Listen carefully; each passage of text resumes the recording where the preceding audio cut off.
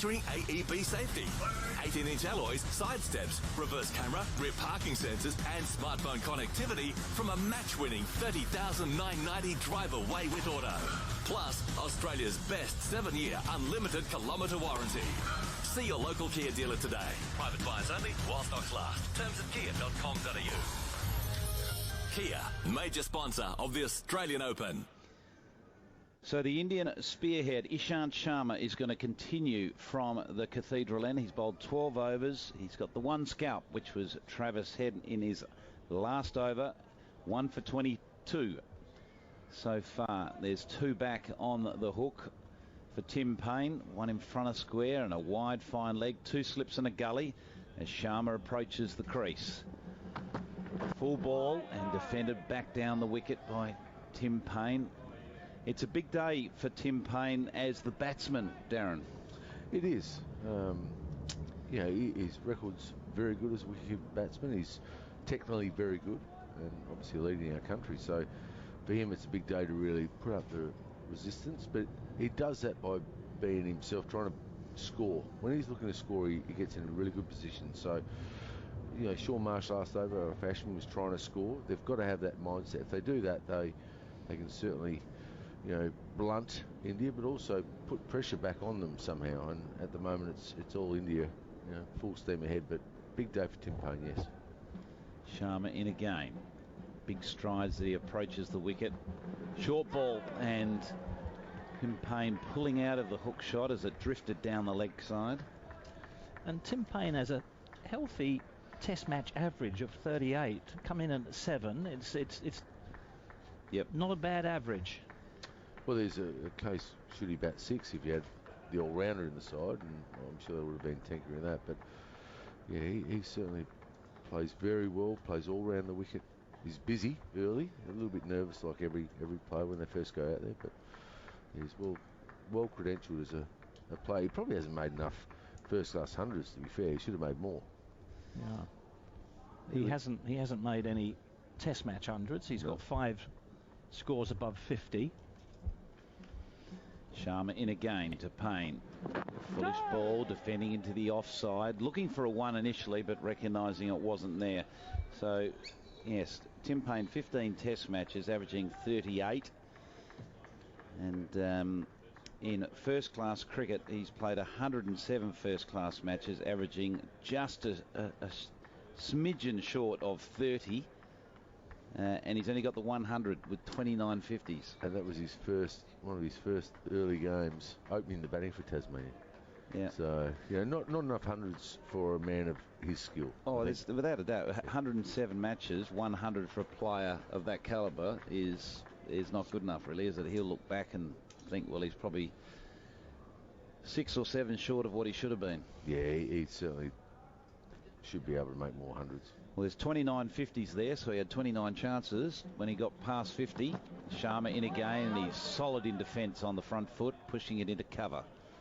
Yeah, if he's ever going to make another one, today would be the day. Absolutely perfect. And the wicket, as Ian and Glenn, everyone said, is still pretty good, isn't it, Tom? Yeah. And oh, yeah. Like when I look down, partnerships of 28, 16, 16, 24 and 31 for the Australian team.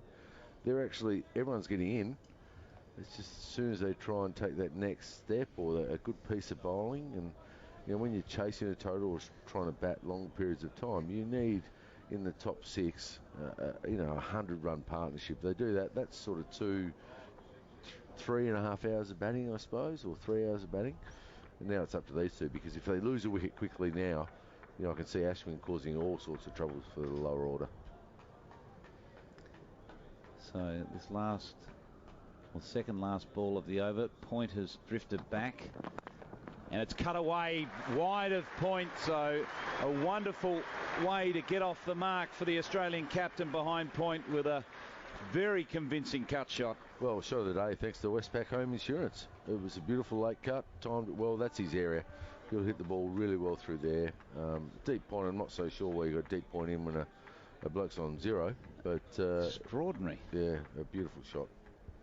It's one of the few occasions that Sharma hasn't got his length or his line right. He's predominantly bowled around the wicket to the 2 left-handers, and now bowling over the wicket to Tim Payne.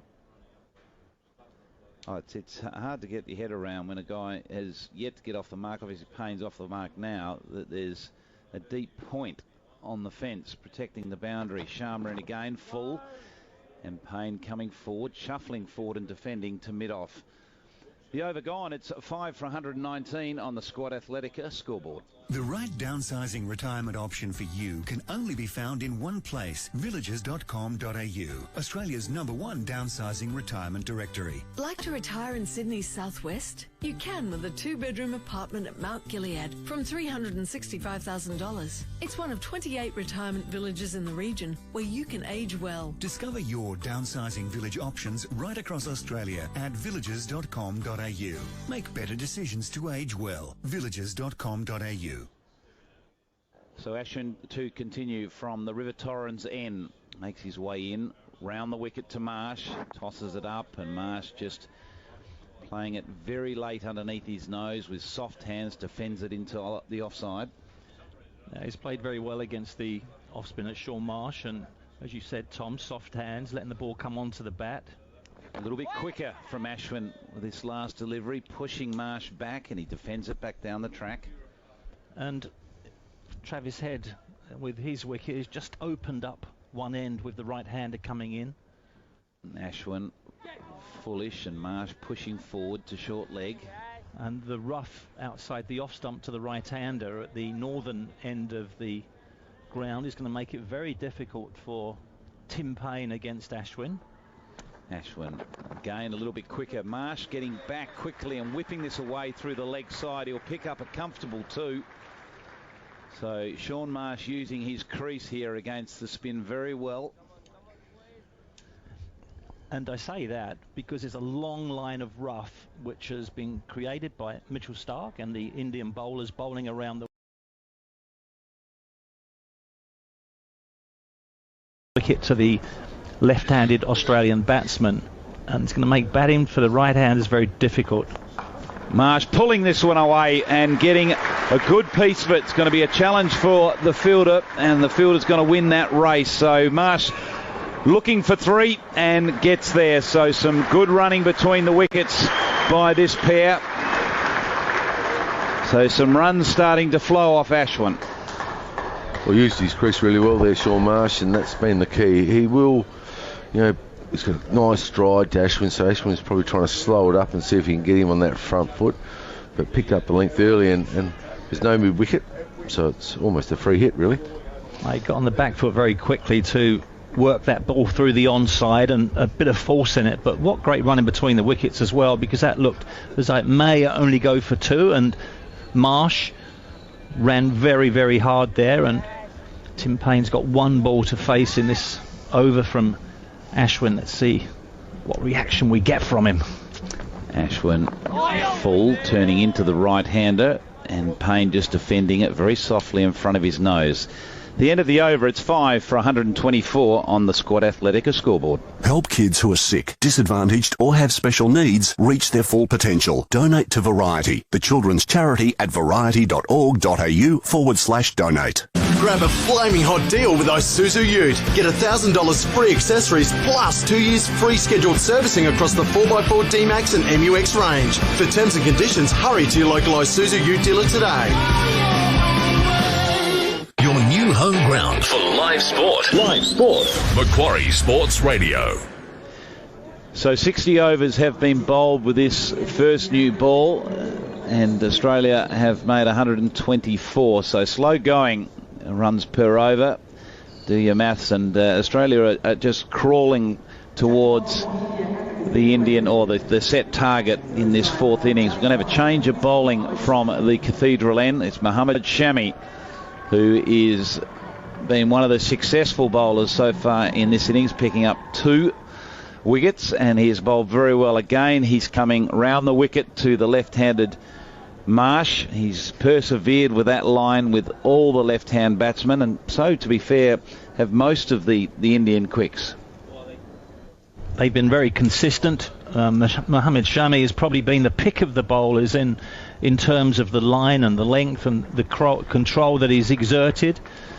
He's got a good upright seam. He bowls at a very lively pace, gets a little bit of it will get a little bit of swing or movement slightly into the left-handed Marsh. That's what we'd be looking to do, but at the same time looking to get that ball to angle away off the wicket to him at the same time.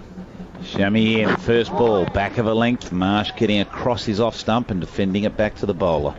And he was very impressive in England during the English county season, or the Test series against England mid-summer, or mid-English summer. And he was very impressive. And again, along with Bumrah, who bowled particularly quick at the Oval, Shami looked, though, the most dangerous of the Indian bowlers. And probably because, and I watched quite a bit of that series as well, he bowled the right length, didn't he? He bowled a fuller length as he comes in for his second ball. And speaking of a fuller length, that's exactly where it is, brings Marsh forward, and he pushes it into the covers. Now, there is a tendency in Australia, because of the bounce in the pitches, to hang back a little bit and play from the crease, and you don't get many players lunging. You perhaps a little bit different, Tom, being 6'6", 7", that you got on that front foot, and that came down a long way and was pretty intimidating to the bowler. But Shami has bowled a good length here on this pitch. He's bowled the fuller length, and he's got the Australian batsman feeling for the ball. Shami in again, a shorter delivery coming off Marsh's thigh pad, I think, and as it goes to backward square just for the single. Well, the interesting thing, we thought they picked the wrong 3 quicks, didn't we, at the start of the game? We were saying, there's a couple there, Yadav, Bhuvaneshwar Kumar, those guys, we thought they'd be, but these guys have done the job for Virat Kohli so far in this game. So they've been really impressive. They've bowled, as you said, fuller length, and with those 3 we thought, have they got the right mix of quicks there? Well, that's the difference between this Indian side to previous Indian sides. They've actually got 5 fast bowlers, could all argue a very strong case they could be in the playing 11. And they're slightly different as well. Very different. Bhuvaneshwar Kumar has got slower in pace, but he gets movement through the air, and both ways, in fact. Shami now to Payne.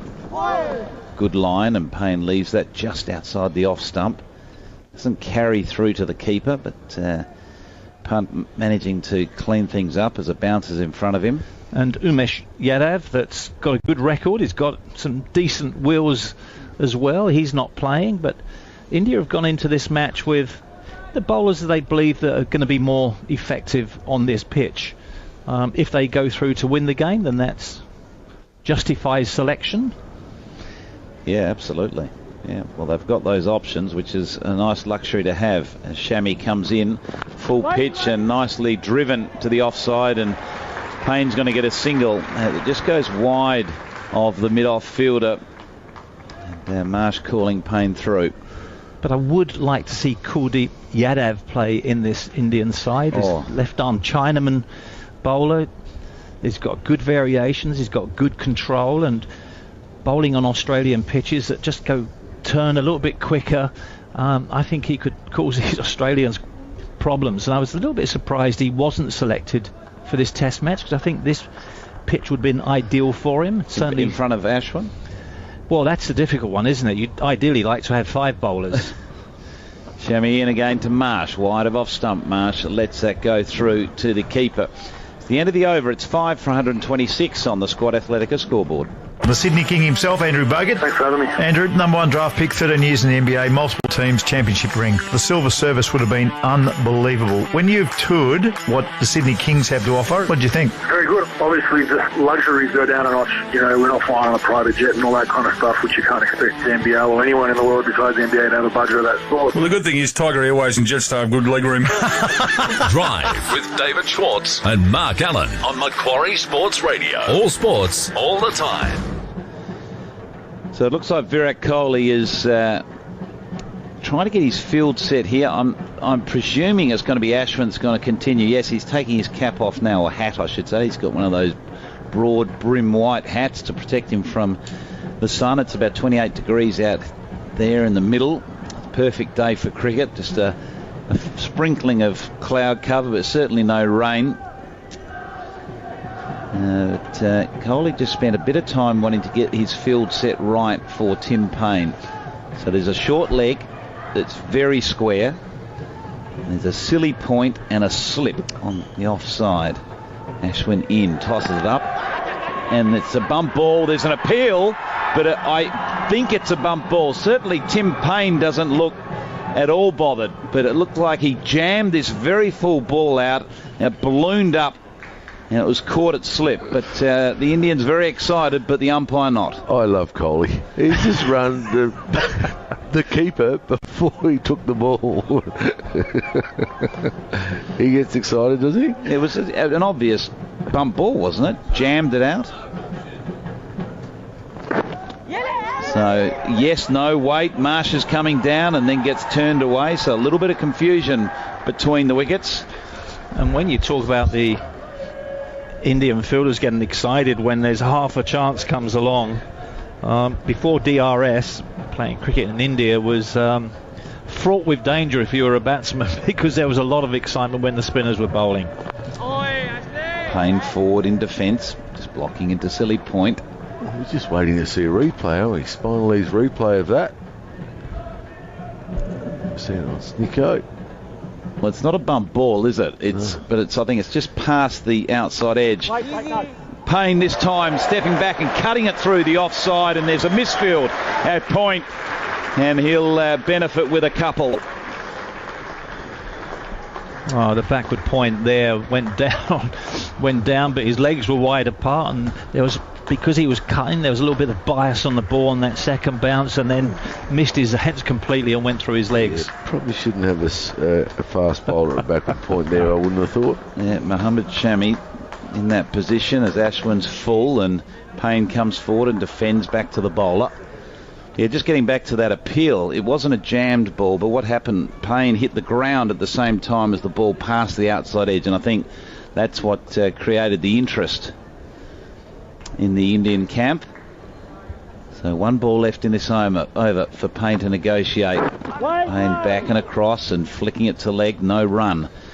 So on the Squad Athletica scoreboard, it is a 5 for 128. This week's Fresh Market Update, brought to you by Woolworths. G'day, Paul Turner here, Head of Produce for Woolworths. Well, it's time for Christmas cherries. So I'm in northeast Victoria with Graham from Wandon Valley Farms, one of our cherry growers, to see what's happening. Graham, you've had excellent growing conditions, which has resulted in good-sized fruit. Yes, the harvest has been great, so there's plenty around for the Christmas table. Thanks, Graham. That's this week's Woolworths Fresh Market Update. So Marsh on 42 off 129 balls, 3 boundaries to his name, and Payne has moved on to 7 from 17, and just the 1 boundary for him, which is the shot to get off the mark, which is a great cut shot behind point, very convincing shot for Tim Payne. So it's Marsh on strike. Mohammad Shami, good bouncer. Marsh getting underneath that at the last minute, just shaping to play it, but decides to duck the head. He runs in all day, doesn't he? This bloke, he just keeps going. Yeah, he's got a good engine, as they would say. Well, he only bowled 9 overs yesterday. He only conceded 13 runs, I think, 2 wickets. He bowled well.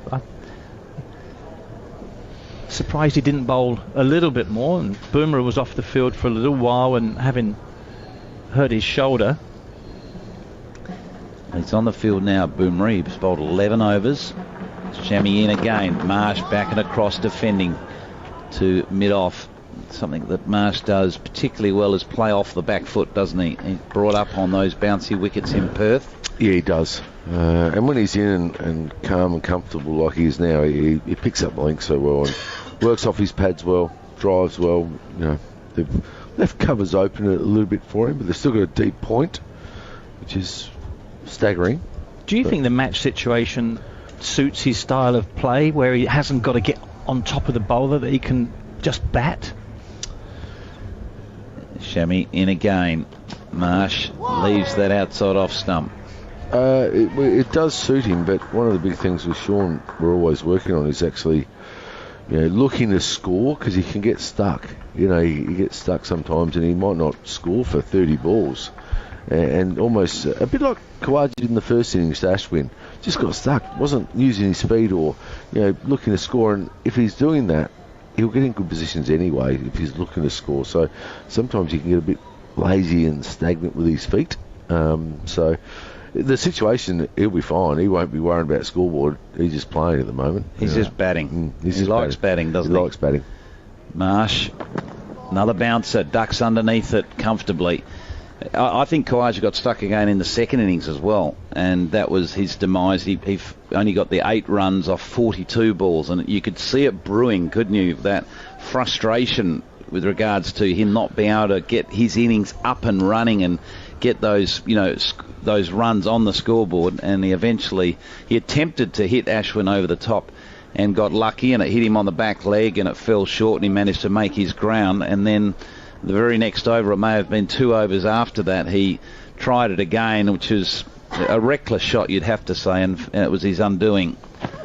Shammy, and nicely clipped from Marsh off his pads, timed it well through mid-wicket. The deep square leg runs around and picks it up, and the batsman complete 2.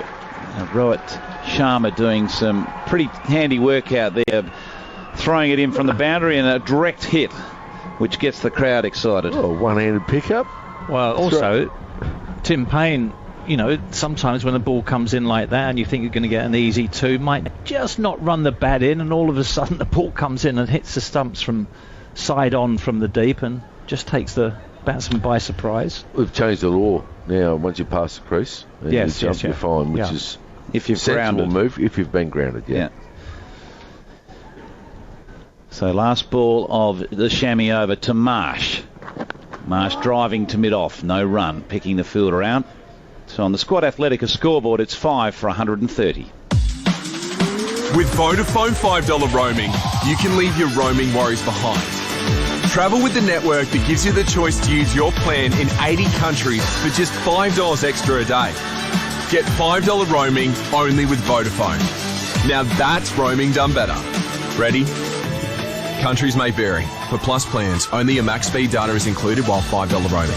T's and C's apply. See vodafone.com.au/roaming. So Ravichandran Ashwin has bowled 26 overs, combination of today's work and yesterday afternoon's work, 2 for 57. He's going at a run rate of 2.19, so he's hard to get away, he's hard to negotiate, and it's Tim Payne on strike, having to negotiate him. Gets back and across in his crease and defends off the back foot, back to the bowler. And the run rates are very low in this match, which is very unusual for Australian pitches. Yep. Ashwin again tosses it up. Payne forward, defending to Silly Point. Silly Point. Why is it Silly Point? Are you silly to be in there, or? Well, I thought it was more silly mid-off. Ashwin in again. I'll tell you what it is, when you field there, it's to someone like Tom Moody or anyone that's got a big reach, it's quite scary. It's actually very scary, Ashwin in again. No, a false start. He's going to come back so he can finish Buff. Yeah, anyone that had a big reach and give it a whack, very, very scary. Ashwin in again now, and that's an excellent length, and Payne just defends it with soft hands at his feet.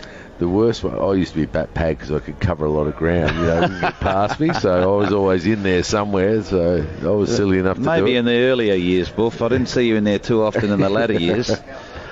Ashwin, fuller ball. Payne defending into silly mid-off or silly point.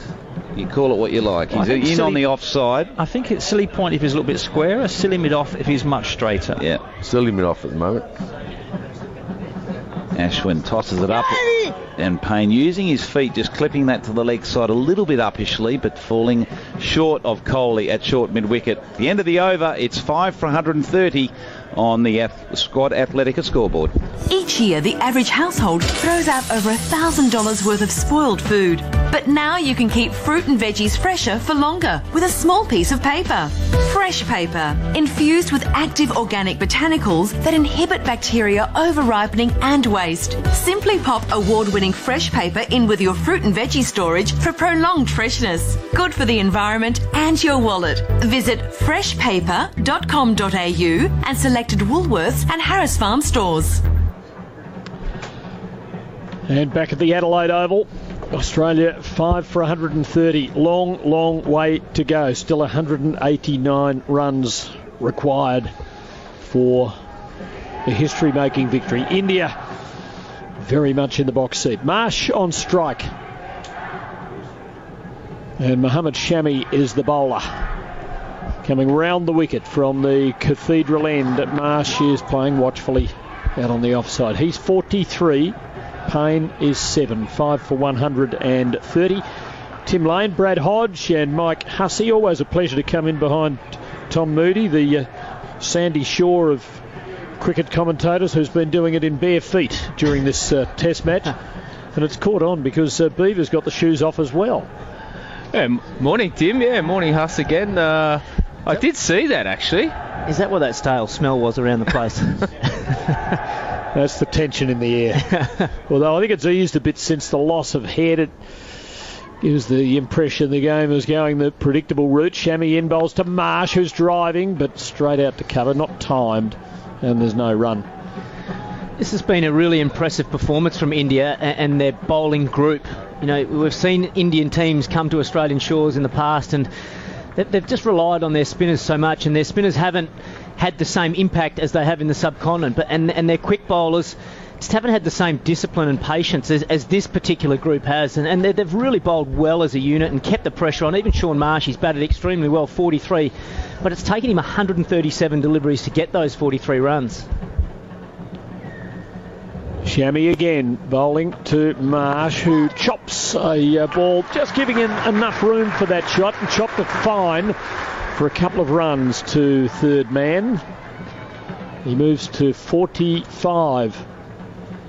I understand he hasn't made a second innings 50 in his Test career. For all the criticism that's come his way, his best work has been done in the first innings of matches, which is the period of the game where wins are made and unmade, and his average is in the high 40s in the first innings, but rather more modest in the second. But he's fighting hard here and at least bringing some fight and respectability to the Australian cause. He faces Shami again, short. He pulls it away along the ground. It's well hit. Rohit Sharma's out there. Now, he kept that ball in play. He just may have touched the boundary marker, and now the keeper tries a double play to the bowler's end and almost gave up overthrows. So a lot happening there. 2 runs to Marsh take him to 47. I wonder if they'll have a look at that, because he did make contact at some point with the boundary, and I'd have thought it warranted a look. Yeah, they're not even showing a spinal ease replay, Tim. Oh, yeah, here we go. Here it comes now. You're right. I thought it was very close, his feet to the rope, but he did a very good job indeed. He did stay inside, and he just tapped the ball away from him. So if there was any chance of him touching the rope, he wasn't going to be in contact with the ball. So good piece of fielding from Rohit Sharma. Just for 2. Marsh 47. Shami with him again, and he pushes on the onside and scores a run to the left of Rahul up at mid-wicket to move to 48, and having a good over here because the scoring shots have been so hard to find amid the tension of this situation. Yeah, it was a good little period for Shaun Marsh, actually. I thought there was quite an elegant dab down to third man. Watched the ball quite late onto the bat, which is what you need to do on a wicket like this, which, well, can have some up and down bounce, but we haven't seen it. And then a glorious pull shot, which is Shaun Marsh's strength, actually. Anything short there, coming from the whacker, he's going to put it away. But, yeah, if he's ever going to score a 50, now's the time. Australia need it. 65th over. Ball's not doing much. It's up to Tim Payne, though, now. 5 for 135. Shami over the wicket to the right-hander, and Payne leaves a ball that can't have been far from the off stump. It was angled in and kept coming, but Marsh judged it well. It was the last ball of the over, And it's 5 for 135 on the McDonald's scoreboard. Christmas Eve is coming and Santa wants a munch. Our Christmas gift to Santa, the Blue Banner Pickled Onion Crunch. Pickled to perfection in Tasmania and selected for Christmas Day. Blue Banner, a perfect snack for Santa as he delivers gifts and rides in his open sleigh. And if you don't agree that Blue Banner Pickled Onions are the crunchiest pickled onions you've ever tasted, just send us a copy of your receipt within 30 days of purchase and we'll send you your money back. Offer ends January 31. Australia 5 for 135, having added 31 runs in about 65 minutes for the loss of Travis Head, who couldn't control a rising delivery from Ishant Sharma, and he spooned it up into the gully where Rahane took the easiest of catches. The wicket falling at 115, Head out for 14. Tim, I just wanted to pick up on a point you made in the previous over. I have heard a lot of people talk about first innings runs versus second innings runs, and heard some people say, I'll pause. As Ashwin bowls round the wicket to Marsh for defence. I have heard a lot of people say that, first innings runs are more important, that's when they really matter, and I've never really subscribed to that theory. I think first innings runs are just as important as second innings runs. Ashwin to Marsh, same sort of shot, again no run. In some ways, second innings runs are harder to get because the pitch is deteriorating a bit, fatigue set in, and it's really difficult to bat in the second innings at times. Ashwin bowls, Marsh stretches forward, dabs to short. I guess cover that's again. The point, isn't it, Huss, where you're more likely to score runs in the first innings. Conditions are more favourable for batting in the first, and if you can be first innings champions, then you generally need to score about 700 runs in a test match. Ashwin bowls, Marsh uses his feet, he hits the ball hard into the ground. Coley fields, no run. So if you can actually get 4 or 450 in the first innings, I guess, then you only need a 200 plus in that second innings to get to those magical figures. Definitely agree with that, and you can set the game up, I guess, by batting well in the first innings. Ashwin quicker, Marsh leans on it. I think Sewag had an interesting stats similar to Sean Marsh, about averaging 60 in the first innings and only about 30 in the second innings. Yet amazing, really, as an opening batter. Ashwin bowls to Marsh, quick, short, tugged away, and that'll go for 4. Ashwin bowling a rare bad ball, Marsh seizing upon it and raises his 50 with a thumping shot, and well batted him. 52 not out of 5 for 139. Mike Hussey and Brad Hodge to comment on his innings after this, but McDonald's scoreboard is 5 for 139. Neutrogena is on sale now at Priceline Pharmacy. Save 40% on Neutrogena skincare and hair care ranges. Exclusions apply. For the products you love, on sale now, there's no place like Priceline. Have you been exposed to asbestos or silica dust? The Asbestos Diseases Foundation is a not-for-profit organisation working to provide support to people living with asbestos-related diseases. For more information, call 1-800-006-196 or go to adfa.org.au. More live sport than you can poke a stick at. Can I poke him? No! Macquarie Sports Radio. 5 for 139 at the Adelaide Oval. Sean Marsh having reached his 50 after a determined vigil, punctuated with the occasional powerful shot, such as the one that got him to 50. He's faced 146 balls and hit 4 fours. Mohamed Shami, the bowler. Payne tries to hook. It just eludes the keeper's lunge down the leg side and will go down to the boundary, and it was off the bat or the glove. And Australia pick up 4 more. It wasn't far away from the keeper's left glove. Well, he's living dangerously, Tim Payne, at the moment against Mohamed Shami. He's really tested him out here. That's a pretty good bumper, actually. Just lucky to beat the diving pant there. Would have been a spectacular catch, but the over before that, just testing the off stump. Huss putting pressure on the Australian captain. Yeah, I think living dangerously, that describes it perfectly, Hodgie. They were the words that I wanted to say as well. But word on Sean Marsh, it's been a brilliant innings, and he's really fought hard. Shami in, and he hooks again. It's in the air. It'll land in front of long leg. And the batsman amble a single. He wasn't in control of it. It flew, but he didn't quite get hold of it, so it didn't have as much carry as it might have done. Good for Australia that he's got a single and can get down to the non-strikers end. But Shaun Marsh has played with good technique and good temperament. I thought the way he rotated the strike off Ashwin, used his feet well, getting back deep in the crease at times and then getting a long way forward. He's nullified the threat of Ashwin, but also against the fast men. He's got right in behind the ball and been patient. And then as soon as they've been off their line of length, he's jumped on it and played some nice shots. So it's been a good innings, but for Australia, he has to keep going. He has to double this at least. 40 runs added in 70 minutes on this final morning. 5 for 144. Marsh on strike on 52. Shammy is with him, and Marsh plays a lovely shot. Beautiful shot. Off his pads, just too straight for the man at mid-wicket, and it raced away to the boundary. And that was the shot of the day so far, thanks to Westpac Home Insurance. Marsh to 56, and Australia 5 for 148. Well, that's a glorious shot. That's as good as it gets from Shaun Marsh. This is the elegance you talk about, Shaun Marsh, when he's in this sort of touch. Absolute glorious off the pads. He's so powerful, isn't he? He just sort of touched the ball and it just raced away to the boundary. He waits for Shammy, who's in again, and Marsh lets it go outside the off stump. This is, would you believe, the best partnership of the innings, and it's taken no time at all. They've added 33 since Head was dismissed at 115. Previously, Head and Marsh added 31, and that was a grind. And then there was the opening partnership of 28. But they're getting a wriggle on. You said Payne living dangerously. I guess having accidentally inherited the captaincy this year, he might regard it as the year of living dangerously.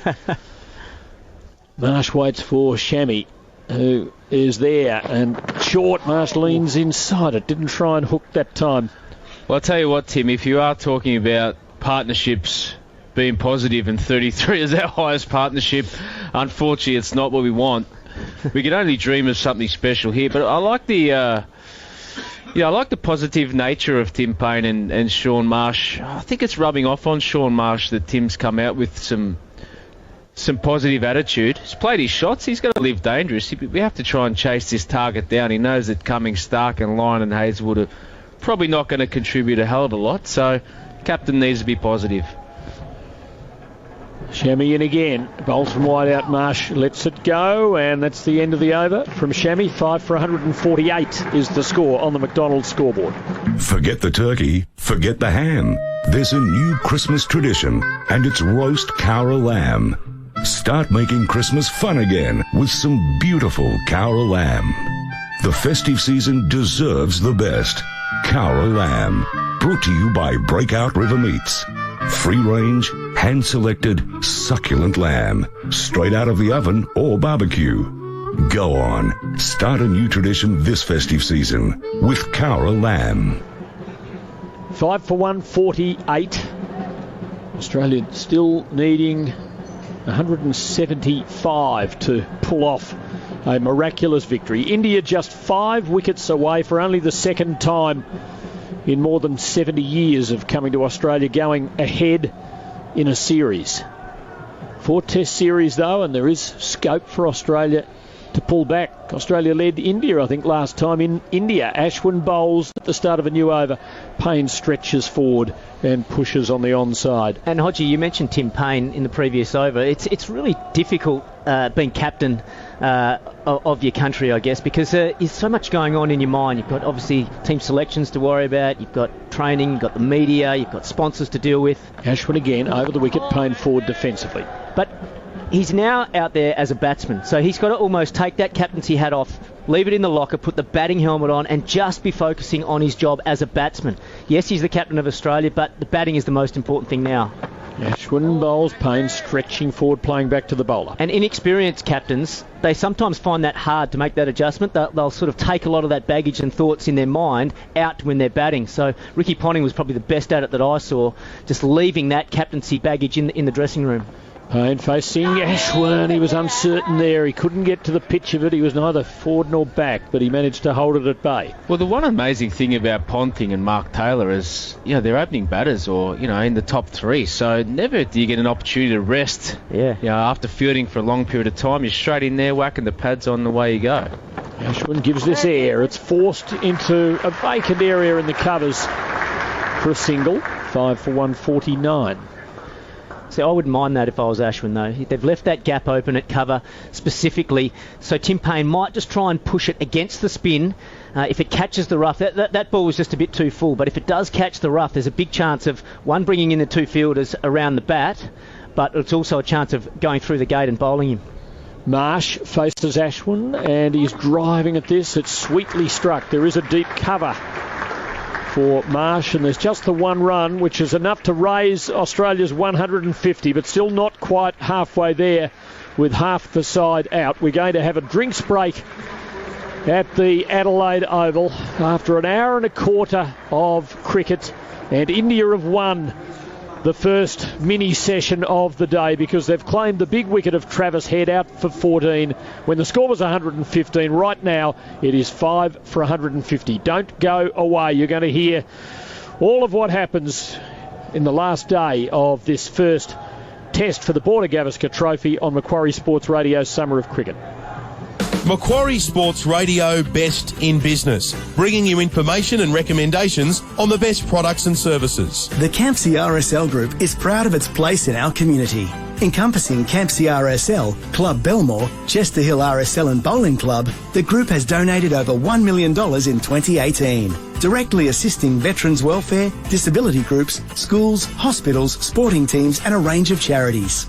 Another $335,000 was recently donated to help farming families and communities affected by the drought. The Campsie RSL Group offers safe, friendly clubs throughout our community, including the newly renovated Chester Hill RSL. The Chezo offers free bingo, live music and great meal deals. With membership just $11 for 5 years, why not join your friends at the Chezo, a proud member of the Campsie RSL Group. Macquarie Sports Radio, best in business. For more details on the best products and services, visit sportsradio.com.au. Harvey Norman's massive factory outlet is open 7 days. It's the only one in Sydney and it's at Mascot. Full of manufacturers' seconds, ex-display stock, scratch and dent, factory refurbished units and end-of-line run-out models. It's all cheap and priced to clear. Fridges, washers, TVs, computers, furniture, bedding and flooring and lots more. Harvey Norman's factory outlet, Gardners Road, Mascot. Australia's best radio cricket coverage. Is that a bat or a cannon he's using? This is Macquarie Sports Radio's Summer of Cricket. And at the drinks break, which is still in progress, Australia are 5 for 150 in this pursuit of 323 runs for victory, having resumed on this final day at 4 for 104. Travis Head was out with the addition of 11 runs, caught Rahane in the gully off the bowling of Ishant Sharma for 14. It was 5 for 115, but 35 runs have been added by Marsh and Payne, and Australia have reached 150. Marsh is 57, Payne is 13. And Sean Marsh, only 3 weeks ago, was the central plank in Western Australia, chasing down a very similar target, 313. It was against South Australia here on the last day of a Shield match. He knows these things can be done if he can find an ally. Well, he got the job done then, and you can only hope that he gets the job done today. I just have this picture, this memory that hopefully he can be another left-hander that smacks Jimmy Anderson through the covers and raises the arm to the crowd. Those were special days, Huss, and geez, it'd be amazing. A completely different game and a completely different chase.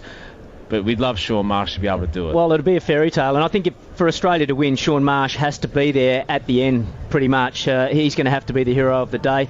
Unfortunately for Australia, it's probably a slight increased level in quality. This Indian attack is very, very good. No disrespect to the South Australian attack, which I'm sure is high quality as well, but this is at test match level, big pressure. They'll be saying, okay, let's just stay patient. Let's just keep being disciplined. We just need one mistake, one good ball, and we can force the error and get out another one of these Australian batsmen. Because Lloyd Pope's made a good start, but he's not quite Ravi Ashwin. Of course, he bowls a different form of spin. Worrell, Winter and Joe Meni were the other key bowlers in that South Australian attack. Yeah, it's not too frightening, is it, Tim, when you hear those names and then you hear Sharma, Bumrah. From all reports, Worrell's been bowling extremely well for South Australia, and he's been pretty consistent. His pace is up and he swings the ball both ways, so he's certainly one to watch perhaps for the future. He is, but some unfortunate news for Frankie, actually. I heard he's got a bit of a back issue. Oh, no. I don't... It's speculation for me, but hot off the press, I think he is in a bit of trouble with some back that's not issues. good to hear.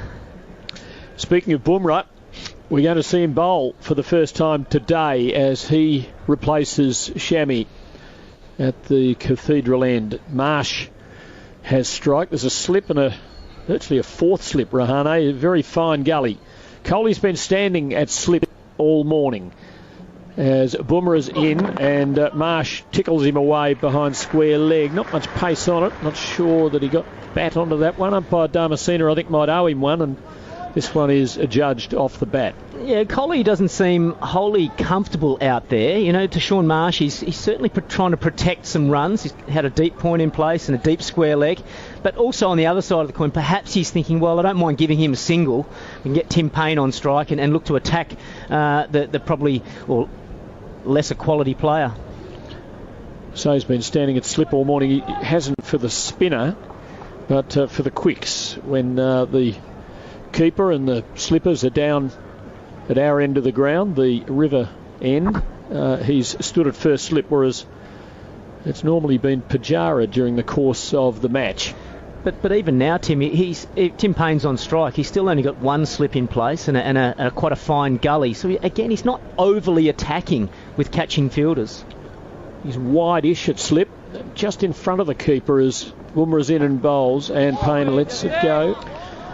Yeah, he looks to be a captain who likes to protect the boundaries, doesn't he? I guess he's used to being in India where you have those in-out fields where there's always a couple close to the bat, but generally there's a deep square leg and a deep point to try and stop those boundaries. But yeah, I'd be on the attack here, especially to Bumrah. I think he's an outstanding performer. 5 maidens so far in this innings and hard to score off.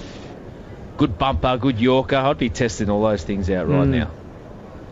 5 for 1, 5-1. Bumrah over the wicket to the right-handed. Payne is with him now, and Payne is defending. I'll tell you what we haven't seen from Bumrah in a test match, Huss, is his slow ball. Yeah. And it's such a deceptive ball. I've faced it myself in T20, and he's one of those bowlers where he's hard to pick up anyway, but you feel the trajectory of the ball's coming straight for your head. So you're sort of looking for it, then you're half ducking it, then you've got to have try and play at it. It can catch a batsman off guard. I agree, and I wouldn't be surprised if he uses it once the Australian tail comes in, but it's definitely worth a try, even to the top order players. He deceives you so easily with it. Bumrah in again, bowls to Payne, who is late. He had the bat behind the pad. Now Kohli's just inquiring of the umpire, I think, imagining that might have deflected off the pad onto the bat. It was a strange one, Tim. It looked like Tim Payne wanted to let the ball go initially, and then because it just darted in, he sort of held the bat behind the pad. It might have just clipped the front pad first before making contact with the bat, and that's why Kohli was just politely inquiring with the umpire. He was well outside the line of off stump, though. They weren't all lined up behind the captain in appeal there, but it was a reasonable question to ask, I guess. If it hit the pad and then went onto the bat, of course, it can be LBW if the umpire feels it satisfies all the criteria. Bumrah in, bowls to Payne, and he's flicking this away on the onside. The umpire almost had to step out of the path of the ball. It was hit just about perfectly square. The batsmen take one. Well, it looks like the tactics for Tim Payne is the odd short one, the odd dart at the pegs, and just try and challenge that off stump. So far, it's been a bit of a mixed bag from Tim. He's happy to take the hook on, which is good. Why not? If you're going to get him, you might as well have a swat at him, Huss. I've seen him be dismissed by letting the ball go and not judging where his off stump is on a few occasions, and the ball cannoning into off stump. So he's looked just a little unsure just around that off stump region again. So I think that's where India will hone in as well. Marsh now waits for Bumrah, and he gets the ball just short of the length, which squares him up. He was looking to push on the onside. It went downwards and out to cover. No run, end of the over, and on the McDonald's scoreboard it's 5 for 152. Harvey Norman's massive factory outlet is open 7 days. It's the only one in Sydney, and it's at Mascot. Full of manufacturers' seconds, ex-display stock, scratch and dent, factory refurbished units, and end-of-line run-out models. It's all cheap, cheap, cheap, cheap, and priced to clear. Fridges, washers, TVs, computers, furniture, bedding and flooring, and lots more. Harvey Norman's factory outlet, Gardners Road, Mascot. Sean Marsh holding it together for Australia, 58 not out, and his ally at the moment is the captain, Tim Payne, who will have strike at the start of the next over from the river end, and there's going to be a bowling change, and it looks like the part-time spin of Murali Vijay will be introduced for the first time today. Bowled a couple of overs late yesterday. But, Tim Payne at the other end would so desperately love to be able to do something special here. He's a very capable batsman, and here he is captaining Australia so unexpectedly and for all the worst of reasons, for the first time at home, and Australia needing to make some history to score 323 in the last innings at the Adelaide Oval to win a test match. What a way to captain his team for the first time on home soil. But, boy, it's a long way away. VJ bowls, and it's full toss, a ballooning ball. And Payne was surprised by it and just played it along the ground into the covers, and there's no run. He missed out there, Tim Payne. Real loosener from VJ. He's going to try and just bowl the ball into the rough outside the right-handers off stump. He bowls again. Slow through the air. Payne coming forward, but just pushing gently. Bowler fields. Yeah, that was a pie, that first one, for sure. But you can't underestimate Murali Vijay. He's a talented part-time off-spin bowler, but this field is very spread here by Virat Kohli. I'd still try and keep the pressure on, force a big mistake. VJ, another over-pitch ball, and Payne nearly dragged it on. The ball finishes up down at fine leg, and the batsmen take a single, and it was off I'd imagine, the inside toe of the bat as he was playing over it. Yeah, it was Yorker length, and Tim Payne going for the big drive, and yeah, he played right over the top of the delivery. Eluded the keeper as well. So an escape for him there, but a couple of escapes for Murali Vijay, who's produced 2 drivable deliveries. He's giving the batsman some opportunity as Marsh comes forward to him now. A good length ball, and it's played back to the bowler. Yeah, order restored there by Sean Marsh. Defensive play. Tim Payne, I'm not sure how he missed that full one, actually. A gift. Well, pumped it through the covers for 4. Even the ball before was a genuine half volley, and he just patted it back. Murali bowls round the wicket to Marsh, forward defensively, in control of that. And that's what the part-timer does. Things happen, you know. The score, the opportunity that the batsman thinks, I can get some opportunity to score some cheap runs here, and lacks the Mike Hussey focus. VJ bowls, Marsh cover drives mightily but without power. Out to deep cover for a single, and it's 5 for 154 at the end of the over from the part-timer on the McDonald's scoreboard. Hello, my name is Kate, and I'm part of a dedicated team. We are Salvo's Funerals, caring and compassionate men and women, always ready to offer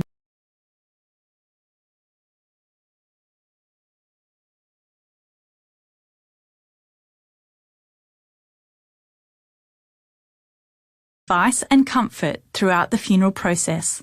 Our sleeves rolled up approach and pricing transparency ensures no unnecessary expenses or services. For a beautiful funeral, go to salvosfunerals.com.au for contact details. For genuine compassion and care, call Salvo's Funerals. We've had an hour and a half of cricket, less about 1 minute on this final morning in Adelaide. Australia have added 50 runs, but India winning the first phase by claiming the wicket of Travis Head when the score was 115. Bumrah the bowler now, round the wicket to Marsh, and Marsh defends it out on the offside.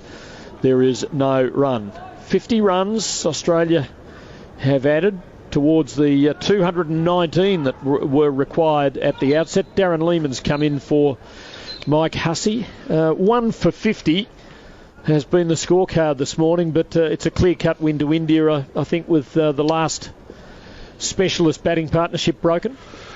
Yeah, obviously that you needed these two to bat a session, and Travis missing out, that certainly hurts their cause, but I've been quite impressed with the way Payne's gone about it. Had a bit of luck, but being positive and scoring and putting a little bit more pressure on India.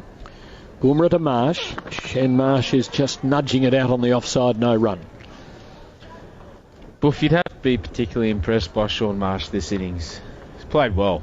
Yeah, he's been very good, mate, and there's obviously the reason he's in the side, and that's to make runs, and he's probably been, if we're being perfectly honest, very short of runs in the last few test matches, so to come back under that sort of pressure and play how he's played last night and then today, he's starting to look a bit more fluid, actually. Tim Payne's got him going almost, so yeah. As you said before, when you have a positive mindset and you start scoring, the field starts to spread out as it is now.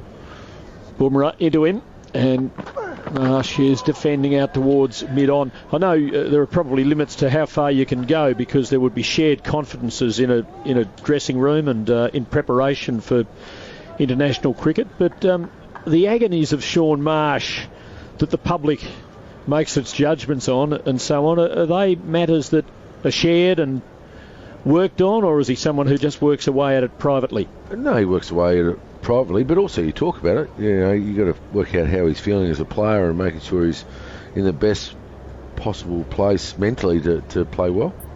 He faces Bumrah and he plays him solidly. Bowler fields in his follow-through. But he doesn't worry about it too much. I mean, in this day of social media, etc., it's there. It's just part and parcel of the job, isn't it?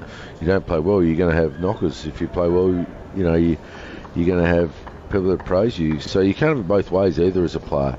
You can't accept the praise and then not accept the criticism a little bit. And Shaun does that very well, to be fair.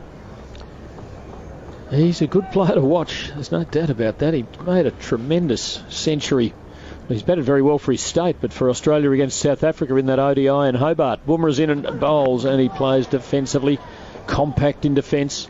Well, his career's gone up and down, hasn't it? You know, when he's in a rut, he normally doesn't get out of a rut for a while. So hopefully this is the start of it, a good run. And when he gets in a run, then you want to be playing him. Yeah. You know, so they've hopefully ridden the run out as such, the run of outs, and now he might get in a bit of form. He might just go bang. This reminds me a bit of Marcus North, who had a similar type career where, when you're hot, you can score 4 or 5 centuries on the bounce, then go duck, duck, duck, duck, duck. It's tough to watch, but that's the glamour of him. Last ball of the Bumrah over.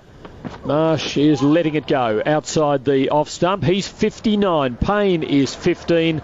And on the McDonald scoreboard, Australia are 5 for 154 as the Beaver is about to come back. Christmas Eve is coming and Santa wants a munch. Our Christmas gift to Santa, the Blue Banner Pickled Onion Crunch. Pickled to perfection in Tasmania and selected for Christmas Day. Blue Banner, a perfect snack for Santa as he delivers gifts and rides in his open sleigh. And if you don't agree that Blue Banner pickled onions are the crunchiest pickled onions you've ever tasted, just send us a copy of your receipt within 30 days of purchase and we'll send you your money back. Offer ends January 31. Shaun Marsh has passed 50 for the first time in a test innings since his 156 at the SCG back at the start of the year in that final Ashes test match. And he is the key wicket here. He has 59. Tim Payne 15. Australia 5 for 154. Just under an hour until lunch. This longer first session on day 5. 2.5 hours of play, making up for lost time on day 3. Bruce Eva with you for the next half an hour. Darren Lehman still with us, and it's a very good morning to Ian Chappell. Morning, Bruce. Morning, Darren, and listeners. Murali VJ with his part-time off-spin continues from the River Torrens end. First ball, he's bowling over the wicket, and Tim Payne just lays back in a little late cut behind point, and they trot through for a single 5 for 155. Yeah, just giving... out the man at backward point in Ashwin, and there's no run. Yeah, it's holds together very well here. 2 slips in place. Murali tosses this one up, and Marsh leans on it defensively, prodding away on the onside to the man at mid-wicket, and another dot ball. And the throw from the mid-wicket fieldsman aimed at the umpire. Murali VJ in again, and this time there's an easy single down to the man at long on. There's a long off and a long on in place, and Marsh moves into the 60s. 5 for 156. Well, it's just giving Ashwin a break, really, isn't it? Just 15 minutes and... He actually looks quite confident of himself, Murali VJ, as an offie. Over the wicket to the right-hander, and the captain leans forward, nudges it towards cover. He looks like he's expecting to get a wicket, which is big part of being a part-time bowler. If you're thinking wickets, you can be very handy. You do pick up the odd one for your skipper. 1 ball remaining in his 4th over. He has the figures of none for 11. And he darts that one in a little quicker, and Tim Payne defends and then has to just kick the ball away, as with the spin it was bouncing back and bobbling around on the popping crease. End of the over. Specsavers scoreboard. Australia 5 for 156. If you're a small to medium business owner, there are Australian government incentives of up to $10,000 to help you hire eligible staff. I'm Lucinda from Moonlily Kitchen and Cakes in Beaconsfield. I hired Caroline after I opened a new commercial kitchen. Every day we develop something new and exciting together, from our kitchen to our catering. Her experience and her recipes have been fantastic for the business. To get your business growing, go to jobs.gov.au. Authorised by the Australian Government, Canberra. Crowd of just over 8,000 in at the Adelaide Oval on day 5 of this first test, the Domain Test Series. 8,124 the last update from Cricket Australia, as Bumrah starts a new over from the Cathedral end as Marsh edging, he's out! He's prodded down the line, just got a faint tickle, and feathered a catch through to wicketkeeper Rishabh Pant. The Indians jubilant, and Marsh is trudging off forlornly. He wandered down to have a chat to his captain, but his fine innings has come to an end. He's out for 60. Bumrah with the huge breakthrough, and Marsh caught Punt, bowled Bumrah for 60. Australia 6 for 156. I have many problems with the DRS, and that's a classic example of one of them. I mean, I was brought up, and you probably were brought up as well, to accept the umpire's decision. You know, you've got some bad ones, but you figured, well, I'll get some good ones as well, and you took them both in, the same way. It was up to you to find a way to get back to the dressing room before you displayed some anger or whatever it was. But I mean, Marsh has nicked it. He's gone down to speak to his partner. I don't know what about, because if you've nicked it, what the hell are you going to discuss?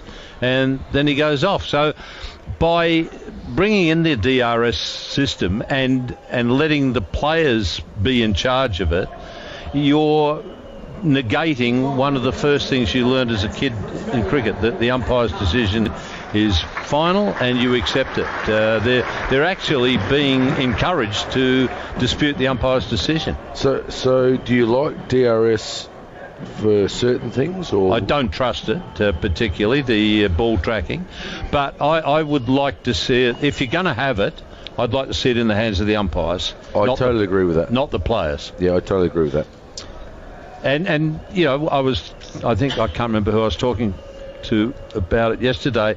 It's a problem for a captain, because if you're a captain and a bowler, I think I used Stuart Broad as an example. Stuart Broad always wants to review, and if you're constantly knocking him back, it's a reason for a bit of agitation between the player and the captain. Yep, valid, all valid points. Third catch pardon me, third catch in the second innings to Rishabh Pant, and 9th for the match. He's not going to have an easier take than that. It was just a very, very faint edge, and Pant gleefully accepted it. Bumrah picks up the big wicket, and now Pat Cummins is at the crease. Bumrah changes back to over the wicket, and Cummins forward in defence to the first delivery he faces and guides it out towards mid-on. There's no run. Murali VJ is somewhere there in the field. I'll find him in a minute, and he's just said, damn it, I'm out of the attack now. he's gone. Yeah. Ashwin's definitely back on. Yeah. There's my chance gone to get a wicket. Well, Shaw Marsh did play very well. And a decent ball. You know, I mean, as a batsman, you don't mind getting out that way. We hate getting out, but that way it was a decent ball. We'll run through his innings statistics after this delivery. Bumrah charges in again, and Cummins is driving out into the covers. He can't breach the infield, and he remains on 0. Tim Payne, the skipper at the other end, has 16. Shaun Marsh out for 60 from 166 deliveries faced, and included 5 boundaries, a strike rate of just over 36. First time he's passed 50 in a test innings since that 156 against England at the SCG back in January. And now India just 4 wickets away from going 1-0 up in this 4-match series. Bumrah on the runway again, past umpire Dharmasena, and Cummins aims a big drive at a ball full and outside off stump, replays the shot after it's already flown through to the man with the gloves. So getting back to your DRS argument quickly, Ian, before we move on, I actually like the fact the umpires should control it. I totally agree with you there. We've got the technology, so it's almost 100%, not quite in certain areas, which is a bit of a problem. But even with the no balls, let's get something so we make the job easier for the umpire to get down, right down the other end all the time. Back foot no ball law would solve that problem. We're past that. Bumrah again. It's a leave from Cummins to a ball outside off stump. Just back on Rishabh Pant as well. He's now just 1 catch away from equaling the Indian record for a wicket-keeper in a test match. Ridham Saha against South Africa in Cape Town just last year of 10 in a match. So 6 in the first innings, 3 in the second, and still 4 wickets to be claimed. So every chance the youngster to grab a slice of Indian Test cricketing history. Last ball of this successful Jasprit Bumrah over. He's in again, and Cummins forward. A hint of an inside edge as he was looking to play back down the line. It squirts out towards mid-wicket, and there is no run. Specsavers scoreboard, Australia 6 for 156. If you've had a gout attack in the past 12 months, you might be interested in a University of New South Wales research study to test a new mobile app for people with gout. To take part, you'll use a mobile app for 1 year and record gout attacks, and 3 times across the year see your GP, have a blood test and fill out a survey. You'll be reimbursed with gift vouchers totaling $90. To find out if you're eligible, visit mygoutapp.com. That's app with 2 P's, or call 1-800-931-544. 6 for 156 Australia. India 4 wickets away from victory. Australia still 167 runs adrift of a highly unlikely and improbable victory. Ravi Ashwin back into the attack, and Tim Payne is scratching out a fresh guard. He is going to be surrounded by close infielders, and the Australian captain now with just the frontline bowlers for company. Stark, Lyon and Hazelwood still in the sheds. Pat Cummins is out there, has faced just the 5 deliveries yet to get off the mark, and Payne 16 from 41. Ian Chappell, Darren Lehman and Bruce Eva with you on Macquarie Sports Radio's Summer of Cricket. Day 5 from the Adelaide Oval, just over 3/4 of an hour away from the luncheon break. And Ashwin, after a very short break, back into the attack. Murali VJ bowled just the 2 overs and conceded 4 runs. Well, that's all he was going to bowl once they got the wicket. Ashwin's always coming back on. And it's a really interesting time. before lunch now, 45 minutes. So Ashwin over the wicket, a slip, silly point and a short leg in play, and Payne rotates the strike from the first delivery with a little nudge out towards mid-wicket, and they scamper through. 6 for 157. Payne moves to 17. Yeah, the joys of being a part-time bowler, you always knew, even if you got the wicket, you knew, boom, you're off. Mind you, if you got the wicket, it didn't feel quite so bad getting banished. But when the other bloke down the other end gets the wicket, it's not so good. Ashwin in, Cummins forward, bat and pad close together. There's an appeal. The ball was claimed on the full by the man at short leg and immediately turned down by umpire Nigel Long. Well, that looked like it was all out very quickly on the Smiley's replay. Ashwin again, and he goes right through Cummins, who is prodding away at one outside off stump. The Indians are more or keener on this appeal. Are they going to go upstairs? They are. They think that Cummins might have got a little tickle on this, or maybe even brushed the glove on the way through Chappelli. Ravi Ashwin indicated immediately that he thought it had got the inside edge, and he was able to convince his skipper. How many they got left? They got both left. India, is that correct? We'll need to confirm that. Let's have a listen to the voice of third umpire Chris Gaffney. Yeah. Thanks, Kevin. Okay, can we just try onside hotspot? He looks guilty. Who, Pat? Yes. Have you got the on? Oh, thank you. Has it feathered the inside edge? Just roll it back. I can't see anything there. Just confirm with Snicko, please. He played a long way from his body. Huge gap between excellent. bat Thanks, and pad. Kevin. I'll go back on ground, please. Nigel, you can stay with your original decision. I'm not out. You're on screen now. Right on. Nothing there. They've burned a review, the Indians.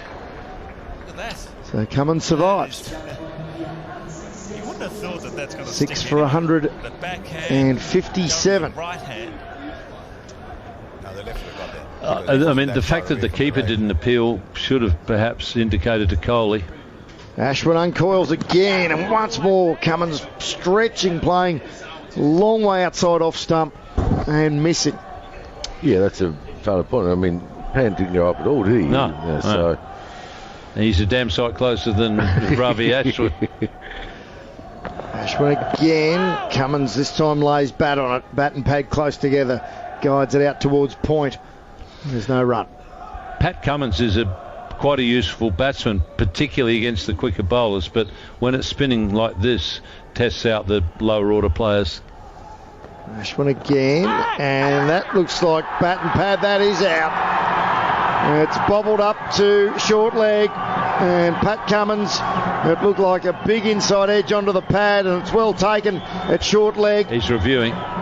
He's asked for a review. It sounded like two sounds. He doesn't look as confident with this review.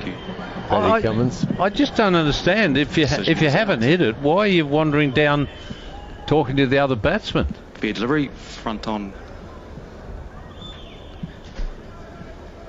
Nice and slow here, please.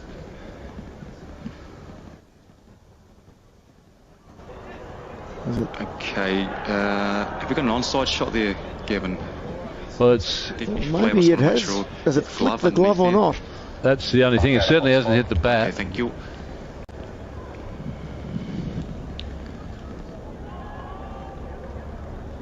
And the on-field call was out. Okay, I'm not seeing anything there. Snicko?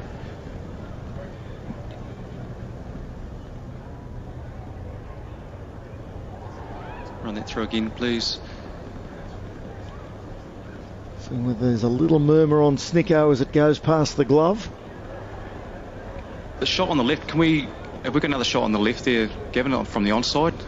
I just want to see on the other side of the wrist there, the wristband. Thank you. At this stage, looks like there's a gap there for me. I just want to confirm the wrist.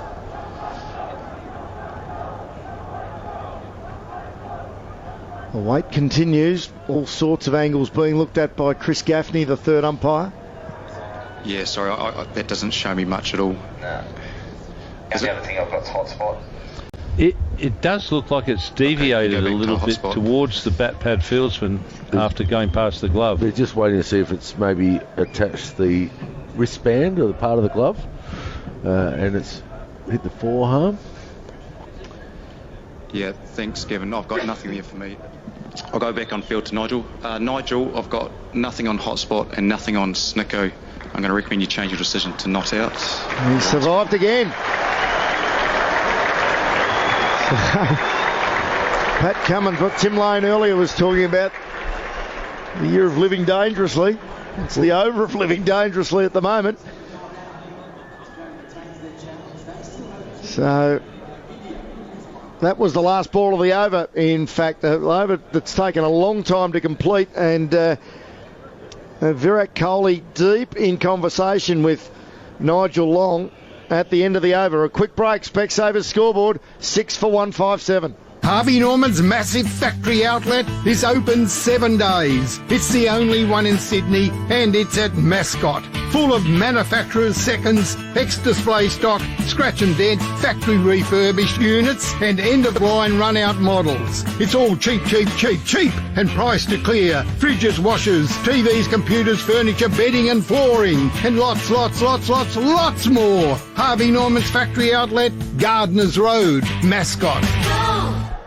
Drama-filled over from Ravi Ashwin, but Pat Cummins is still there, not yet off the mark. He's at the non-striker's end, and he's now watching Jasprit Bumrah charge in from the Cathedral end, and he starts with a bouncer to the Australian captain, who shaped a hook and then thought better of it and went peeling away towards square leg. Imagine going home to your old man, how'd you bowl today, son? Oh, the umpire gave 5 out, but I only actually got 1 wicket because DRS knocked me back on 4 of them.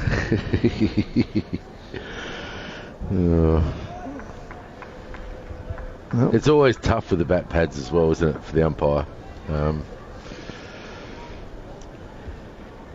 Cummins is still there, leaning nonchalantly on his bat at the non-striker's end, while Tim Payne settles over his and waits for Bumrah, and he's defending with an open face, pushing out towards the man at cover point, which is Ravi Ashwin. I was talking to David Johnston last night. Now, David played a few games for South Australia, son of Big Bill Johnston, who was a very fine quickie for Australia in the 40s and 50s, and then he headed up cricket in Tasmania for many years until just recently, and he told me that Tim Payne hasn't made a first class 100 for Tassie. I found that very hard to believe. No, he's made a first class double 100 for Tassie. Has he? Oh. Bumrah in, and Payne lucky not to feather a catch through on that occasion. So we were talking about it earlier.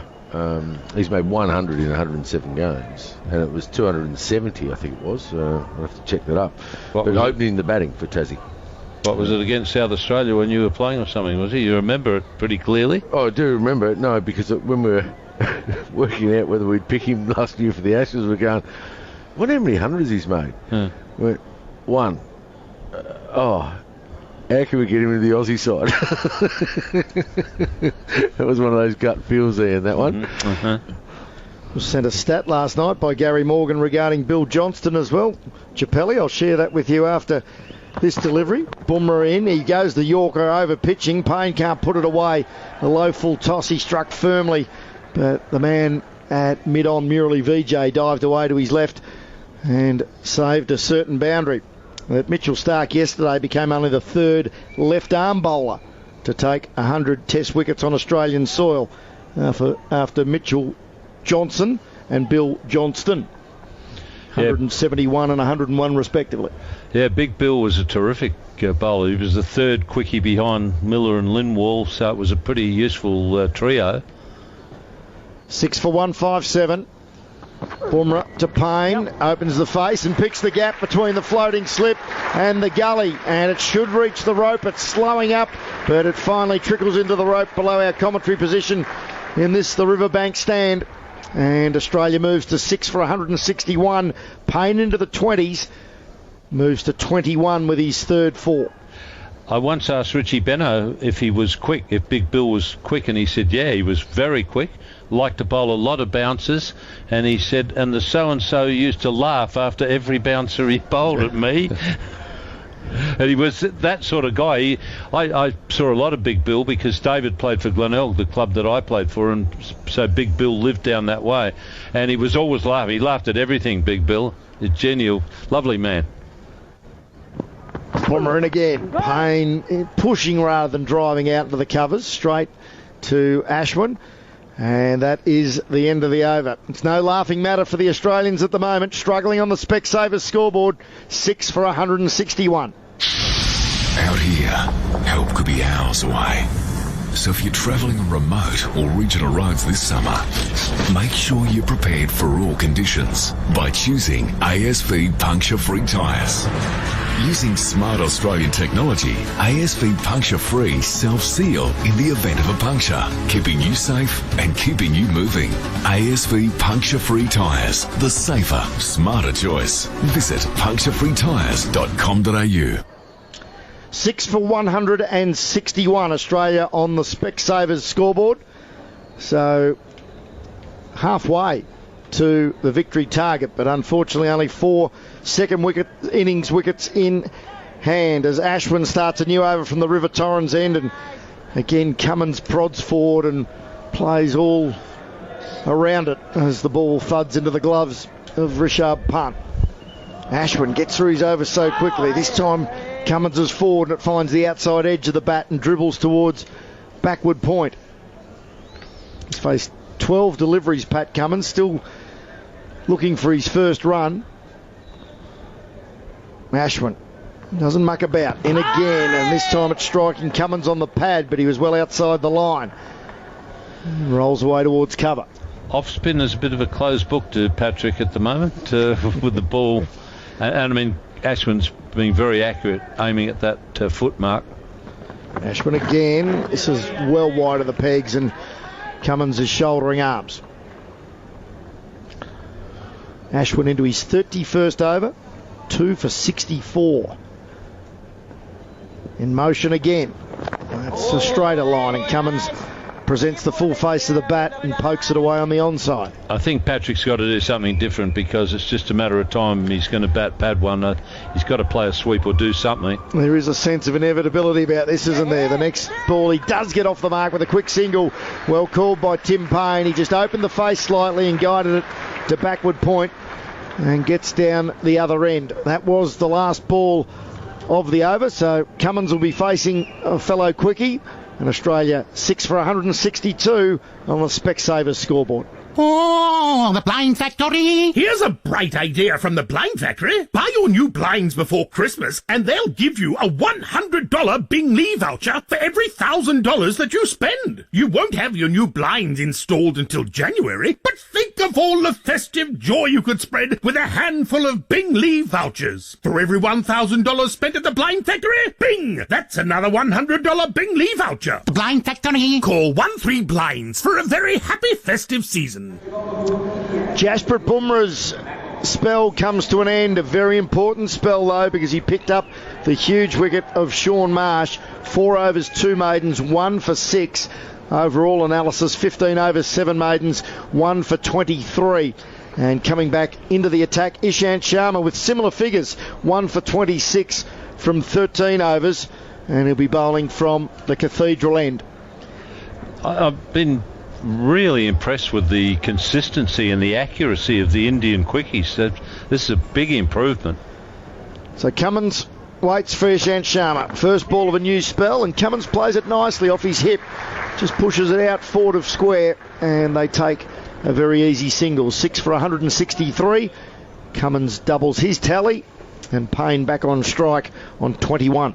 Well, considering we thought they'd probably picked the wrong quicks for the first test, they've done really well. Ishant Sharma in particular, the lengths they've bowled, they've hit a hard length. As the wickets, dried out or got flatter, they've hit the deck more and plenty of energy.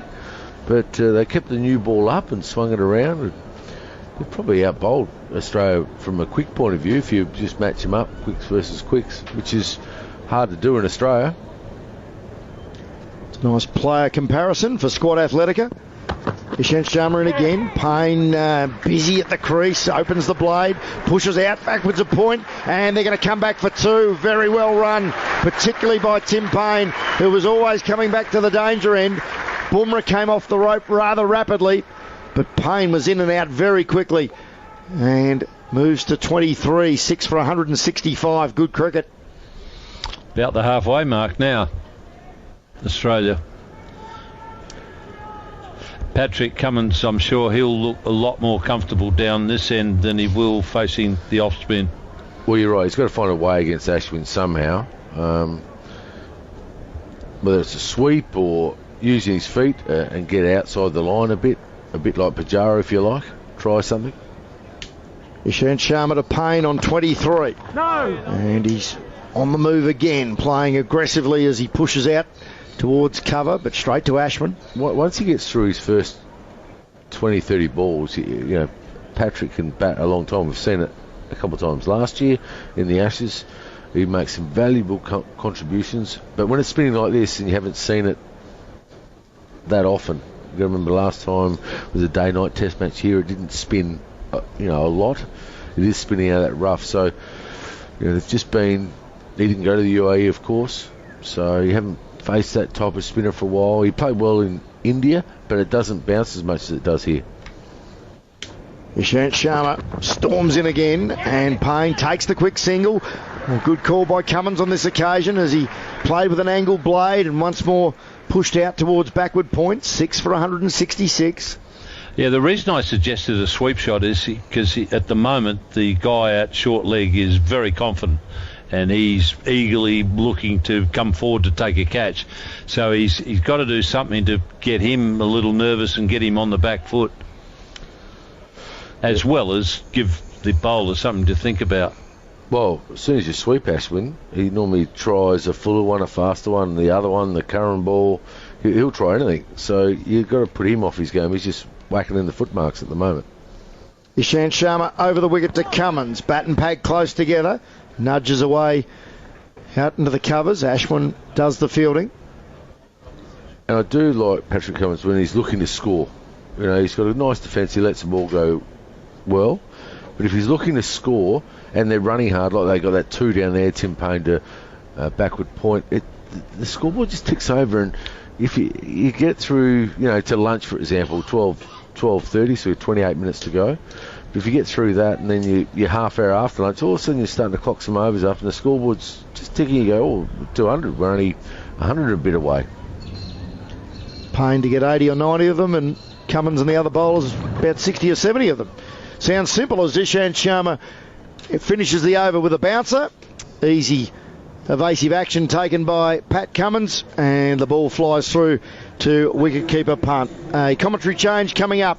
It is just under half an hour until lunch, and on the Specsavers scoreboard, Australia 6 for 166. Hello, my name is Malcolm, and I'm part of a dedicated team. We are Salvo's Funerals, caring and compassionate men and women, always ready to offer advice and comfort throughout the funeral process. Our sleeves rolled up approach eases the stress of having to plan, choose and manage what can be an overwhelming task. For a beautiful funeral, go to salvosfunerals.com.au for contact details. For genuine compassion and care, call Salvo's Funerals. 6 for 166. Ravichandran Ashwin to continue from the River Torrens end. Payne on strike. Half an appeal for bat pad into the offside, but clearly come off just pad only. Good afternoon, John Embry and Glenn McGrath. Afternoon, Tom, John, listeners. Ashwin again, a little bit quicker, and Payne pressing forward and defending off the splice of the bat. I'm just looking up at that scoreboard, Tom, and I know we haven't got much time between balls with Ashwin, but I'm looking just at the partnerships. Ashwin again, Payne forward, defending back to bowler. And 6 wickets have gone down. The first wicket partnership of 28, second 16, third 16, fourth 24, fifth wicket 31. Ashwin again, fully pitched, and Payne running a quick single to mid-off. So some good running from Tim Payne. It's been a feature of his batting to date. Well, a 6-wicket partnership of 41, and I think that tells the sorry tale that when you're chasing a sizable total in the 4th innings, that how valuable the partnerships can be. Absolutely, yeah, and it's also tells you the pressure that's been applied by the Indian bowling attack to keep Australia under control and keep the dot balls coming and the pressure coming. They've bowled really well, the Indian bowlers here. Good control, good areas, not too many loose deliveries. Now Ashwin into Cummins, drives expansively out to the offside. He's going to pick up 1. So Ashwin is certainly getting his overs in. He's into his 32nd over of this innings. He bowled 28 in the first innings. So big numbers. Tired fingers. Comes into Payne. A little bit quicker. Payne pushes wide of mid-off again and sets off for a quick single. And his partner responds and responds well. So it's the end of the over. It's 6 for 169 on the Flexi-Fidal scoreboard. Flash near you, mate. Yeah, it's the fully loaded Isuzu D-Max with 18-inch wheels. Yep. Leather extended seats. Nice. Push-button start. Cool. Sat-nav, reverse camera. Yeah. But how does it go off-road? Mate, jump in. With an enhanced ride and restyled interior, get the top-of-the-range Isuzu D-Max 4x4 Auto for just $50,990 drive away. For terms and conditions, visit your Isuzu Ute dealer today. Well, it's a very good point you made, John Embry, about the partnerships, and you're absolutely right. It is key, particularly when you're chasing down any sort of total, is forget about the individual score. It's more about how many we can get together and how long we can bat to build that partnership. So we haven't seen a partnership anything above 50, the highest being 41. So hence Australia sort of dragging its tail, so to speak, at 6 for 169. And they've all made a bit of a start. You know, there hasn't been like 2 wickets fall together or groups of wickets, so they've made a bit of a start, but they haven't been able to do much damage. Mohammad Shami in, bowls short, and Payne swivels around and pulls that around the corner. There's 2 back, and it's Jadeja back there, the Indian left arm spinner, all-rounder, has come on the field, and it looks like he's on for Rohit Sharma. Not sure why Rohit has opted to cool the hills. No, but going on to Tim Payne, just changing subjects a little bit, Tom, and been very impressed in the way that he's approached his batting in this second innings, having come to the crease. He was very watchful when he was in partnership with Shaun Marsh, and very much the senior partner now. So Cummins coming forward and punching that back past the non-striker. Very much the senior partner with Pat Cummins, and he's looking for the singles, he's looking to be busy, and that's the way to go, to develop the partnership. And Pat Cummins can bat, you know, and what Tim Payne will be hoping for here is that he can chip in with for 20 or 30, they can develop a partnership of 60, and still 3 wickets left, 153 runs to win. It's still not beyond Australia, but everything is kicking in towards India. Well, Payne has to get 100. If Australia to win this, Payne has to get 100, and as you quite rightly say, the bowlers have to contribute with 20s, 15s and 20s, maybe a 30. Well, the way Nathan Lyon looked in the first innings, he's got plenty of runs in him. He didn't look troubled at all out there. Mohammad Shami in from the Cathedral end, very fully pitched, and Cummins just flicking that down to fine leg. Shami with his arms in the air, thinking he's nearly got through the Australian quick, but he managed to get the bat down in time. Well, I suppose the enigma really is Mitchell Starc, because we've all seen him able to smash the spinners around, and he looks as though he doesn't really fancy the short ball with the quicker bowlers, and had a few issues with them. So if Payne is batting and Mitchell Starc comes to the crease, then Payne's going to have to face a majority of the quicker bowling, I would imagine, and you say, look, Mitchell, I want you to get after the spinner. Shami in, wide of off stump, Payne forward, leaving through to the keeper. because if the game is going to go forward and Australia are going to half a chance, then Mitchell Starc is at some stage probably going to have to make a contribution, and whether that's a slow contribution or a quick contribution is irrelative. Well, the other thing that's looming is the second new ball. And at least the good thing with Pat Cummins being there, he's had 7 overs to get used to it, so that's the only upside, I think. But if somehow Travis Head and the bowlers win this game... You mean Payne?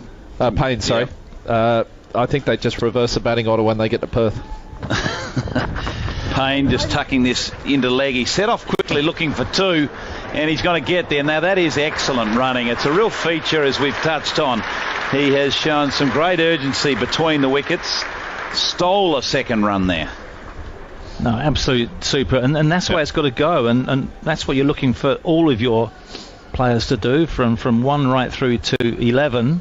And going back to your point, Glenn, I'm sure there's a few batsmen there that'll be saying, well, okay, boys, if you tailenders want to open the batting in Perth, you're more than welcome. Well, the one thing here, it's in the past, India have had problems wrapping up the tail, and they've come out and said that's one thing they want to get better at. And if the Australian tail can wag here, Pat Cummins and Starc, Lyon and Hazlewood, if they get sort of 20s and really make them work and stretch it out, that's something they can take to Perth, thinking you're going to have to work hard to bowl us out. That's something that you're not happy with from this test match. So still a lot riding on this match. Shami in again, full pitch, but just angled into leg stump and flicked very fine by Tim Payne, and that was going to beat the fine leg fielder and go to the boundary for 4. So a good over for Australia. It's a 6 for 177 on the Flexi-Vital scoreboard. Mobil makes quality fuels for every drive. Whether in peak hour traffic or on the Nullarbor, Mobil will keep delivering quality fuels because every drive matters. Mobil, pumping at 7-Eleven. The Nissan 2018 plate clearance is on now. Save up to $5,000 on selected Nissan models. Only while stocks last. Search Nissan offers to find out more. Nissan, innovation that excites. Macquarie Sports Radio. Wow. All sports. All the time.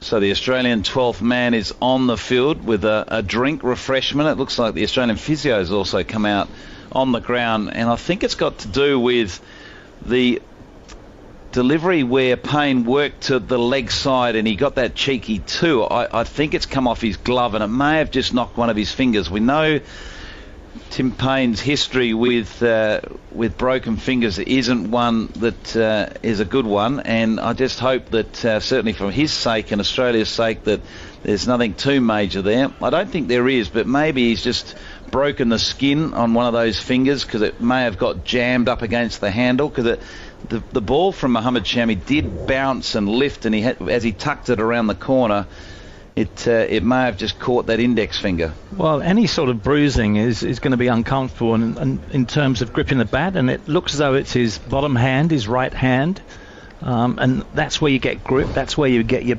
power from when batting. We talk about using 2 hands and playing with 2 hands when we bat, but lower order batsmen tend to play with the bottom hand a little bit more than the top hand.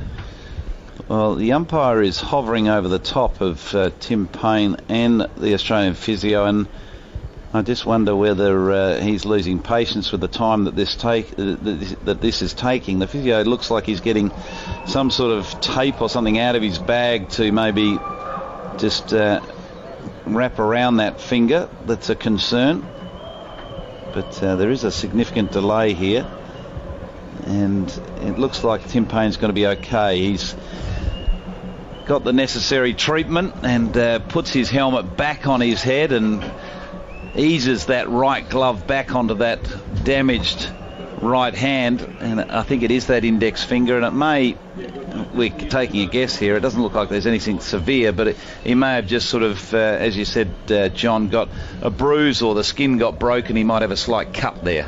Yeah, just he's just feeling uncomfortable. He just feels he needs a little bit more padding there. Between finger and possibly the bat. So it's Ashwin from the city end to Cummins. Quick delivery, and it's all the way through him.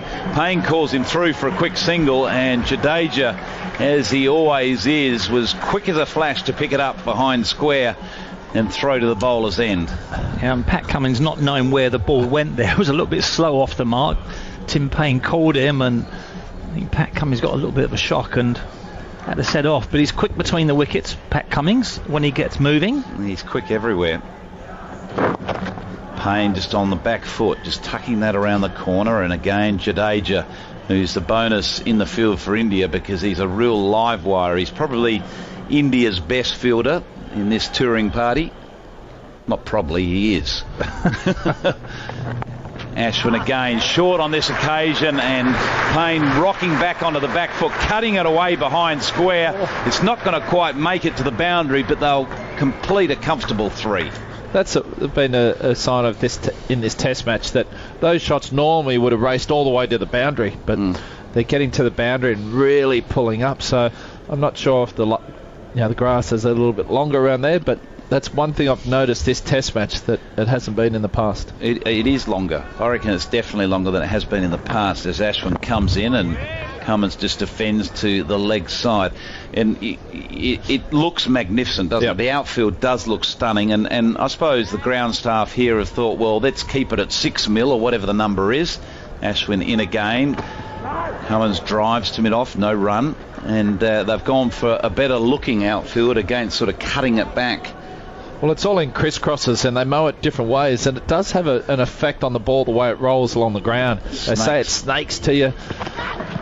And some fieldsmen have run past it a few times, but that's the end of the over now. It's 6 for 181. I am fired up this morning because I've realised the cricket. Everyone else on the station's getting the day off. 5 days off. What were we thinking when we agreed to breakfast radio? We had to take a later shift. What were we thinking? Everyone else is off and we're on. Well, how can we fix it? Cricket need to introduce, not day-nighters, dawn-dayers. Breakfast with Mark Levy and Mark Riddell on Macquarie Sports Radio. So Tim Payne on 36 off 62 balls. He's hit 4 boundaries. And Pat Cummins is on 4 off 26. Marsh recently dismissed for 60. A well-compiled 60. Got a very good ball from Jasper Bumrah from around the wicket that just sort of tailed it away from the left-hander and just caught the outside edge. And Travis Head was out earlier in the day for 14 off 62 balls. He was bowled, not bowled, but Ishant Sharma got him out with a steepling bouncer right under the chin, and he gloved it to Rahane at gully. So Australia have lost a couple of key wickets this morning. The 2 overnight batsmen, Head and Marsh, back in the pavilion. But the Australian captain doing a good job. He's on 36 and on strike. Ishant Sharma in. Back of a length and wide of the off stump. And Payne offering no shot. Yeah, there doesn't seem to be too much through the air or movement off the pitch, but on that occasion Sharma got that ball a little bit wide of the off stump, and there just seemed to be a hint of movement away from the right hander, fortunately wide enough that Payne didn't have to commit to playing a shot. Well, that's the second new ball that's been taken, and I think Payne then really got across and covered his off stump because he knows that Ishant Sharma brings that ball back into off stump. So this new ball will have a little bit of impact for a couple of overs if they can get through it. I don't think it'll have as much as it has previously in this test. Sharma back of a length, and Payne squared up but getting an outside edge past gully. It'll run away for a couple. There is a deep fielder who's Bumrah at deep backward point, runs around to third man to pick it up. He didn't really get himself into a good position to throw the ball there. As he picked the ball up, it was more of a sling as opposed to using that front arm to get a little line and a sight and then release the ball. He did release the ball on the run and in an so similar to the way he bowls. That's exactly what I was going to say. Have you seen him bowl? Actually, his bowling's quicker than his throwing. There's no question of that. He bowled quite, a quick spell this morning. He was well into the mid-140s. Jasper Bumrah. Sharma in again. Striking Payne on the inside thigh and falls to ground just short of gully. Sharma also working up some good pace. He's in the high 130s. I thought he was impressive this morning because not a lot was happening. He was bowling around the wicket to the left-handers. And before I actually came on air, I was thinking, well, I'm going to mention about that perhaps they should spend a little bit more time, the right-arm fast bowlers, over the wicket, and then all of a sudden he produced that ball to Travis Head that reared, and he just put that extra effort in and got that ball to rear from back of the length, which totally surprised Travis Head, and he wasn't able to control the shot. It was on him. He gloved the ball, and a simple catch going to Ajinkya Rahane at gully. But the floodgates haven't opened, Tom. No. Just watching the Spinal Ease replay then, Travis Head is getting way outside off stump to Ishant Sharma here to stop that ball coming into the stumps. Sharma in to Tim Payne, not Travis Head. What is this? Travis Head? He's the left-hander from South Australia. It's the T. It's the Tim and the Travis has got me. My brain's not working. I think it's the brain that's not working. Anyway, that's what I said. It's not working this morning. So Tim Payne, I'll get it right shortly. I wish it was Travis Head. I wish it was. Hey, he'd be on about 50 now. Because watching the replay there, that went over middle and off. And down leg side. So Tim Payne is getting right across. He is. Well, as you quite rightly say, he's covering that sort of sharp movement in. He's trying to cover his off stump. The big leg stump Yorker here might be interesting. Coley's just made a move in the field. He's taken out the gully and put it in a catching position at short mid-wicket. Only 2 slips in play as Payne plays this beautifully square of the wicket for 1. Soft hands as the ball bounced up into the splice of the bat. Yeah, just letting the ball come onto the bat, getting across, you say, onto the offside, just working that ball on the onside for an easy single. It's hard to be critical of Kohli's captaincy because India have got more than their nose in front. They've got their couple of links ahead in this particular game, but you have to say he's shown a very defensive style of captaincy, hasn't he? You know, he's got sweepers back and he's rarely had any more than 2 slips in place. He's got a new ball here. Sharma's charging in for him. Cummins just works wide of mid-on and times it nicely, but he's only going to get the 1. No, absolutely, and it's an opportunity. So it's the end of the over, 81 gone. It's 6 for 185 on the FlexiFlytal scoreboard. Mobil makes quality fuels for every drive. Whether in peak hour traffic or on the Nullarbor, Mobil will keep delivering quality fuels because every drive matters. Mobil, pumping at 7-Eleven. Hay fever symptoms strike in an instant. Ask your pharmacist for AZEP nasal spray. Effective relief from symptoms within 15 minutes. AZEP works ASAP. Always read the label. Use only as directed. If symptoms persist, speak to your healthcare professional. North, South, East and West, wherever you are. Whatever your code. Macquarie Sports Radio. So Australia need 138 runs to win this first Test match of the Domain Test Series.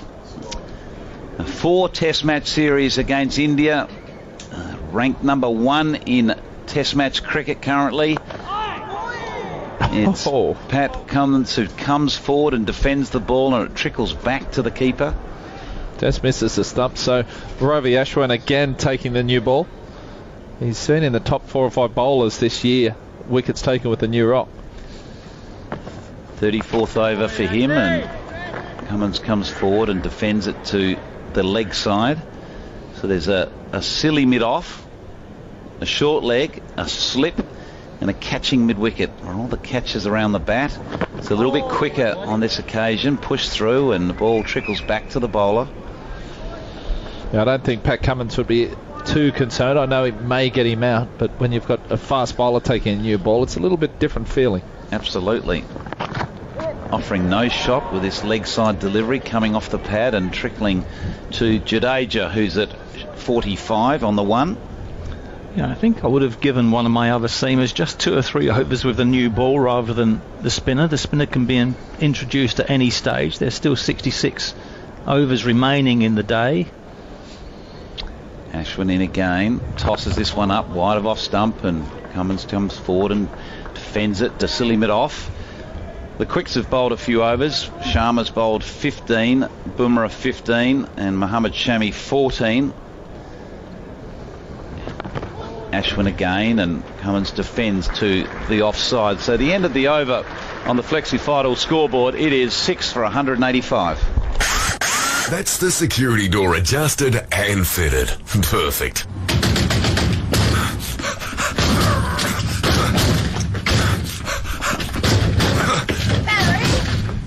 What are you doing, Barry? Security door tested, even better than perfect. Make it easy. Make it secure with Protector Aluminium. Do-it-yourself barrier and security doors. See the range at Bunnings Warehouses or protectoraluminium.com.au.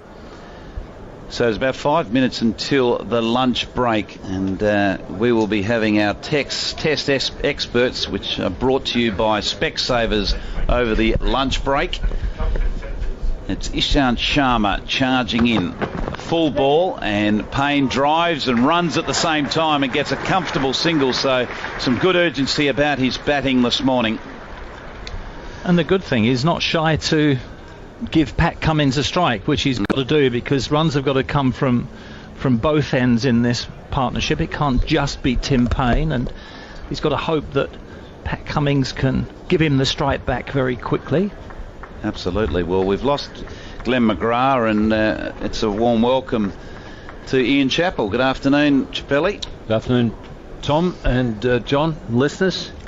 Yeah, since Payne came to the crew, early on he struggled a little bit against the off-spin of Ashwin, but once he got comfortable, he's really upped the urgency with the Australian batting, and it's looked so much better. Sharma in again, back of a length wide of off stump. No shot offered from Pat Cummins. Yeah, I thought yesterday and for quite a bit this morning that the Australians just weren't assertive enough with the bat, but Tim Payne has he solved that problem. But it's an interesting point you make, assertive, and a lot of people are thinking, is he playing a shot of ball? But it's really just come from his running between the wickets, hasn't it? His urgency between the wickets. But he's also looking to push the ball into gaps. I felt that Head, and even as well as Sean Marsh played, he just wasn't manoeuvring the ball, which you can do, and which I think Tim Payne has done very well. But yes, the running between wickets has been plenty of urgency.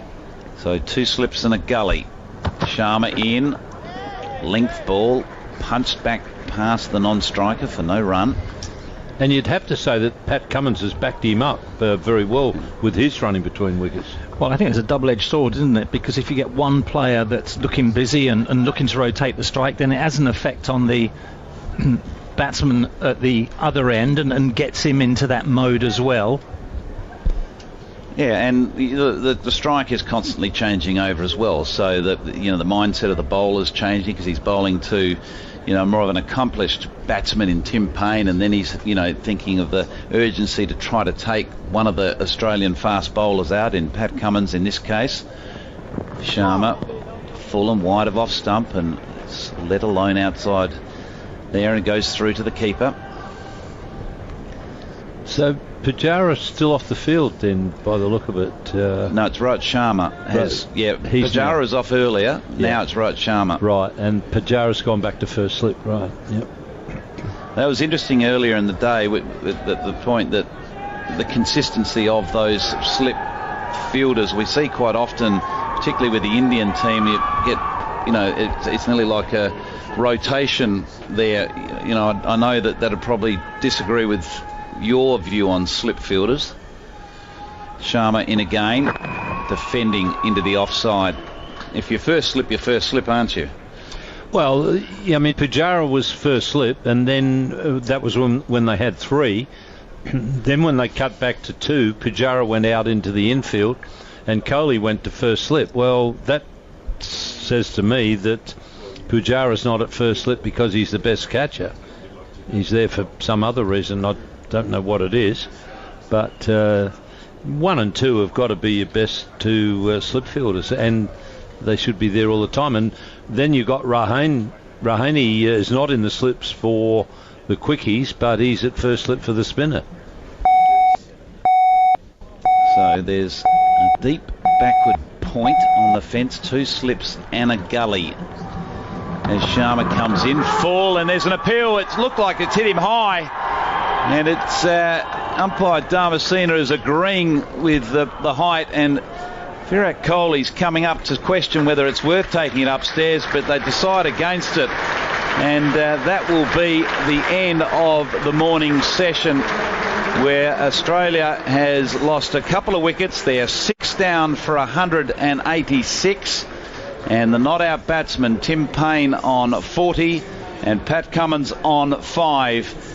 So it's been a tough couple of hours, or 2.5 hours for the Australians, but they would be disappointed to particularly lose both of Head and Marsh. No, absolutely, and they will be encouraged that they've actually put on, 92 runs this morning for the loss of those 2 wickets, and I suppose they would have been disappointed that they were 4 wickets down overnight. If they were 2 wickets down, then Australia would have felt that they've still got a good chance of winning the game. And having said that, they only require 127 now, but with the tail in and Tim Payne there, it's still a bit of an outside chance, but they've got to develop partnerships, and Tim Payne has got to put on or score himself at least another 60 runs, and the lower order batsmen roughly 10-15 runs each if Australia are going to retain this total. Well, they'd be encouraged by what's happened in the last half hour. It's been a really good half hour for Australia, led by Tim Payne with his running between wickets, pushing the ball into the gaps, and he's been very well supported by Patrick Cummins. I've been impressed with the Indian quickies, with their consistency of length. Big improvement from Ishant Sharma on previous tours, and then also a couple of really good short deliveries. The one that got rid of Head this morning was a terrific short pitch delivery. So it's been a good performance from India, but a little bit of encouragement there for Australia in the last half hour. So the 2 wickets to fall today: Travis Head out for 14 off 62, and Sean Marsh out for 60 off 166. Not out batsman Tim Payne 40, Pat Cummins 5, Australia 6 for 186. And remember, we'll have our open line thanks to Isuzu. That's 131283, 131283. You can get involved and have a chat with our test experts that will be brought to you by Specsavers. You're listening to Macquarie Sports Radio's Summer of Cricket.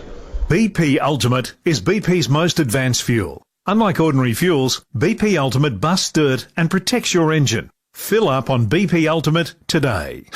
This summer of cricket, try the Gillette Fusion Pro Glide.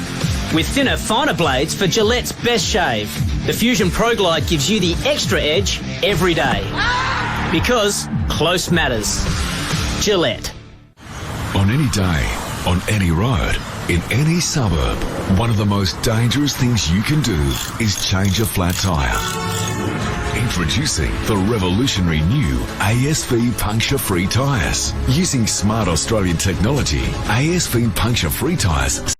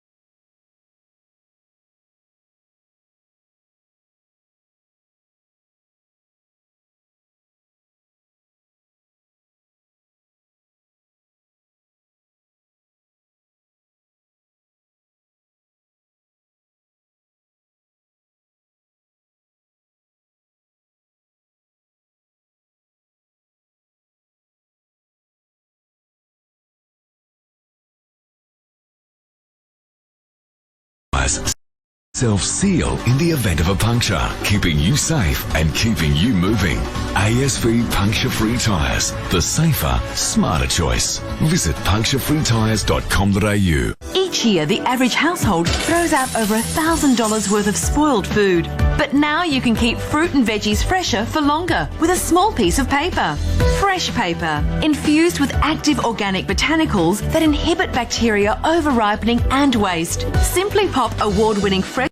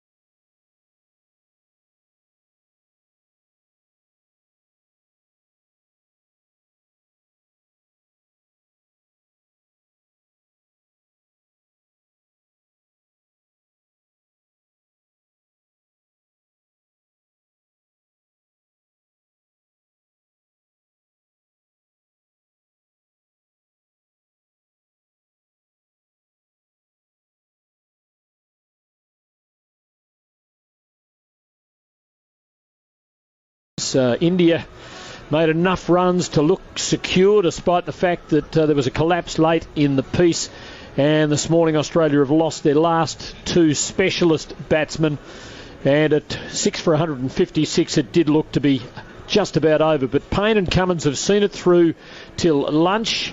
It's 6 for 186 and 137 runs are needed with 4 wickets in hand.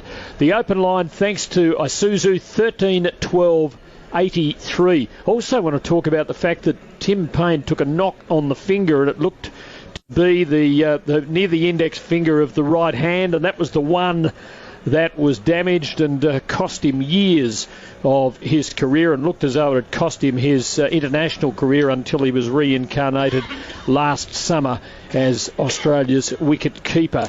If he took another blow, and if Dan Quayle was once a heartbeat away from the American presidency, Josh Hazlewood or Mitchell Marsh or somebody else is one crack on the finger away from leading Australia in the second test in Perth. What are your thoughts?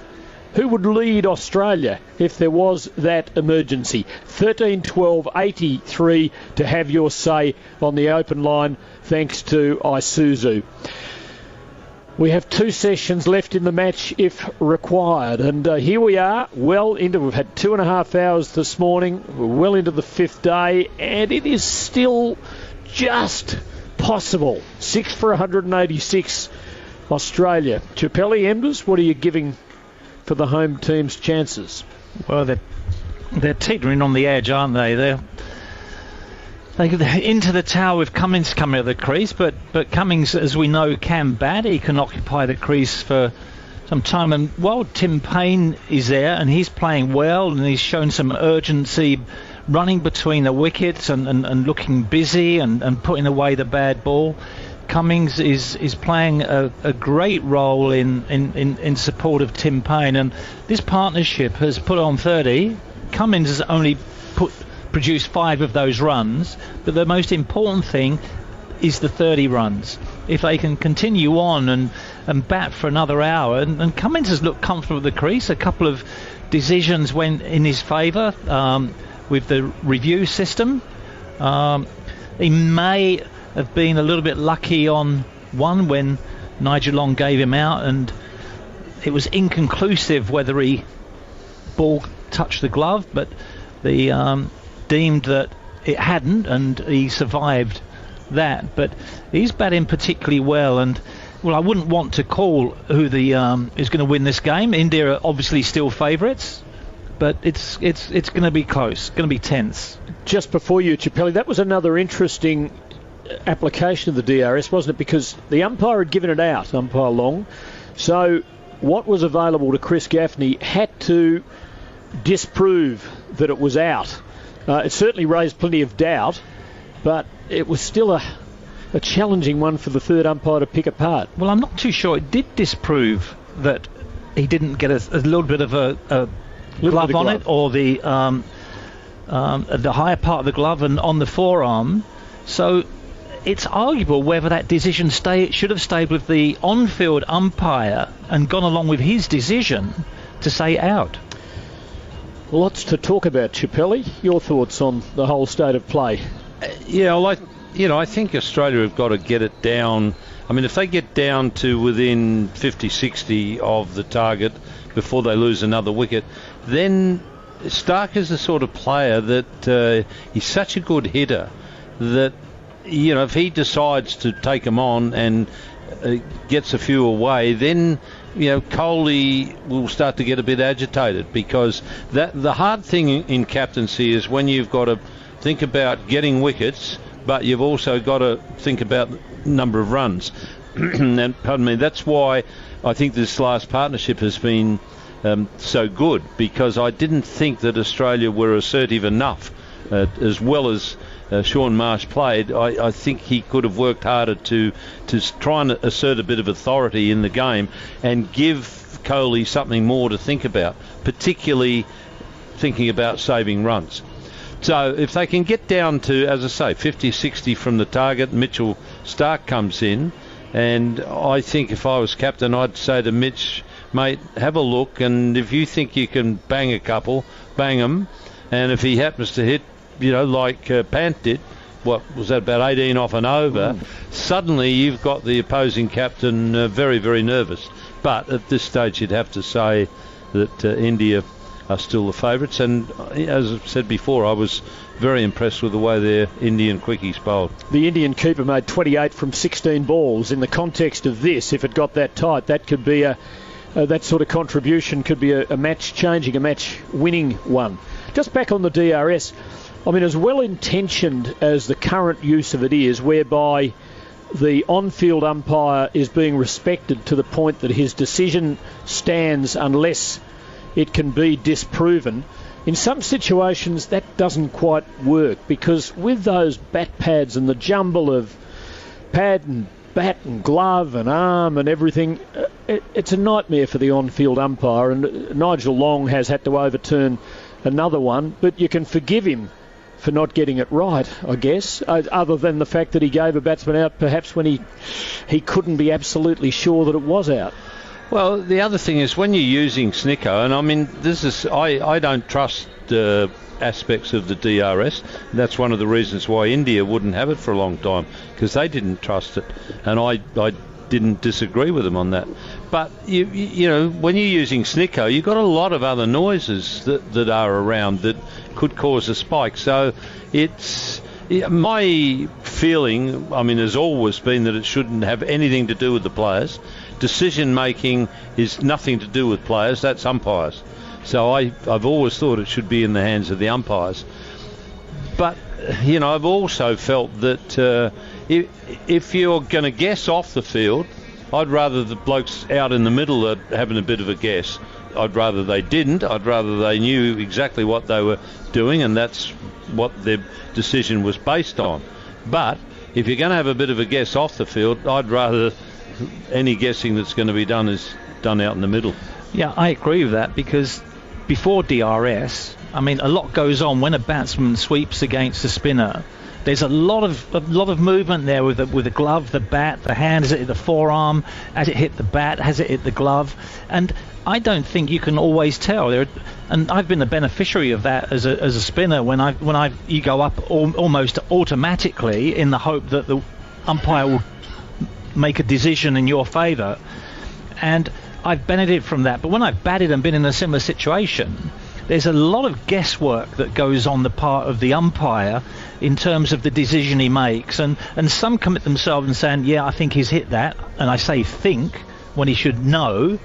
But to me, there's too much guesswork involved, and they can't just say no, not out, because a lot of the time it does hit the bat or it does hit the glove, and it comes off the glove, the forearm, and in defence of the umpire, it is very, very difficult to make that decision. So in your ideal world, Chappelli, in a situation like that one, if Nigel Long thought, well, I think it's out, but I'm not absolutely sure, I'm taking it upstairs, would that be the way it would work? No, I want the umpires out on the field to give their decision. So, I mean, I don't see how having the referral system can improve the standard of umpiring, because one of the things about being a good umpire is making decisions. And I've chatted to Simon Torfel about that, and he was one umpire when it first came in with runouts. He was prepared to give decisions on the field, run-out decisions on the field, and his explanation was, yeah, I'm like a player. I want to challenge myself and I want to be as good as I possibly can. And part of that is making decisions. So, no, I want Nigel Long to give the decision, out or not out. Now, it's only overturned upstairs if it's an obvious thing. If the guy's got a big inside edge onto his pad and the batsman's been given out LBW, well, then the guy, the third umpire just... So he intervenes? Yeah, and he just says to the umpire, tell the batsman to hang around on the ground for a minute. I just want to check this. Sorry, there's a big inside edge, bring him back. And in doing that, you tell, the ICC tells the third umpire that we're only looking to right the howlers. The 50-50 decisions, crikeys, 50-50 decisions have never caused a problem on the cricket field, because as a player, John knows as a bowler, that one day it'll go his way, the next day it'll go against him. As a batsman, I know that one day it will go my way and the next day it'll go against me. So that doesn't cause a problem. Well, the only way it's going to go in your favour is if you become a non-walker. Because if you're a walker and you get a little nick and you might have got away with it, but you walk off, and then you get a bad decision, then it doesn't even itself out. So you're better off leaving the decision to the umpire, and that way you get the rough with the smooth. Which I think has long been the Australian hard-nosed philosophy. Bill Laurie wrote about that in a book way back in the 60s, that was his attitude. He didn't walk. But then you put the onus on yourself when you get a bad one to go without complaint. Absolutely. You go straight away. You don't make a complaint about it, how bad that decision is, because you haven't helped the umpire, on the other hand, when you've actually got away with it and you've been the beneficiary of that decision. I used to get really cranky because a lot of people felt that the non-walkers were cheats. And you're not a cheat. If you know that you've edged it and you stand there and you look at... I mean, if you've edged it to second slip, you're not going to be standing there because you're only embarrassing yourself. Even if you nick it to first slip, it's a little faint one to the keeper. You stand there, you look at the umpire. If he says not out, you mark your crease, you get on with it. If he puts his finger up when you know you haven't hit it, you get on your bike and off the field. So it really annoyed me that they always... describe the non-walkers as cheats. Yes, and yet there are two forms of miscreant in that world of walking and non-walking, and that is the walker who doesn't walk when he gets one on 99 that he thinks he might get away with or whatever. Or on naught when he gets one. Yep. And he walks when he's 120. Yes. And there was an English player when I first came into the Australian side that Wally Grout in particular was quite adamant that he was a cheat, because he would do that. He would walk in favourable circumstances, and because the umpires saw him as a walker, if he nicked one early on and didn't walk, the umpire, he obviously hasn't hit it because he's a walker. Did he get a knighthood? Yes, he did get a knighthood. I was going to say Colin Cowdery, and I will mention the name because I was going to bring that up. Yeah, I think Wally identified him in his book. Did he? And it's not just so much that. I remember the senior Middlesex players when I first came into the Middlesex side was saying one of the biggest non-walkers was Colin Cowdery, because early in his innings, if he got a little bit bat pad, he wouldn't walk, but if he'd got a 50 or 60 odd, he'd put the bat under his arm and he'll be off. But there was one occasion I played some first-class cricket in South Africa for Western Province, and we were playing Northern Transvaal, and an English umpire, Barry Mayer, and you would have probably known him, and he was as honest as the day is long. And we appealed against one of the Northern Transvaal players, and we didn't get it, and the umpire didn't say anything. It was Barry Mayer, didn't say anything, and the batsman stood there. And obviously we're getting a little bit annoyed as a fielding side. Anyway, we carried on, and the bowler was halfway through his run-up when Barry Mayer stuck out his arm to stop the bowler running in, and he just called up the wicket and said, "Batsman, are you going to walk, or am I going to have to give you out?" And he made a statement there and then for the batsman, said, "You knew you hit it, off you go." And then the batsman walked off, and Barry Mayer didn't make the decision. He went in the end. Yeah, well, that's a new twist on it. The open line, thanks to Isuzu, 131283, 131283 to give us a call. A lot to talk about in this match, and let's just remind you again of the lunchtime score. 6 for 186 Australia, so 82 runs came in that extended session of 2.5 hours. Payne is 40, Cummins is 5, the men out were Head for 14 when the score was 115, and Marsh was out for 60 when it was 156. And at that stage it looked as though the game was about up for Australia, but Payne and Cummins have added 30 runs quite briskly, Payne hurrying along to 40. And in fact the last three partnerships of this innings have been the most productive for Australia. 31 added by Head and Marsh, then by is that right? Yeah, Head and Marsh, and then a partnership, or 41 by Head and Marsh. It was 31 prior to that between Hanscom and Head, I think, and now another 30 added between Payne and Cummins. So is that about resolve, or is it about the fact that batting has actually become a little bit easier on the fifth day on this pitch, or is it just a statistical accident? Well, I don't know. I think the pitch is played a little bit easier.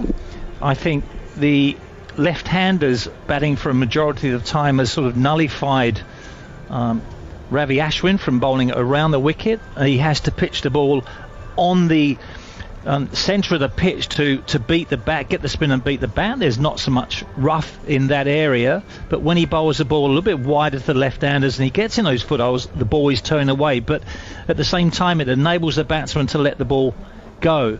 Whereas when the wicket went down and the right-handers now come into bat, and we've got two right-handers in Payne and Cummins, there's all that rough outside the off stump, a long line of it created by Mitchell Starc bowling over the wicket, but also by the Indian bowlers bowling around the wicket, and there's a lovely line of rough outside off stump, which now makes it difficult for the right-handers against Ashwin, and Ashwin will consistently get that ball in that area in the hope that something's going to happen, some uneven bounce, ball bounce, pick up a glove.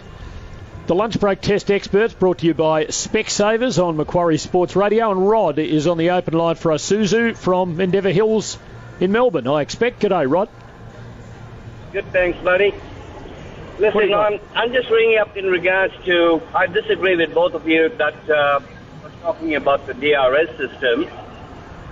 I reckon it's pretty fair, because in the days gone by, when there were no neutral umpires, the home side seemed to get a lot of favours from the umpires. Well, that's a separate issue, though, isn't it? Because that was the international panel that addressed that, although I suppose the DRS sometimes provides unimpeachable evidence. Is Rod right that there were some decisions that looked a little hometown in the old days, in this country, in England, or in other countries where Australian teams went and sometimes complained?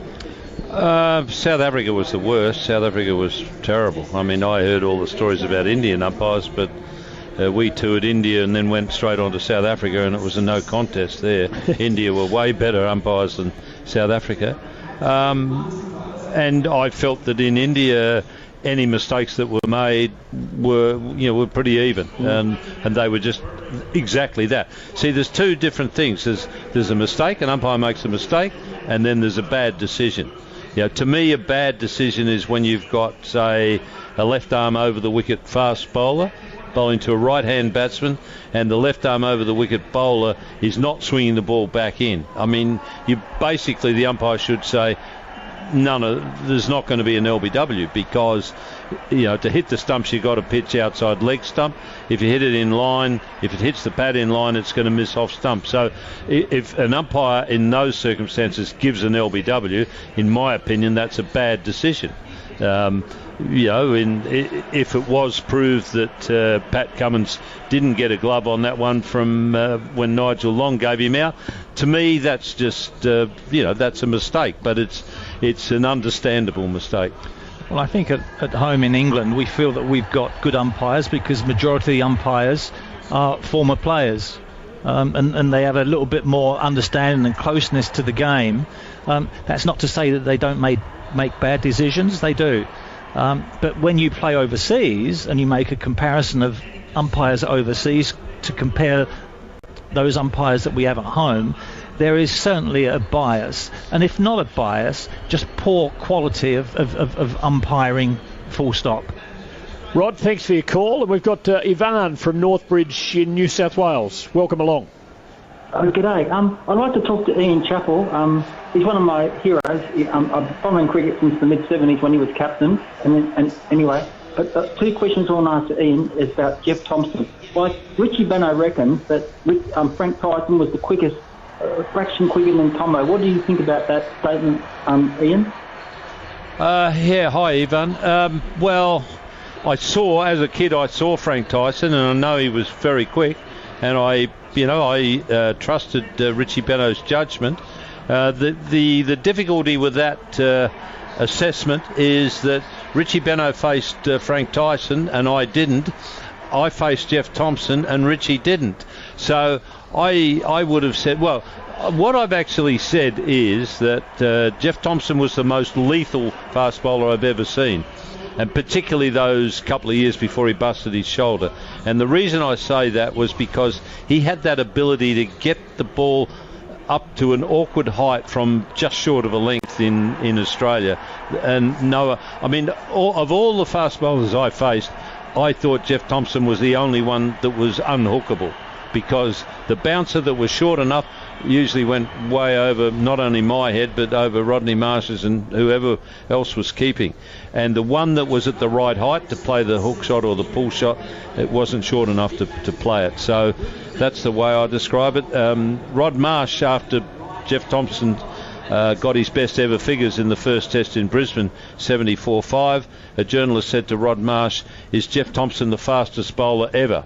And Rod Marsh said, well, he said, that's a pretty difficult judgment to make, but he said, what I will tell you is he's the fastest into the wind bowler of all time, because Jeff Thompson, much like Bumrah, didn't really run up. He just sort of shuffled up. Last 3 or 4 paces, he'd get into a bit of a jog just to get ready for that side-on sling. And he went wang. Wang, that's right, in his own words. But the point being that coming into the wind made virtually no difference to Tomo, whereas it made a huge difference to Denisili. I'm sure it would have made a huge difference to Michael Holding, had a long run, and it would have made a big difference to Frank Tyson, because Typhoon cut his run back, but he had an enormously long run when he first came to Australia. Good question, Ivan. Thanks for joining us on the open line for Isuzu. A couple of issues out of that. Chappelli, I think both you and Richie would have, well, you both faced Wes Hall. Richie faced him in 60-61, and you would have faced him in Shield cricket when he was still a younger fast bowler who certainly in 60-61 just threw everything into every ball. And I think Richie said he and Frank Tyson were a bit hard to separate on the score of speed. Yeah, Wes was pretty quick. I didn't think he was as quick as Tomo, and certainly Wes was hookable, not easily hookable, but he was. The interesting thing, I played against Wes, so that would have been 62-3 season. He was playing for Queensland, I was playing for South Australia. I was about 18, I think, 18, maybe 19, and I'd always hooked and pulled my whole life, from the time Martin, my father, started throwing balls at me in the nets to practice those shots. And I hadn't ever really considered ducking or bobbing and weaving, And I suddenly thought, the night before I'm facing Wes Hall, or due to face Wes Hall, I thought, crikey, what if he's too quick to hook? What do I do? Anyhow, I came out here at Adelaide Oval and Wes charged in, and after a while he bowled me a bouncer and he went wide on the crease to bowl the bouncer. I thought, oh, that's interesting. And he bowled me 4 bounces. First 4 bounces he bowled me, all from wide on the crease. And now I'm thinking, this is not so bad. Wide on the crease, bouncer. Then a couple of balls later he goes in close to the stumps and it was a bouncer. And I was in a bit of strife. And I'll never forget, I've never been so happy to hear the smack into the gloves. So Wally Grout was the wicketkeeper, and I'll tidy it up a little bit. And as Wally took the ball, he said, "Well bowled, Wes. Now give the little so-and-so another one." And my theory on Wes's bounces had just been shattered. Okay, we've got to leave it there, unfortunately, because there's plenty more in all of that. We're 10 minutes away from a resumption. We do have some commitments. Australia will resume at 6 for 186, needing 137 to pull off a miracle victory in this test match. The lunch break test experts brought to you by Specsavers, official eye care and eyewear partner of the Australian cricket team. Book an eye test online today. We have a commercial break coming up, but before that we're going to the Macquarie newsroom for the national headlines from Donna DeMayo. Thank you. The Prime Minister says he has no plan to head to an early election, maintaining voters will go to the polls in May. The latest news poll shows the opposition retains a 10-point lead after preferences. It means the coalition would lose around 20 seats if an election were held this weekend. Shoppers are being urged to treat retail and fast food workers with respect during the busy Christmas period. No one deserves a serve is the name of the national campaign being launched by the union representing retail workers in the lead up to Christmas. In one instance, a worker was threatened with rape and had hot coffee thrown on them. A New South Wales mid-north coast beach remains closed following a shark attack yesterday morning. A 36-year-old man received 5 deep lacerations to one of his lower legs when he was bitten by a shark at Nambucca Heads. Health-focused chain Thrive has shut its 9 restaurants with the loss of 150 jobs. The company closed its Melbourne, Sydney and Brisbane restaurants today. Voluntary administrators have been appointed. A leading economic agency is warning Australia must be prepared for a hard landing in the housing market. The OECD's assessment points to elevated levels of household debt after years of booming prices. And regular passenger flights will soon start operating between Bendigo and Sydney. QantasLink has committed to services at least 6 days a week from March next year. That's the latest in Macquarie Radio News. Kia open season is on with the 7-seat SUV Sorento AO Edition featuring AEB safety, 18-inch alloys, side steps, reverse camera, front and rear parking sensors, satellite navigation and smartphone connectivity from a match-winning $43,990 drive away with auto. Plus Australia's best 7-year unlimited kilometre warranty. See your local Kia dealer today. Private buyers only while stocks last. Terms at kia.com.au. Kia, major sponsor of the Australian Open. Harvey Norman's massive factory outlet is open 7 days. It's the only one in Sydney and it's at Mascot. Full of manufacturers' seconds, ex-display stock, scratch and dent, factory refurbished units and end-of-line run-out models. It's all cheap, cheap, cheap, cheap and priced to clear. Fridges, washers, TVs, computers, furniture, bedding and flooring and lots more. Harvey Norman's factory outlet, Gardeners Road, Mascot. Christmas Eve is coming and Santa wants a munch. Our Christmas gift to Santa, the Blue Banner Pickled Onion Crunch. Pickled to perfection in Tasmania and selected for Christmas Day. Blue Banner a perfect snack for Santa as he delivers gifts and rides in his open sleigh. And if you don't agree that Blue Banner pickled onions are the crunchiest pickled onions you've ever tasted, just send us a copy of your receipt within 30 days of purchase and we'll send you your money back. Offer ends January 31. The right downsizing retirement option for you can only be found in one place, villages.com.au, Australia's #1 downsizing retirement directory. Like to retire on the Central Coast? You can with a 3-bedroom home at Waihee from $475,000.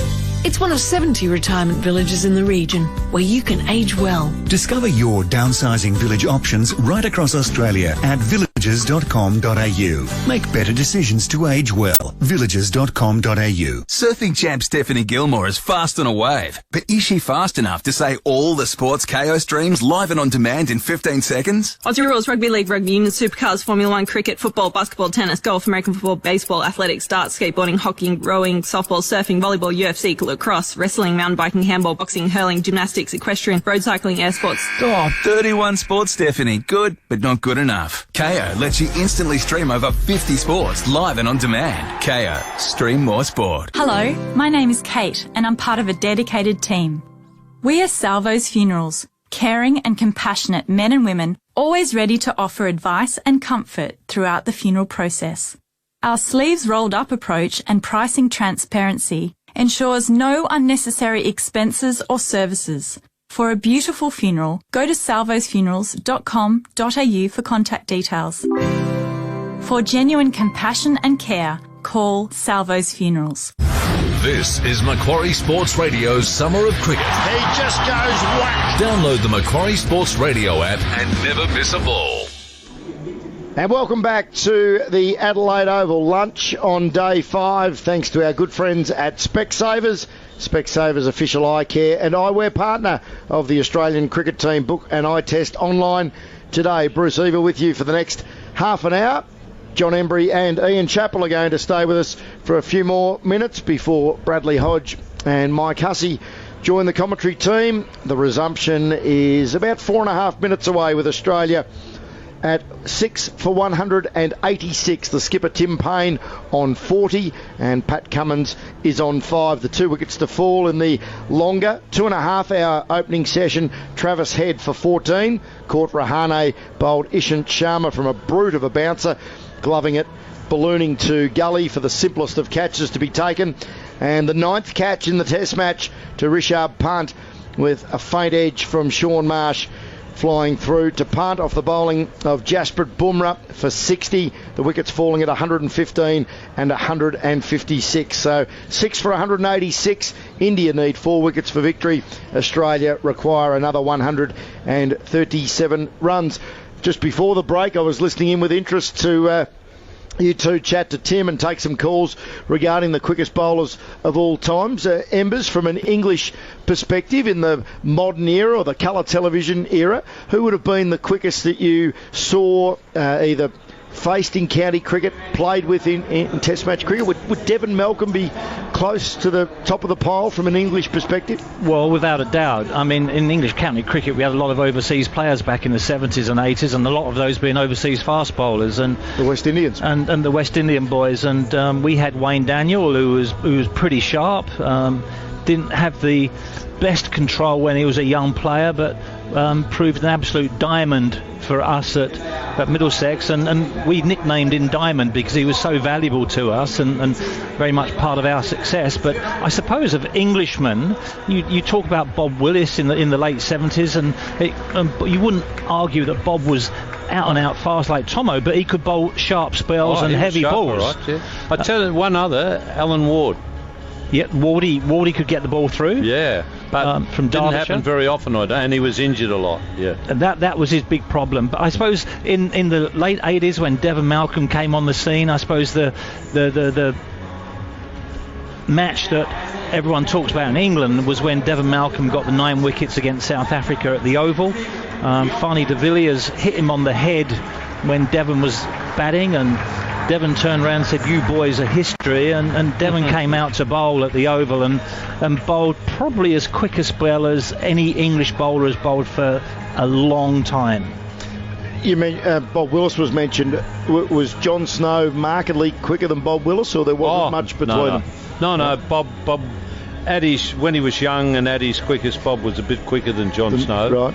But Alan Ward was again a bit quicker than Bob Willis. I only ever faced Alan once. That was the MCC game at Lord's, and Alan was pretty sharp, and he was very tall. I mean, Bob Willis was very tall. The other one, we were just talking. Ivan asked the question about Jeff Thompson and Frank Tyson. The other one that I spoke to Keith Miller at one stage, or he told me the story, and he said that the 3 blokes of genuine pace that he'd seen were Tyson, Gordon Rourke and Jeff Thompson. So he threw Rourke in there. Rourke, he wasn't around for all that long. But Ian, Charlie Griffiths, was he quick? Yeah, see, I faced him 68-9 in the series here, and by that stage he'd gone over the top a bit, as had Wes. I hooked him, I think he played in the Brisbane test, and then I played here. The last test was in Sydney, and he bounced me in Sydney, and I got about halfway through the hook shot. I think Charlie had decided last test they're not going to call me in this one, and I think there was a bit of elbow grease in when he was in Sydney, but that was a lot quicker than the stuff I'd been facing in Brisbane and Adelaide. Here we go, the middle session on the final day. Ravi Ashwin starts bowling round the wicket to the Australian captain Tim Payne from the River Torrens end, and the first ball is dabbed away defensively on the offside. News just coming through from the Melbourne Cricket Ground as well. Mitch Marsh has just been dismissed for 11 in the second innings for WA as Payne is advancing to the next ball, driving firmly but straight to Ishant Sharma at mid-off. Tim Payne will be happy that he's coming round the wicket. I'll bet it just takes those footmarks out of it a lot. A slip, a leg slip and a short leg. He tosses the next ball up and Payne leans on it defensively on the front foot and pokes it away on the onside. Bradley Hodge, good afternoon to you. Yeah, Bruce, Chappelli. Afternoon. Afternoon all. 6 for 186. Ashwin in again. Payne driving out through the covers. There's a little bit of work for Ishant Sharma to do here, coming around from mid-off, and they take a single. Yeah, I'm surprised by that tactic about coming around the wicket. I thought it's been dangerous for that rough outside the off stump, but the centre of the wicket in which he would pitch it around the wicket looks to be the best. Looks to be still in pretty good shape. Well, it's not round the wicket to Pat Cummins straight away over the wicket, but I'd be over the wicket to Tim Payne as well, especially when you're starting straight after lunch and Tim Payne's got to start again. And Tim Payne early in this innings had trouble with Ashwin pitching in those footmarks. And the leg slip becomes a silly point or a very short cover. He drags that one down a little, Ashwin, and on the back foot, Cummins works it out on the onside, but can't beat the man at straightish mid-wicket. Yeah, good hustle by the captain Virat there to keep Patrick Cummins on strike. Then out in the deep, there's a long on and a deep mid-wicket as Ashwin uncoils again, and once more it's a shortish delivery, spinning back into the right-hander, of course, and Cummins turns it round the corner, and there is no run as the ball's fielded at backward square. 6 for 187 on the Squad Athletica scoreboard. Drive with David Schwartz and Mark Allen. Nick Phipps has been fined $4,000 and he has apologised for urinating on a bar at his Bucks party in a cow suit in Sydney's east. You know what? We've all made mistakes. This is just a mistake. He's had a few too many beers. He's dressed up as a cow. It's utterly ridiculous. Don't get going on. Drive with David Schwartz and Mark Allen. There's a few people who want to have a beef with him. On Macquarie Sports Radio. All sports, all the time. Jasprit Bumrah to take up the attack from the Cathedral end, the second over after lunch on this, the final day of the first Test match, the Domain Test Series, Australia and India, on Macquarie Sports Radio Summer of Cricket. Mike Hussey joins the team. Good afternoon, Mike. Yeah, good afternoon, Bruce and Brad Hodge, and all the listeners out there. India will be looking to, I think, wrap it up this session, but the Australians are fighting hard. I've been impressed with the way Tim Payne's gone about his work. What is he, 41 not out? Pat Cummins, well, he will never give it away. He'll try his best every single time he's out there in the middle, but it's certainly not going to be easy. Jasprit Bumrah, what a bowler he is, and he'll test these two Australian batsmen, and particularly he's got a pretty new ball in his hand too. I think it's just 4 overs old. He picked up the big wicket of Shaun Marsh in the opening session. Bumrah with his first delivery after lunch. Short ball, top edge from Payne, an attempted pull shot, and Rishabh Pant takes his 10th catch of the innings. Bumrah strikes immediately, and Australia's last hope, the skipper, has to go. It's 7 for 187. That number's struck again. Payne out for 41. Yeah, safe hands thanks to Protector Aluminium from Rishabh Pant, but first ball after a break, Huss just a fraction aggressive. Jasprit Bumrah is sharp enough just a fraction impetuous, I think, from Tim Payne. Yeah, he'll be very disappointed with that shot. He just didn't really get into the right position, and maybe it just seemed back at him a touch, but yeah, straight up in the air and comfortably taken by the Indian wicketkeeper. And yeah, Tim Payne, he trudges off. He would have been thinking at lunch, right, come on, get stuck in again. Let's get through the first half an hour. If we can still be here at tea, you never know, we might have a chance of winning. But yeah, he hasn't really switched on, I guess, straight after the break, and India have got the captain. Well, you can actually see how disappointed he was. He wasn't even walking towards the dugout or the dressing room. He just was head down between his legs. He was heading off in the middle of the Sir Edwin Smith stand instead of heading to the members. So it's a sign of his disappointment. You know, that's a huge error or big mistake, and probably the end of Australia's chances.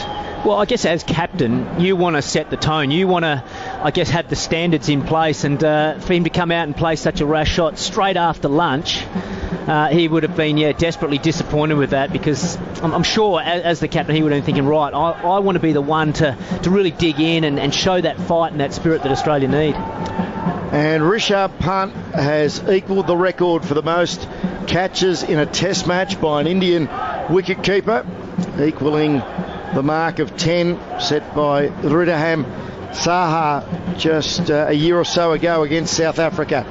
So the batsman crossed. Mitchell Stark is at the non-strikers end. Pat Cummins on strike as Bumrah is in and bang on target on off stump as Cummins plays on the back foot, guiding it out into the covers. Yeah, spot on there with Tim Payne about trying to set the tone. And I think he did that actually before the break. So frustrating end for him. It just goes to show, doesn't it? Like batting, it's just one ball, one break in concentration, and one step away from your plan, and bang, you find yourself sitting back in the pavilion. It's such a brutal sport, batting. It's interesting. Glenn McGrath often says to us that he felt quite often bowling a bouncer with the first ball of your spell, as another shortish delivery from Bumrah on the back foot.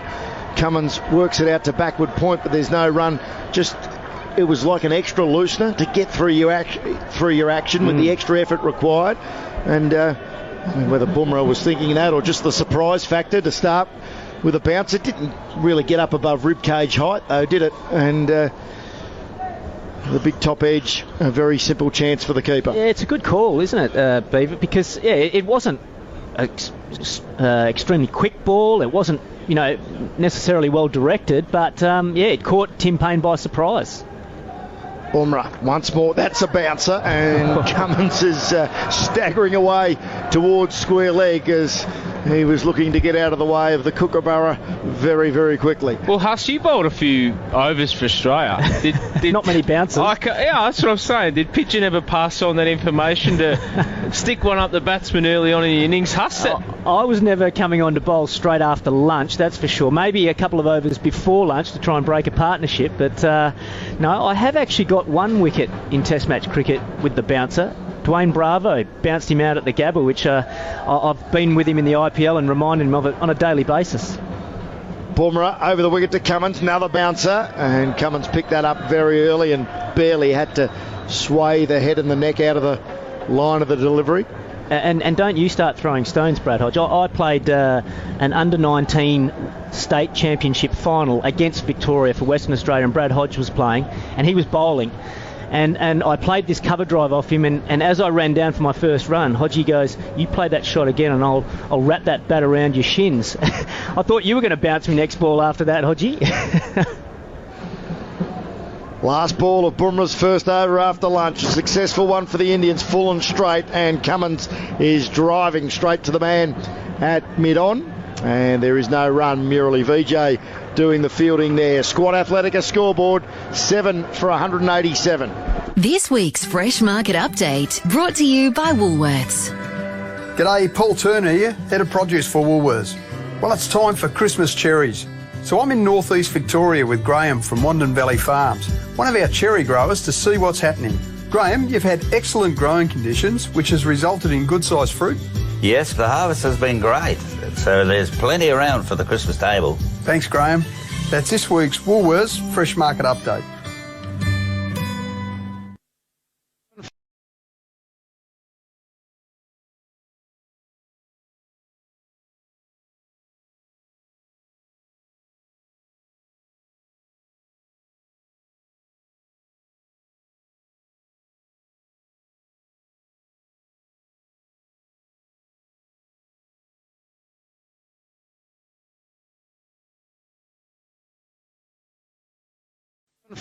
187 Australia. Tim Payne falling just 7 deliveries after the resumption.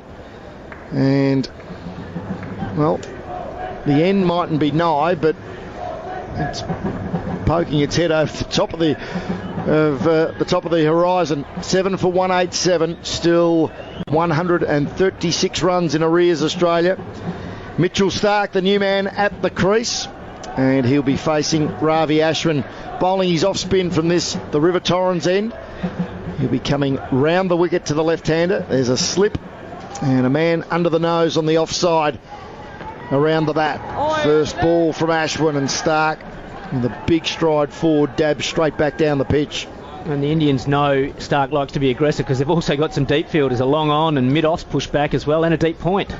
Ashwin in again, and Starc carves it away out through point. There is protection out in the deep, a man sweeping on the cover point boundary, and they take a single. What's he out there for? Deep point? I don't know. For a guy on, what, 1 or 0 or whatever he's on? That was his first run. I just don't understand that. I understand having a long on back for a hoik to a good bowler that is going to dominate, but I've never seen too many tail enders rock on the back foot to a spinning orthodox spinner and pump him through backward point for 4. Not on Nord anyway. Nah, I agree. I don't know why he's back. You want to keep him up and try and keep Starc on strike for as long as you possibly can. For Cummins, there's a deep square leg, and he's forward. There's Cummins, and dead bats it away on the offside. I think the only logic could possibly be that if he's going to take a swipe, it's going to carry over that guy similar to what Usman Khawaja did and carry it to the deep fielder at point. That's going to be the only logic. Ashwin uncoils, and Cummins, with minimal footwork, opens the face and pushes out towards point. Again, no run. 7 for 188. Cummins has 5, and he's already faced 47 deliveries. Starc off the mark with a single. Ashwin in motion again and goes right through Cummins, who was feeling for a ball outside off stump, struck him on the body and bounced away towards first slip. He's got to respect the consistency of Nathan Lyon and Ashwin throughout this test match. It's been relentless. Ashwin again, Cummins across the crease and rolls the wrists and works it away on the onside. So another very quick over from Ravi Ashwin, and on the Squad Athletica scoreboard, Australia 7 for 188. Oh, I just love clearing my blocked ears. Don't you know cotton buds can make your earwax problem worse? But I need to clear the wax. Well, why don't you try using Waxol? It's safer and it actually works. Remove wax from blocked ears the better way. Clear your ears with Waxol, Australia's #1 earwax remover. Ask for Waxol, available in all leading pharmacies. Always read the label. Use only as directed. If symptoms persist, see your healthcare professional. Just the bowlers left for Australia. Starc and Cummins at the crease. Nathan Lyon and Josh Hazlewood still to bat. 7 for 188. 3 overs have been bowled since lunch. And Jasprit Bumrah picking up the big wicket of Tim Payne with his first delivery after lunch. He's about to bowl a new over. Coming from the Cathedral end, round the wicket to the left-hander, Mitchell Starc, who plays him confidently by pushing to Ashwin at mid-on, and there's no run. 2 questions for you, Hodgie. Looking ahead to the Perth Test match, are you making any changes to the Australian team? And the second question, are you keeping Aaron Finch at the top of the order or moving him into the middle?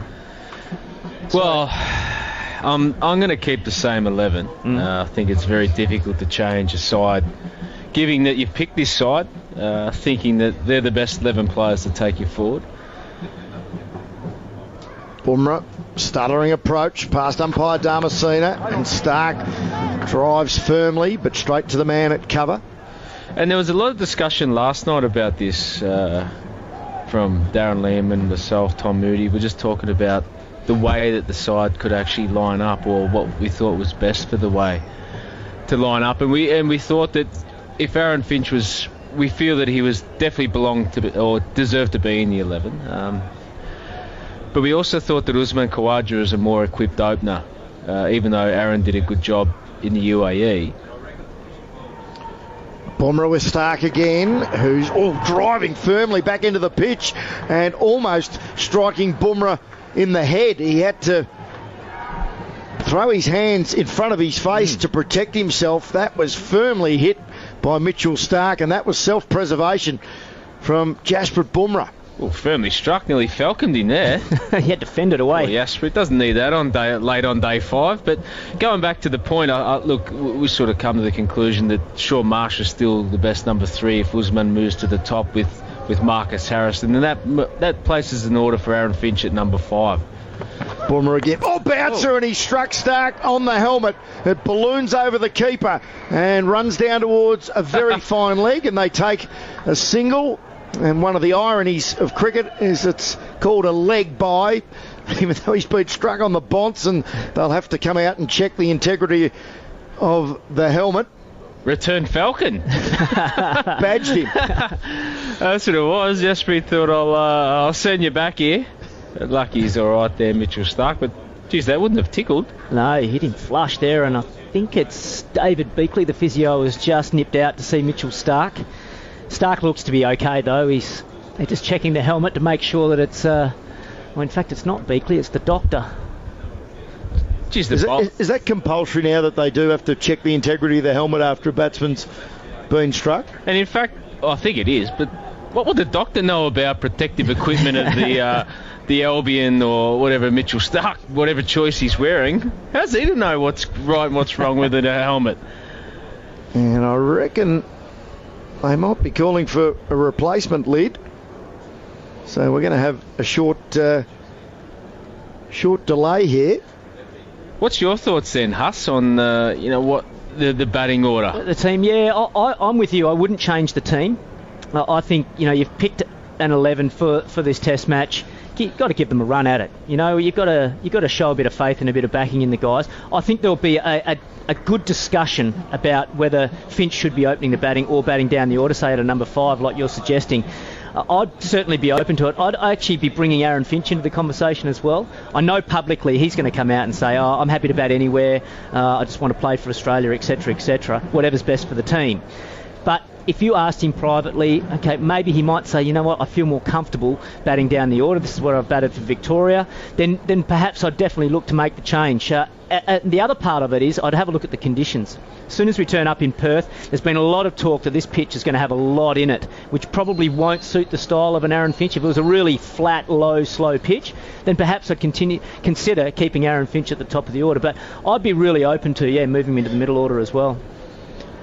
So there's clearly been some damage done to Mitchell Starc's helmet with the massive bodies out there. Just trying to see whether a replacement helmet has been brought out and whether it needs to be adjusted to fit snugly over his head. The other thing, Beaver, that they'll be going through with the doctor is that they'll be making sure that there's no concussion there. So, yes, they'll be checking the integrity of the helmet, but the second part is he'll be asked a range of questions. I don't know, what day is it, what's the score, can you count backwards from 10, etc., etc. And if he's any blurriness, any headache, or he can't answer those questions, then you'll find that he'll pretty much have to leave the ground. So the delay continues. Mitchell Starc's down on one knee. He doesn't seem distressed, but it's interesting as to what this conversation actually would be about. They're inspecting the helmet again. Just regarding the Australian squad, well, a squad of 14 was picked for the first 2 tests, and the 3 members who aren't playing in the 11 here from the 14 are the 2 Victorian fast bowlers in Peter Siddle and Chris Tremaine, and Mitch Marsh, who's made 21 and 11 playing for WA against Victoria at the MCG. So I wouldn't think 21 and 11 would force you into the starting lineup. Well, you wouldn't have thought so, but we have seen. Could have been a brilliant 21. You never know, Beaver. Could have been a classy 21. Well, for Mitch Marsh to be considered, it'll be for the bowling factor as well, and considering what sounds like this far out that the pitch is going to be pretty green. They might not need that extra seam bowling option. And, Travis Head's played well in the middle order. Obviously, his brother Sean's played well. I think Peter Hanscom, he hasn't really got going, but you can't just drop him after one opportunity. You've picked him for a reason because you think he can make a big score for Australia. You've got to show a bit of faith in him, I think. Well, this delay continues, and we've got a group now of 6 people looking at Mitchell Starc's helmet. There's 2 other helmets out there on the ground. We've got both umpires. We've got Mitchell Starc and Pat Cummins. And who it can't possibly take this long. Well, is it because he's got an oversized melon or what? No one in the dressing room can lend him one? I'm glad you said that, Hodgie, because that's what... It doesn't look like he's got a Hakeem Olajuwon of a head. Well, the umpires need to take a bit of control here and just say, OK, look, what's going on? Are you staying on? Are you going off? We've got to get on with the game here. Yeah, there doesn't seem to be any discussions surrounding concussion or the health of Mitchell Starc. It all seems around the headwear, and you just wonder whether he has some specific padding in his helmet and whether they're trying to... There seems to be a couple of loose items that they may be trying to change over and put in the new lid. Maybe he's quite spiritual about his own helmet, that thinks that that's the way forward. He got his 99 with that helmet and he needs to continue with that one. Well, looks like we're ready to go now, which is good. He's got the lid back on now. With all that commotion out there, it's hard to say whether it's the original one or whether it's the replacement one with a couple of adjustments. After all that, he's at the non-strikers end because they ran a leg by after he was badged and the ball ran down almost to the fine leg rope. So Pat Cummins on strike and Jasprit Bumrah back in action, and he's edging his Cummins, and that will race down to the third man rope for 4. Wide of second slip. He played it with soft enough hands that it ran most of the way along the carpet. It certainly wasn't a chance. And Australia moved to 7 for 193 and Cummins to 9. Well, I'd like to see the Spinalese replay on this one, but I wonder if the bounce of the ball before that hit Starc was still in Pat Cummins' mind, because he was just leaning back a little bit on that full delivery, didn't get a big stride forward, and it was a thick outside edge and lucky not to go to hand at second slip where Virat Kohli's standing. So first boundary for Pat Cummins. That was the 50th delivery he's faced to reach 9. 7 for 193. The Australian battle continues. Next delivery from Bumrah, and that was angled back in at off stump. A leave from Cummins, and that is the end of the over as well. So Squad Athletica scoreboard after an over that it's probably taken close to 10 minutes to complete. It is 7 for 193. What do you get the man that has everything? Surprising with the gift of something unique from Galantoro. From leather goods, clothing, grooming and portable copper beer kegs to timeless brass pieces, adventure gear and man toys. Galantoro has hand-selected the best products from around the world. Getting something different this year. Shop online now at galantoro.com.au and use the code 2GB to receive free express shipping before Christmas. galantoro.com.au. Gifts worthy of the gentleman he is. Ravi Ashwin to continue from this, the City or River Torrens end of the Adelaide Oval, bowling round the wicket to the left-hander Mitch Starc, who's forward, bat and pad close together and caressing it out into the covers to Virat Kohli. There's no run. And they've brought that deep point off the fence for Mitchell Starc. Tosses this one up more, and Starc slaps it down to the man at mid-off, who is a very deep mid-off. Not quite a long off, but certainly not a regulation mid-off, and they stroll a single 7 for 194. Yeah, just hedging the bets a little bit, aren't they, where the fielders that's neither in close enough to save the single or not back all the way on the fence. So I think they're expecting a big shot from Mitchell Starc when he's on strike, but held his nerves so far. Mitchell originally have a shot sooner or later after getting donged on the head by the quick. Yeah, you'd think they'd try and get as many as they can against the spinner because it's going to be tough against the pace. Ashwin over the wicket to Cummins, tosses that one up. Cummins isn't tempted, just leans on it defensively on the offside. I've been surprised that it hasn't really turned as much to the left-hander. There's just certainly turned to the right-hander out of the rough. Yeah, Ashwin again, that spins back into the body of Cummins. Sorry, Beaver. It just looks like the middle of the strip is just held together perfect, and it's only those foot marks on either side of the middle of the strip. And that's generally how a drop-in works, actually. The middle does stick together.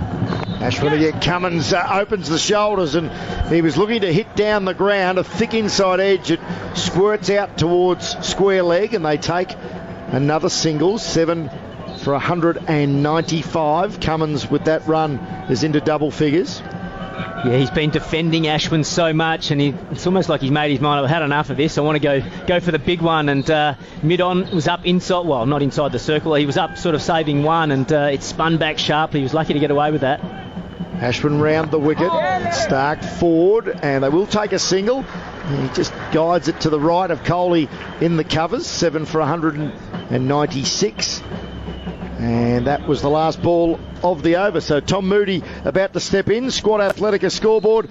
Australia 7 for 196. Thousands of homeless and needy Sydneysiders face a bleak Christmas through no fault of their own. They'll spend Christmas hungry and alone. But it doesn't need to be like that. I'm Reverend Bill Cruz, and with your help, me and my team at the Exodus Foundation will be the family that they're missing. We'll serve them Christmas lunch with all the trimmings. Please make Christmas happen for the homeless.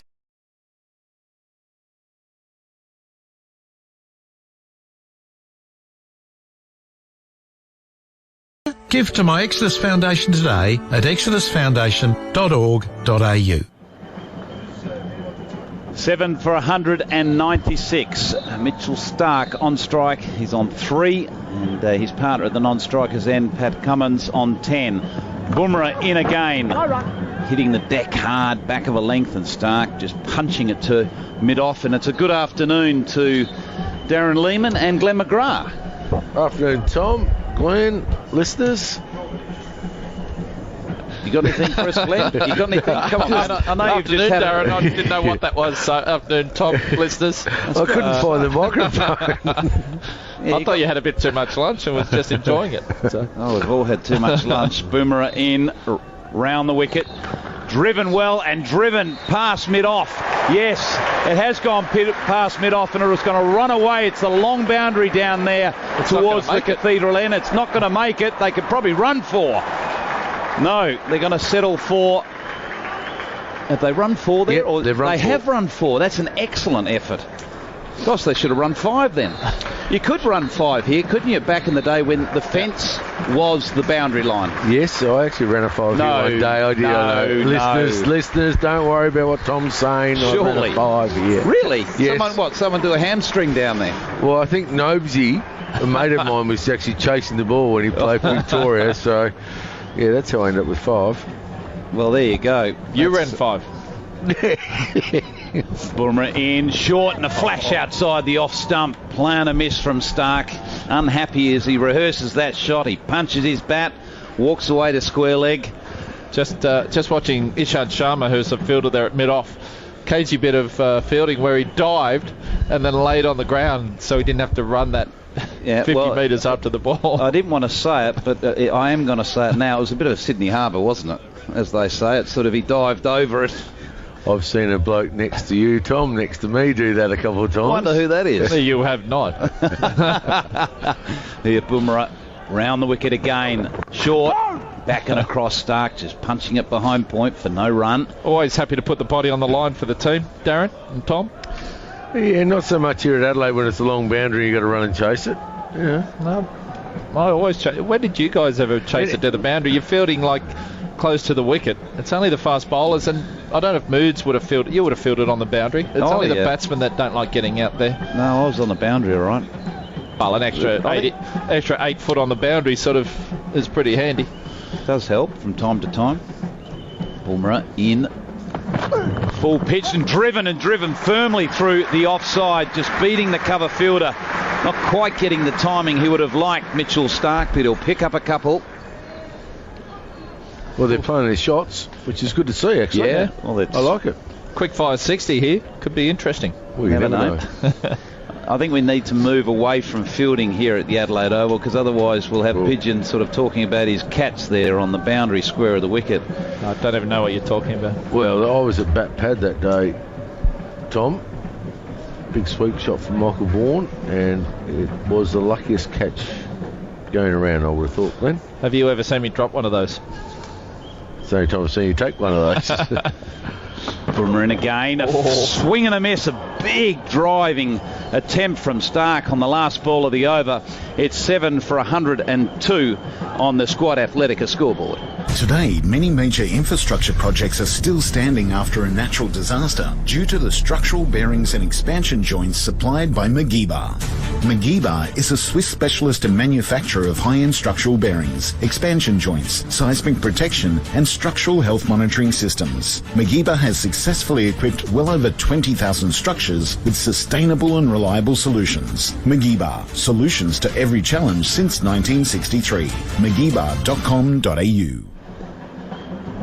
So Australia requiring another 120 runs, 21 runs I should say, as Ashwin continues from the city end to Pat Cummins. So is that impossible, lads? 121?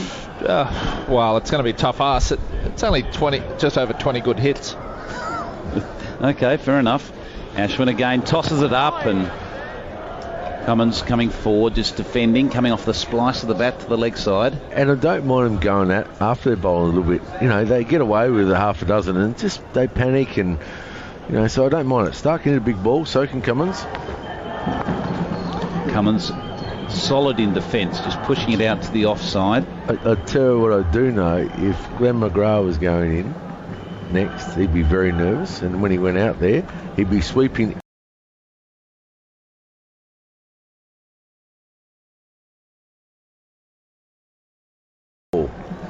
from every ball. Were you a nervous starter with the bat in hand? No, as soon as you walk on the field. Ashwin short, Cummins just working to leg, no run. But it's funny, I was, you know, as soon as you walk on the field, no matter what the situation of the game, I was never nervous. But you were nervous waiting? A little bit, not too bad. Ashwin in, wide of off stump. Cummins looking to drive that, just coming off the inside edge, back to the bowler. There's only 2 times in my career I can remember being nervous. Once when Klusner was smoking him in the World Cup semi-final at Edgbaston. Yeah, we're all nervous then. And the other one was Shane Warne, batting with Warney when he was in the 90s. I thought if I get out on him here, he's never going to talk to me again. End of the Ashwin over. It is 7 for 102 on the Squad Athletica scoreboard. What do you get the man that has everything? Surprising with the gift of something unique from Galantoro. From leather goods, clothing, grooming and portable copper beer kegs to timeless brass pieces, adventure gear and man toys. Galantoro has hand-selected the best products from around the world. Get him something different this year. Shop online now at galantoro.com.au and use the code 2GB to receive free express shipping before Christmas. galantoro.com.au. Gifts worthy of the gentleman he is.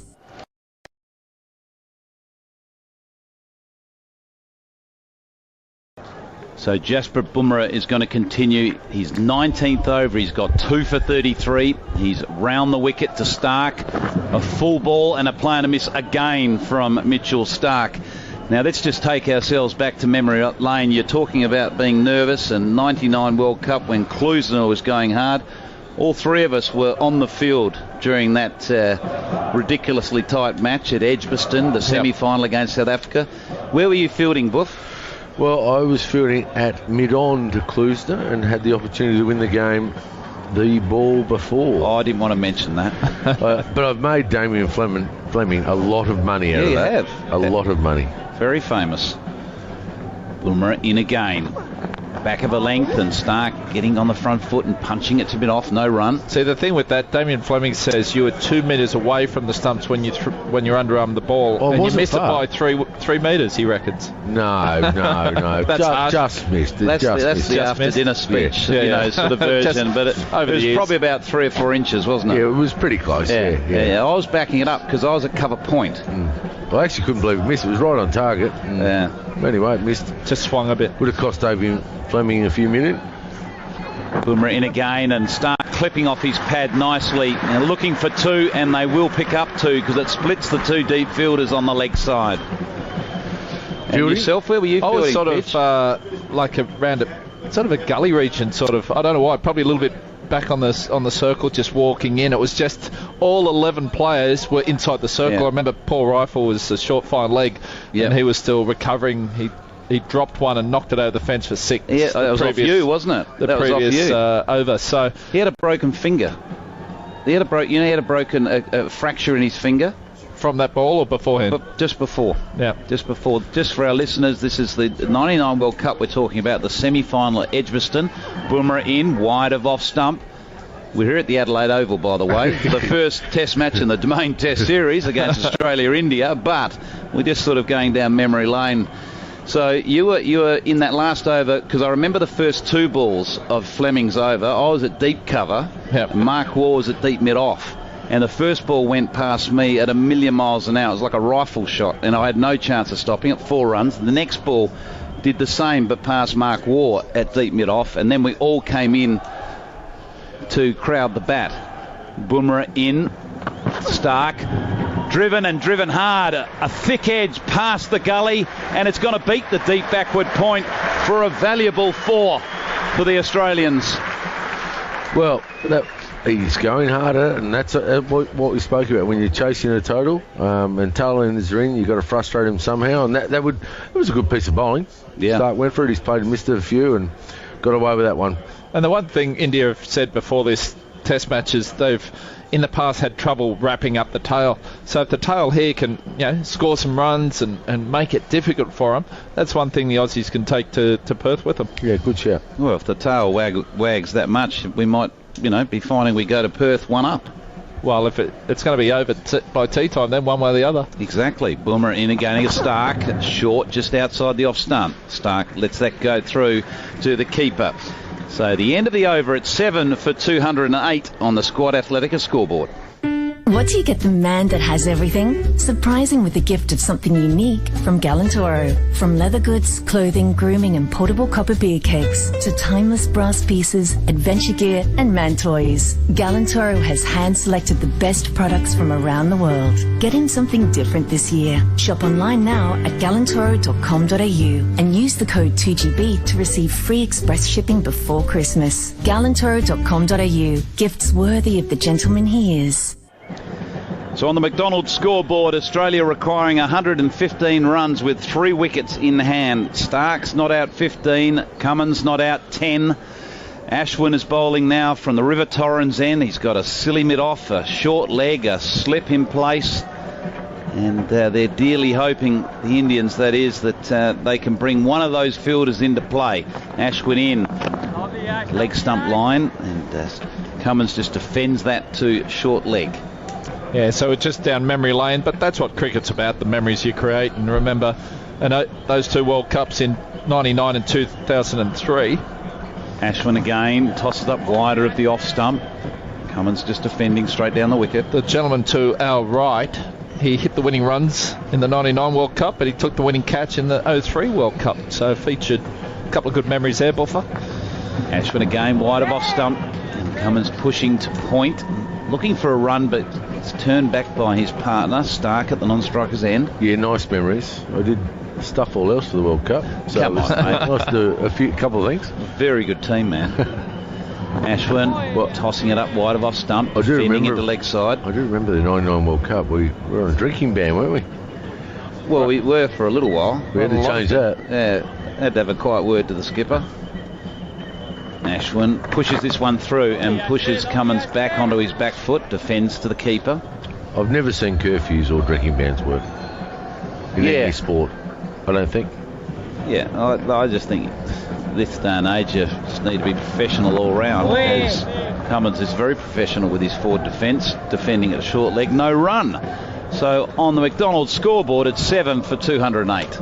Harvey Norman's massive factory outlet is open 7 days. It's the only one in Sydney, and it's at Mascot. Full of manufacturers' seconds, ex-display stock, scratch and dent, factory refurbished units, and end-of-line run-out models. It's all cheap, and priced to clear. Fridges, washers, TVs, computers, furniture, bedding and flooring, and lots more. Harvey Norman's factory outlet, Gardners Road, Mascot.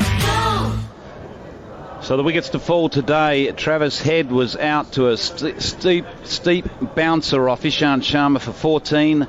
Sean Marsh out for 60. He was caught behind a very good ball from around the wicket from Bumrah that just went away ever so slightly from the left-hander. And then Tim Payne, soon after the lunch break, was out looking to pull Bumrah away to the leg side and getting a top edge, and Rishabh Pant coming around and taking yet another catch.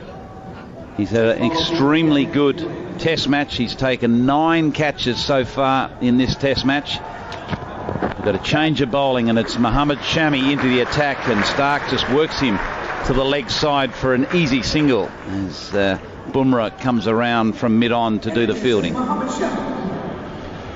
The bowling, Ishant Sharma has bowled 16 overs. He's got 1 for 35. Bumrah has bowled 19 overs, 2 for 39. Ashwin, believe it or not, 39 overs, 2 for 76. And Mohammad Shami is into his 15th over, 2 for 41. And Murali Vijay, the part-time offie, has bowled 4 overs, no wicket for 11. So Mohammad Shami lining up from the Cathedral end, making his way in now to Pat Cummins. Back of a length. Cummins gets back and across, covers that off stump and punches it out to the offside. So the 4 main bowlers in each team have taken all the wickets apart from that run out in the first innings by Pat Cummins. The bowler's doing the job. Yeah, well, if there's 5, maybe 5 bowlers might have taken the wickets. The part-timers in both haven't even looked like taking a wicket. Yeah, no, well, Travis Head bowled a couple of overs of off-spin for Australia and didn't look threatening, and pretty much the same as Murali Vijay. So when you take four bowlers into without an all-rounder, then you could probably argue Ravi Ashwin does pretty handy with it. Is pretty handy with the bat. Edged away from Cummins from third slip, or through third slip for a boundary. So a little good fortune here following the Australians as they're playing more of an aggressive style of cricket. Yeah, just on the Spinalese replay there, a good piece of bowling from Shami again. He runs in hard all day. He's got the length right, and Paddy Cummins not dying and wondering. I mean, he went that quite hard. Bit of luck. They're going to need a bit of luck for the next hour or so. Yeah, went at it hard, just opened the face and ran it down through vacant sort of third slip. So, well played. Well, Kohli is following the field here because now Gully has moved into that third slip position. And a bouncer from Mohammad Shami, and Cummins getting out of the way of that quite comfortably. Just to pick up on the point you made, both teams went in with 4 specialist bowlers.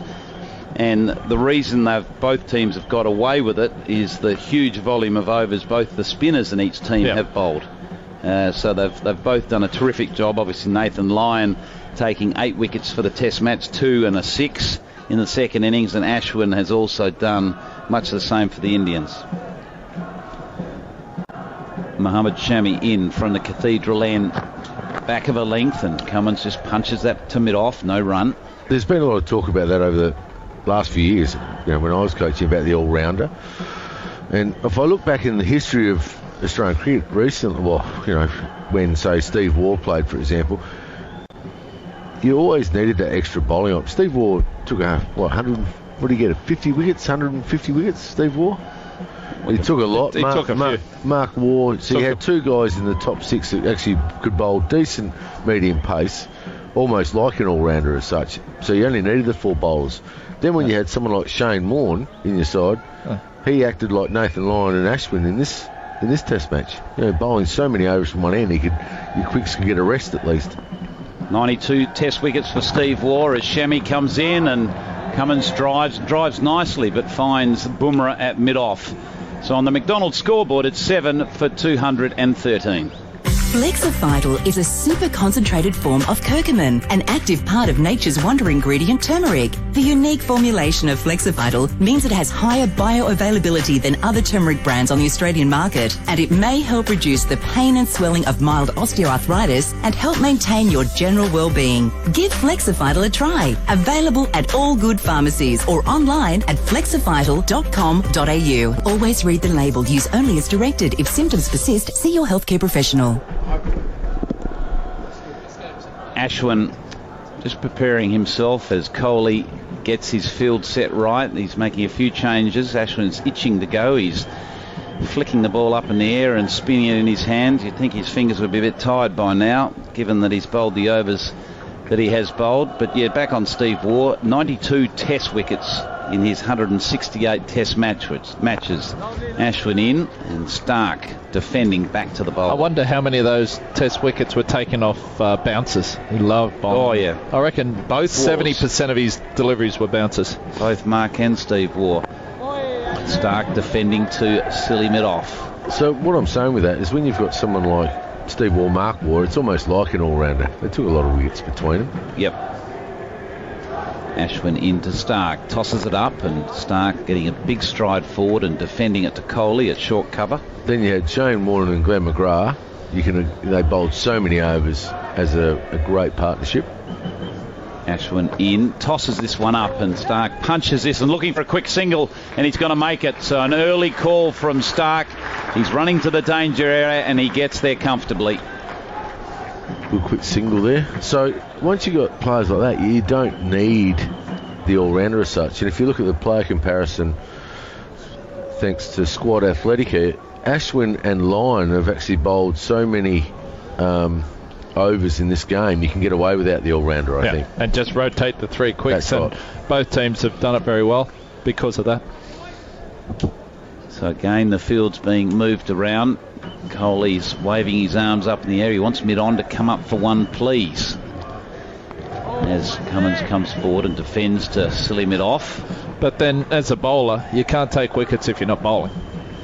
Very true. And so I was more than happy to bowl as many overs as I could. As you had to, yeah. No, not had to, as I could. Ashwin in, and Cummins just pushes forward, a little inside edge to short leg, no run. So it's the end of the Ashwin over. It's 7 for 214 on the McDonald scoreboard.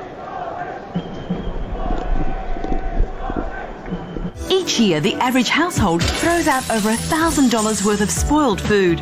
But now you can keep fruit and veggies fresher for longer with a small piece of paper.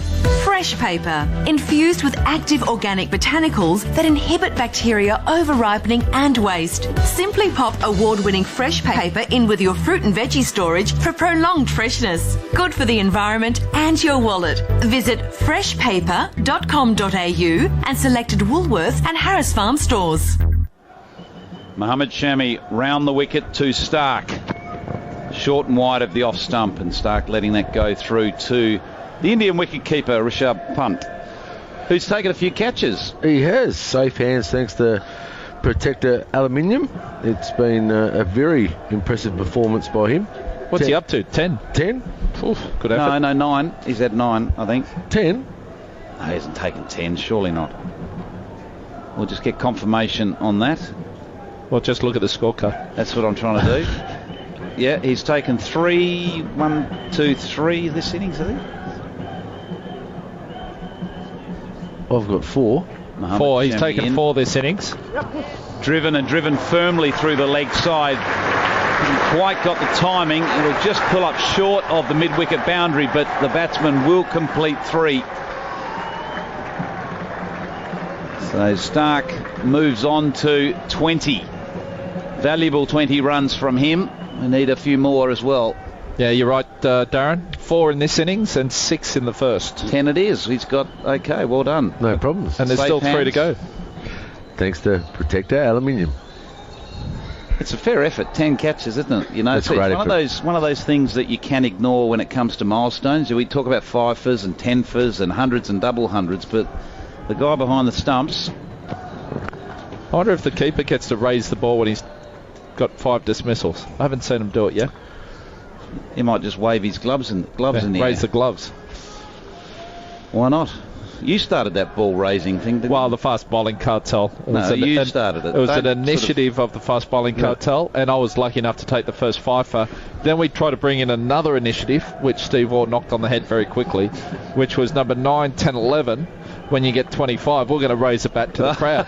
And he wasn't very impressed with that one. Didn't think that was a good idea. Shami in again. Just wide of off stump. Cummins letting it go through to the Indian wicket-keeper. I mean, raising the ball, I love it when the fast bowlers, I love it when any Australian player does it. the acknowledgement, but when Dizzy and Pidge used to do it, they love it. It was their moment with the wand. Got to make the most of it. You batsmen get bloody recognition for everything, don't you? 50, 100, walking on, walking off, raising the bat the whole time. So, but the thing I like, mate, it's set a tradition now. All bowlers, when they take 5, they raise a ball. So it's a nice little thing. Shammy in, and Cummins just working that to leg for an easy single out to deep forward square, where the man is back on the hook, which is a surprise. That one of the things that has surprised me has been the defensive approach that Kohli's had in the field. Had the men back, sort of protecting the boundaries, worried about losing the game instead of worrying about winning the game. Well, he's probably taking a leaf out of a bit of the English mentality. Michael Vaughan like that. You know, that, especially in England with the small grounds and quick outfields, but it's big ground, and they've probably missed a couple of opportunities. But having said that, they were still well on top of the game. Shammy in, a short ball, and well played from Mitchell Stark. He just sways out of the way of that, and it lets it go harmlessly through to the keeper. On the McDonald's scoreboard, it's 7 for 218. Thousands of homeless and needy Sydneysiders face a bleak Christmas through no fault of their own. They'll spend Christmas hungry and alone. But it doesn't need to be like that. I'm Reverend Bill Cruz, and with your help, me and my team at the Exodus Foundation will be the family that they're missing. We'll serve them Christmas lunch with all the trimmings. Please make Christmas happen for the homeless this year. Give to my Exodus Foundation today at exodusfoundation.org.au. Well, we were talking about bowlers raising the ball when they took a fifer. Glenn, you took 29 fifers. So you had your fair share of raising the kookaburra. Well, it only started in 2001. Ashwin in, and that's short, and Cummins just gets back in defence and blocks that to short mid-wicket. So half my career, I didn't raise the ball. The second half, I got to raise the ball. Okay. So was the fifer better when you raised it or not? Ashwin in, again defending off the back foot. No, it wasn't better. You still want to do well for the team, but it's nice to get a little bit of acknowledgement. Yeah. And the first time we did it was quite funny. It was at Lord's 2001. Ashwin in over the wicket, and Pat Cummins defends, and there's a stifled appeal from around the bat, but there was a little bit of bat, pad, everything in that. He worded everyone up too. If I get fifer, get out on the balcony and give me a clap. You know? I didn't. No, come Darren, on. That is incorrect. No, come on. Ashwin in again, just pushes it forward, defends it. What actually happened was I was lucky enough to get fifer. I asked for the ball off the umpire. I raised it. All my fast bowling teammates are clapping. Batsmen are walking around going, what's happening? Ashwin in, a quicker ball that is easily negotiated from Cummins. Just works that to Kohli at short mid-wicket. So as per usual out in the field, the batsman had no idea. In all seriousness, I think it's a great idea, great initiative that you came up with, Ashwin. Oh, a big swing by Cummins, and it's going to hit. It's just come out of the foot mark, and it's just ballooned, I think, to slip and gone harmlessly. So Cummins survives the big shot through the offside. It's the end of the over. It's 7 for 218 on the McDonald's scoreboard.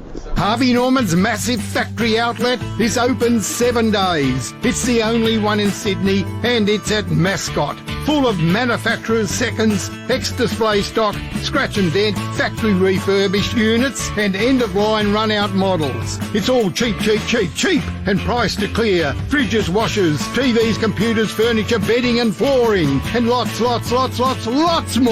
Harvey Norman's factory outlet, Gardeners Road, Mascot.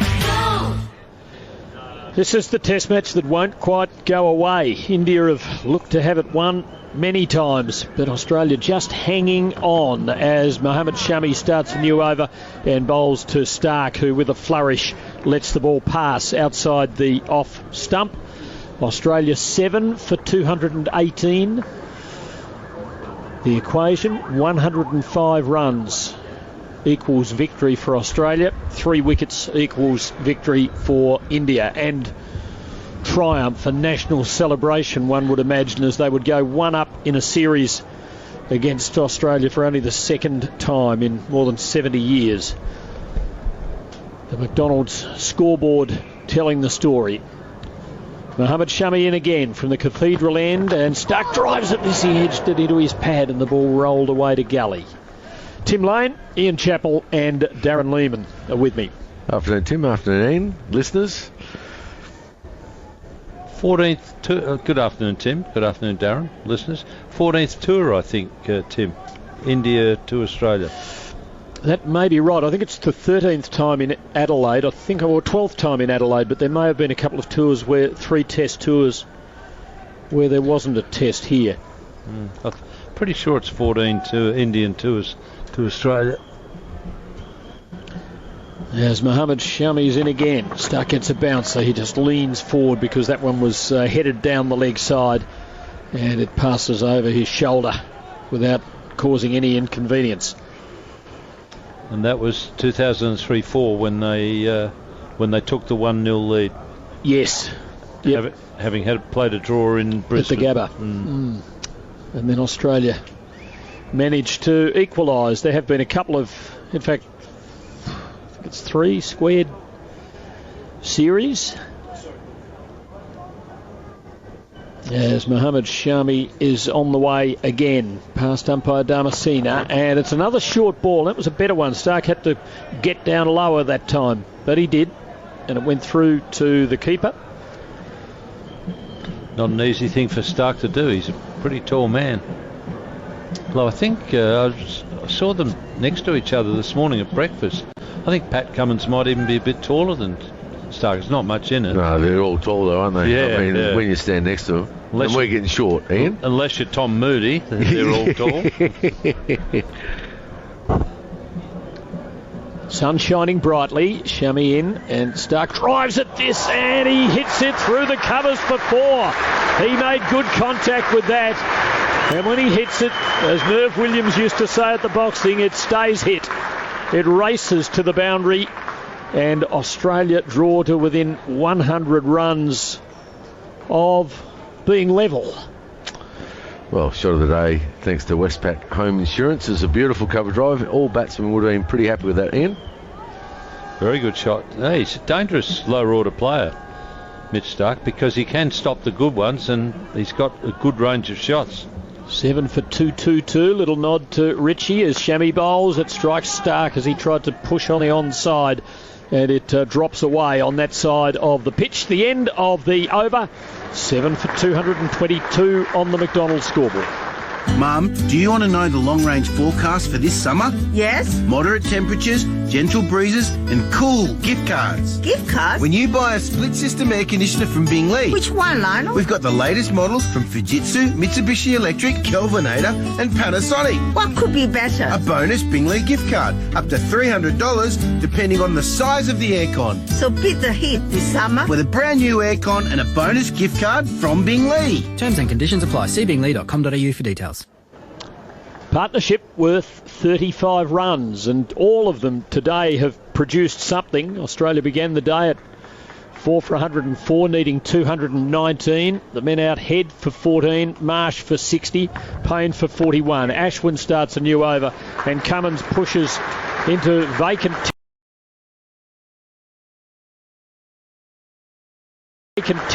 territory out in the covers for an easy single.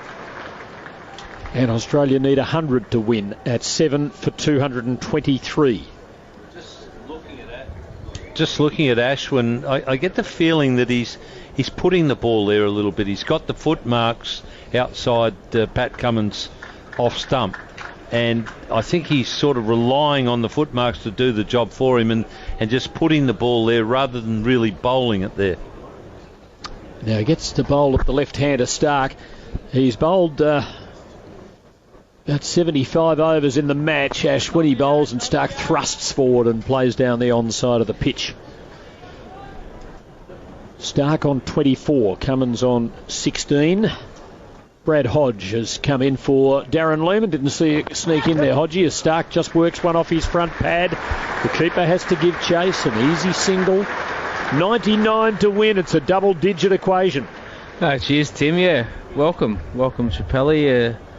Good afternoon, everyone. It's now we're into the business end, under 100. I think there'll be a few nervous people on both sides of the camp, but these two quicks can keep chipping away.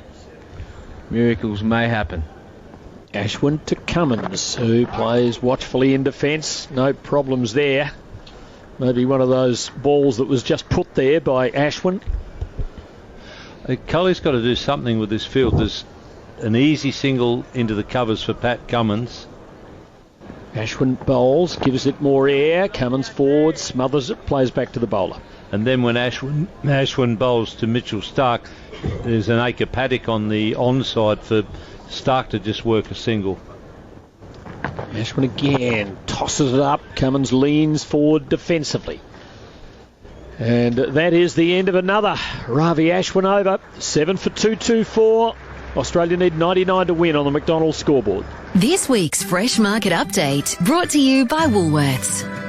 G'day, Paul Turner here, Head of Produce for Woolworths. Well, it's time for Christmas cherries. So I'm in northeast Victoria with Graham from Wandon Valley Farms, one of our cherry growers, to see what's happening. Graham, you've had excellent growing conditions, which has resulted in good-sized fruit. Yes, the harvest has been great, so there's plenty around for the Christmas table. Thanks, Graham. That's this week's Woolworths Fresh Market Update. Drinks break occurring at the Adelaide Oval. 7 for 224 is the score. Brad Hodge and Ian Chappell are here. Any chance, Australia? A little miracle at the Adelaide Oval. Well, if you're playing in the game, there's always a chance, Tim. And, I mean, the lower order players, particularly the two who are at the crease now, would worry India because they both are capable of hitting 18, 20 off and over. Stark's done it a few times. I've seen Patrick Cummins do it in the shorter forms of the game, particularly T20. And, if they get it down a little further and one of them just suddenly decides, okay, I'm going to let loose, and it comes off, and then suddenly you're down to 60 to get, 50 to get, and then there'll be a rather nervous time in the Indian camp. Well, right now there's no nerves in the Australian camp either, because you're probably thinking, well, with Stark and Cummins going along with still 100 to get, you're probably thinking realistically they're not going to get there. But if they can put on another 50, and that's when the dressing room starts a little bit nervous, then the two players start to think about the result instead of just batting. That's when it becomes intriguing. Yeah, that is the other side of the equation, that once you start to think about winning as the batting side, that can change the way you play and things can go wrong. So, but we've had a few some quite historic games here at the Adelaide Oval. I mean, I go back to not quite my childhood, but the Slasher Mackay Lindsay Klein draw. Hour and three quarters, or 110 minutes, I think. 110 minutes they batted for to draw the game. Then you had the one when Alan Border was captain of Australia and West Indies won by 3 runs. We had the one in 68-69 against the West Indies. It's funny, I picked 3 and they're all involved the West Indies. We looked like we were skating to victory. 3 for 304, chasing about 360 odd. Going to do it with ease. 4 run-outs, and I think Alan Connolly had to play about 15 balls with the second new ball. That was a draw with 1 wicket in hand. So there's been a few tense last days here in Adelaide. And good afternoon to Paul Sheehan, if you're listening, Timbers. He was involved in some of those run-outs, I think. Only 3 of them. Ian Redpath was man-catted. Now, you said he was unlucky the other day, Hodgie. He was not unlucky, mate, and I'll tell you why. Because he wandered off out of his crease. But in the next test in Sydney, Wes Hall was... it was Charlie Griffiths man-catted him here. Wes Hall let him off the hook. He was off down there again. Right. And Rod Marsh tells me that Western Australia man-catted him as well. Play to resume, and Stark faces Mohammed Shami, and he takes an almighty swing, drags it off a thick inside edge to mid-wicket. 3/4 of the way to the boundary, and they're able to come back for a second run. So it's 7 for 226. The Domain Test Series, Australia versus India. Final day at the Adelaide Oval, and still the dealing's not all done. It looked to be, but Australia are hanging on, and this partnership now is worth 39 runs between Stark and Cummins. Stark is a dangerous player. He's made 27, and he can bat. When his eye is in, he can hit, as they say these days, a very long ball. Shammy bowls over the wicket to the left-hander. He ducks comfortably and the ball sails overhead. Yeah, apparently Rodney only told me this the other day that West Australia man-counted Redder, and Rodney said the rest of the team were absolutely cranky that John Inverarity was the captain and called him back. So he wasn't unlucky, mate. Well, I don't know. What's he actually doing, sneaking out of his crease, trying to face Wes Hall at the other end anyway? I'd be camped up the non-striker for sure. You know Redder, mate. He was off catching a trout somewhere in one of the rivers. Shammy to Stark, who easily takes this off his front pad out through square leg. Boundary protected there, and there's just the one run. 7 for 227. It looks like he's regained a bit of batting confidence, Mitchell Stark. I think the South Africans, in particular Rabada, really got after him, and I think the confidence was at a low ebb there for a while, but he looks like he's got it back a bit. Yeah, it's not been his best year with the bat, 2018, but this is the sort of Mitchell Stark of which we can, or been seen in the past, where a damaging cricketer. 99 in a test match. Yeah, I mean, when he's up and going, he hits a long ball as well. Cummins on strike. Shammy in and bowls, and Cummins lets it go outside the off stump.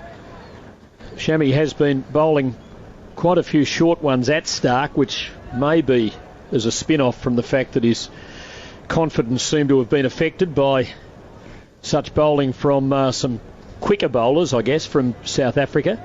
But he's handled them well and hasn't looked at all. He hasn't taken a backward step, and he's looked in control against the rising ball. Pat Cummins has been quite restrained, actually, in this dig. His defence has been pretty solid after a rocky start. Shammy is with him again, and Cummins defends, and the batsmen are playing with a sense of commitment to the cause of winning the match, as though they still have some faith that it can be done, and their belief might be growing because the partnership is now worth 40. And as Brad says, another 40 or 50 would make it interesting. Of course, some famous chases. The Kasparovich, Brett Lee at the end, wasn't it, at Edgbaston in 2005, where Australia fell just short. Shammy in again, bowls to Cummins, who tucks him away through square leg for a single. Another one at the Adelaide Oval was the Mark Waugh hit wicket against South Africa. I think that was a 9-down job as well, was it? Or maybe not quite 9 down. Yes, need to check that. End of the over, 7 for 228 on the McDonald's scoreboard. Realised the cricket. Everyone else on the station's getting the day off. 5 days off. What were we thinking when we agreed to breakfast radio? We had to take a later shift. What were we thinking? Everyone else is off and we're on. Well, how can we fix it? Cricket need to introduce, not day-nighters, dawn-dayers. Breakfast with Mark Levy and Mark Riddell on Macquarie Sports Radio. Now we're going to see another over from Ashwin. 7 for 228. Macquarie Sports Radio at the Adelaide Oval, the final day of this first test in the Domain Series for the Border Gavaskar Trophy, as Ashwin bowls and Cummins stretches forward with a broad bat and plays out on the offside. There's no run. This is a crazy field placing. He's now taken the point fielder and put him back on the boundary. So you've got a first slip and a mid-off and nothing in between on the offside to stop a single. Ashwin again, and Cummins is forward pushing to the pair of short legs. Is he wanting him to drive and perhaps just push too hard against the spin? Well, I think what he's doing, he's virtually telling Pat Cummins what's coming pretty well every ball. Ashwin again, Cummins leans forward, just drops it on the pitch. The only thing I can think of is he wants him to angle the blade out or open the face, but realistically it should be an easy single. Yeah, I mean, he should be trying to encourage the cover drive. He doesn't look like scoring a run on the offside to him, so it's a strange one.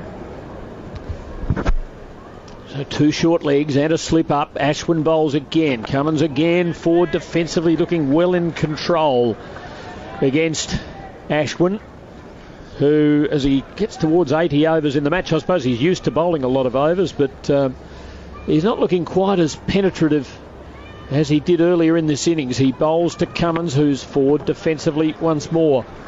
And the Australians continue to hold firm. 7 for 228 on the McDonald's scoreboard. Have you been exposed to asbestos or silica dust? The Asbestos Diseases Foundation is a not-for-profit organisation working to provide support to people living with asbestos-related diseases. For more information, call 1-800-006-196 or go to adfa.org.au. The Australian Government is powering forward to reduce energy costs by enforcing fairer rules and making energy prices more affordable. To find out how you can save, search Powering Forward, authorised by the Australian Government, Canberra. This gripping test match coming to you on Macquarie Sports Radio. You can pick us up online at sportsradio.com.au or via the Macquarie Sports Radio app, and we hope you're enjoying it as much as we are. Mohammad Shami starts another over, round the wicket to Stark, who takes him on the rise, punches into the covers, not through, and there is no run. 7 for 228. Australia now within double digits of victory. 95 more runs needed. It's still a long way away, but these two are going along well. It looked over when Marsh was out. It looked over when Payne was out. In fact, it looked a formality when Payne was out very shortly after lunch, and he must be cursing himself now for hooking at the first ball Bumrah bowled to him. After the interval, Shami in, Stark leaves the ball well wide of the off stump. These two are crucial for another reason, that they can score fairly quickly and get the deficit down.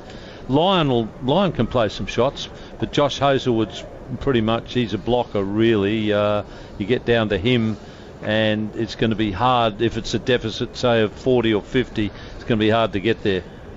Well, Nathan was fairly aggressive in the first innings actually, which was... Yeah, he's usually quite defensive, but I thought he'd chance his arm on this one. He played a few good hook shots. He actually hooked a 6 from memory. Yeah, yes, he did.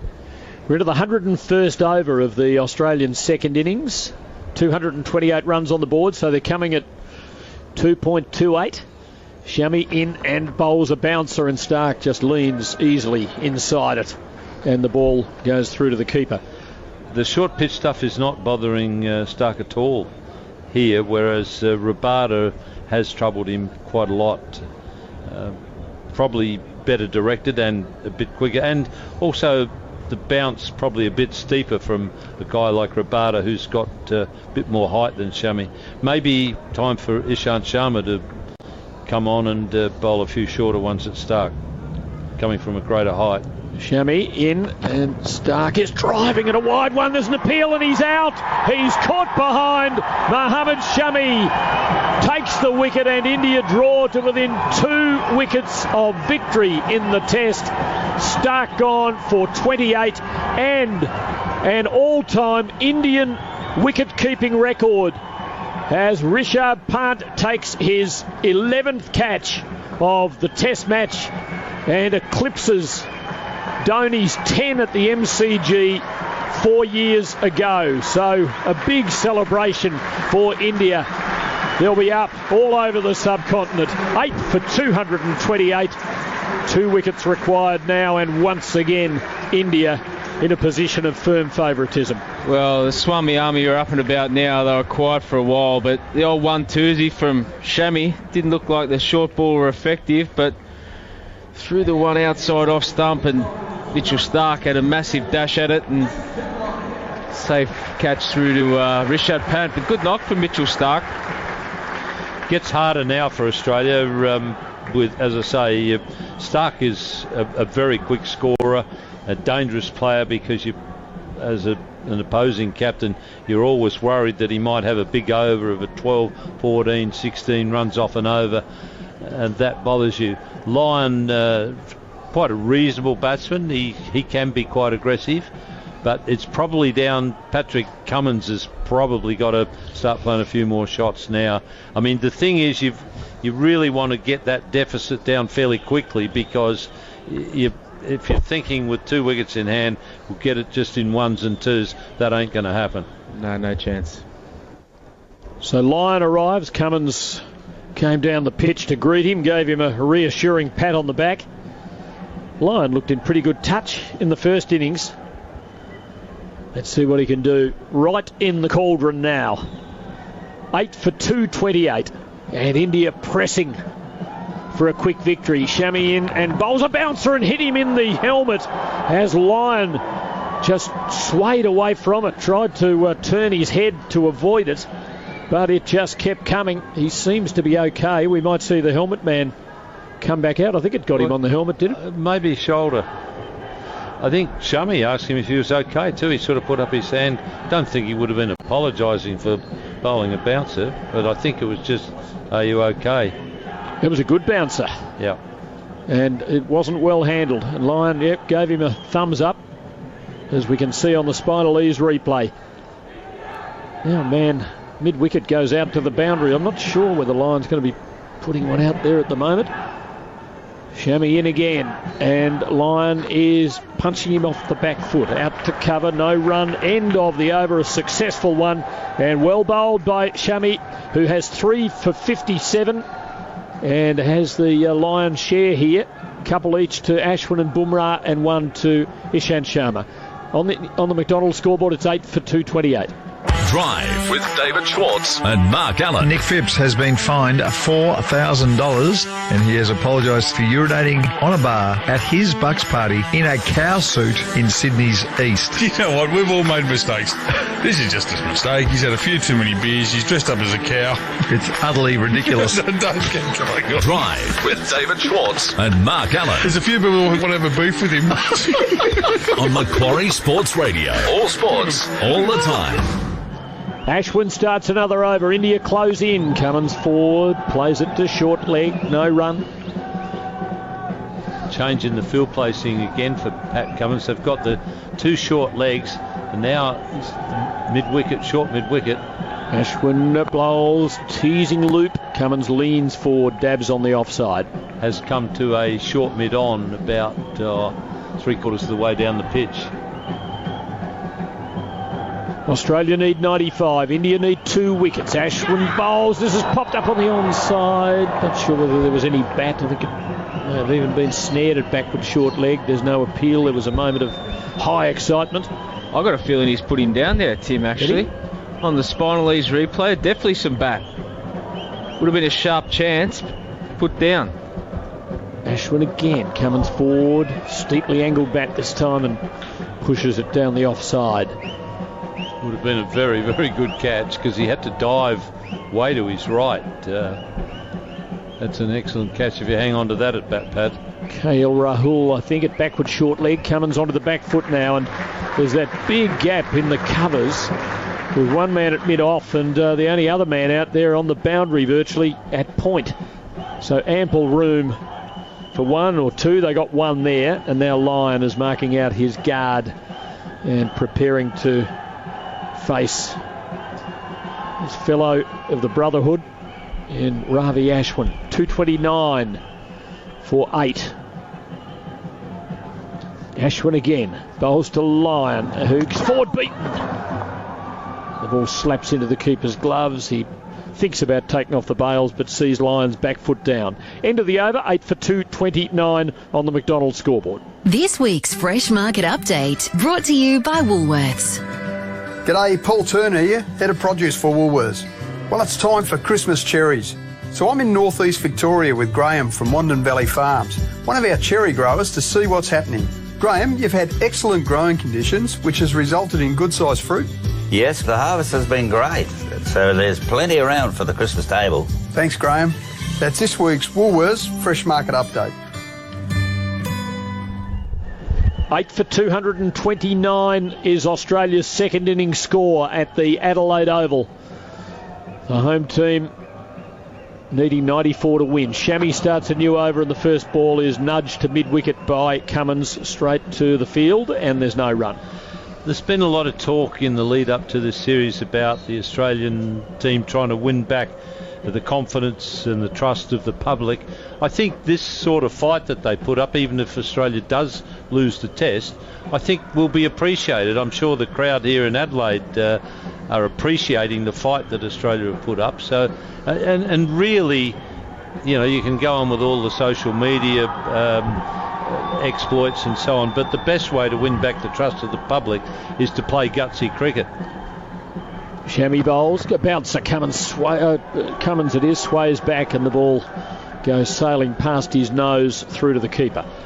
I've usually found in Australia in sport, if you give everything you've got and the crowd and the followers, they see that you're trying to win and you've given everything you've got, and okay, if the opposition was just a bit too good, well, too bad, but they appreciate the fight. Yeah, they're comfortable with that, aren't they? Yeah. And a good crowd here on Monday would respect that for sure, that Australia haven't capitulated in the first hour of play. We're still here deep into the second session. Shammy in it, sort of flat-footed run, bowls to Cummins, who just opens the face and runs it behind point for a single. 8 for 230. I read with some amusement in the Australian today, because of the issue he raised, Peter Lawler analysing why Aaron Finch might have done as he did, or not done as he didn't, and have the circumstances of his dismissal reviewed, because it looks as though he would have got away with it and he didn't send it upstairs. And he asked the question, was this Australia's new elite honesty? Be interested in your thoughts as to what might have been going on in Finch's head in not taking it upstairs, but we'll just hold fire on that. Shammy's on the way again. He's bowling to Lyon, who hits it in the air back past the bowler for runs. It wasn't far out of reach. They've taken one. They come for two. And there'll be a comfortable third there. Lyon comes striding back to the non-striker's end. The ball going most of the way to the side screen boundary at the northern end of the ground. It's 8 for 233. He's quite a confident tail ender, Nathan Lyon. I mean, he's taken a dong on the body somewhere from the bouncer, but he played that shot, even though it went in the air. It was a very confident looking shot. Dead straight, almost hit the stumps at the other end, and Shammy in his follow through coming off the pitch wasn't able to reverse direction and get a hand too close to it. Cummins on strike. Shammy bowls. Cummins drives at a wide one, and he puts it through the covers. A magnificent shot to the boundary for four. A shot of the day for Westpac Home Insurance. Australia not done yet. 8 for 237. Well, it just goes to show how good a surface this is, or how good a technique Patrick Cummins has got. It's an outstanding shot through the covers off a bustling pacer in Mohamed Shami, who's tested him out with the short ball, and Lyon equal to the task on this occasion, on the up, driven beautifully. Yeah, there's no demons in this pitch. Australia 237 for 8, going past their first innings score. Shami bowls, and Cummins let it go, not too far from the off stump. Keeper fumbled that one as it came through a little low, and that is the end of the over. McDonald's scoreboard, 8 for 237. Australia need 86. India need 2 wickets. Today, many major infrastructure projects are still standing after a natural disaster due to the structural bearings and expansion joints supplied by Magiba. Magiba is a Swiss specialist and manufacturer of high-end structural bearings, expansion joints, seismic protection and structural health monitoring systems. Magiba has successfully equipped well over 20,000 structures with sustainable and reliable solutions. Magiba, solutions to every challenge since 1963. Magiba.com.au. 8 for 237. Australia, it's just gone 2:30 local time here in Adelaide. A warm Monday afternoon. And the Australians continue to fight and scratch away in the middle, while India just 2 wickets away from victory in the opening test match. Bruce Eva with you for the next half an hour, joined by John Embry and Darren Lehman. Macquarie Sports Radio's Summer of Cricket. Ravi Ashwin begins a new over from wide on the crease. Lyon sweeping, and He struck on the upper arm as he played underneath it. Embers and Buff, good afternoon to you both. Good afternoon, Beaver. And Darren. John. Game on. You're excited, are you? I am. It's been a good test match, been a very good test match, in fact, as another run comes here with Nathan Lyon just caressing it out into the covers where there's a big gap between backward point and mid-off, and it's 8 for 238. And I am, because it's nip and tuck all the way, and the low-scoring test matches, to me, produce excellent cricket. Cummins waits for Ashwin. He tosses it up, and Cummins just leans on it defensively, dead bats it back down the pitch. Of course, with 8 wickets down, they could all finish so quickly, but I've been impressed with the way the lower order have played. Stark, Cummins, Payne. Ashwin again. Cummins, full face of the bat, defends on the offside again. And Nathan Lyon's drive down the field on the up off Shamley in the previous over was as good a shot as I've seen in this test match.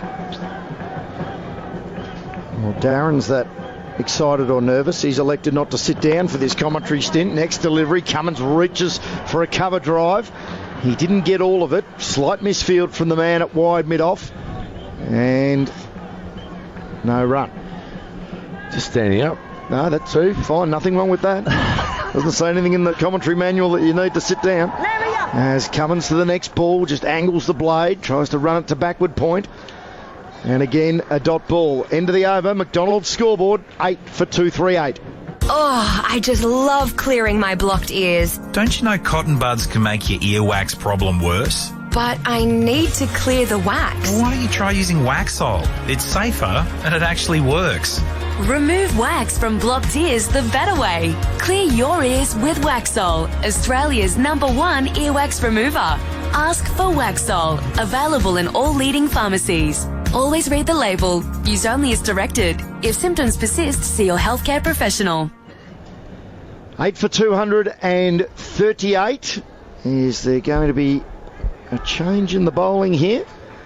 Will it be Mohammad Shami to continue? No, Jasprit Bumrah is coming into the attack. So we'll go through Mohammad Shami's spell. 6 overs, 1 maiden, 1 for 25. Bumrah back into the attack from the Cathedral end. And he's bowling to Nathan Lyon and goes right through him.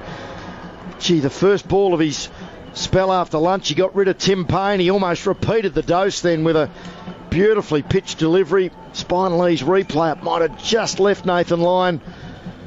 And it would have beaten better batsmen than the Australian off-spinner. It was an excellent ball from Jasprit Bumrah.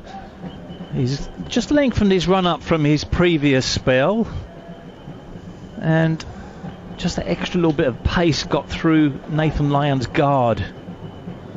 He's got excellent figures as well. 19.1 overs, 8 maidens, 2 for 39, Bumrah. He's with Nathan Lyon again, who's opening the face, and he's running it down towards third man. It mightn't reach the rope. They've taken 1 back for 2, and it will be a comfortable third on the throw. Lyon moves to 7, and it's 8 for 241, and Australia within 82 of victory. Yeah, it's been great, isn't it? I mean, the thing for me, you're right, John, low-scoring test matches are normally the most exciting, and this one's no different. And it just gets to me, 2 wickets, India well on top. It could be over bang bang really quickly, as we've said, but it gets down to Australia looking back at this and going, we just needed a few extra partnerships. I mean, they've had, on the Specsavers scoreboard, they've had a 28, a 16, 16, 24, 31, 41, 31 and 41. And this one's 13. I mean, they've all got starts, the partnerships. They just needed someone to go on. Cummins on strike, 2 slips in place. Bumrah over the wicket, and he's striking Cummins on the leg. It was high up around the hip area, bobbled away towards backward point, and Nathan Lyon called him through for, well, there must have been a little bit of bat on that. No signal from umpire Damascena, so Cummins to 24, 8 for 242. And if the Stark partnership got to T, for example, which is in 33 minutes, the ground would have filled up.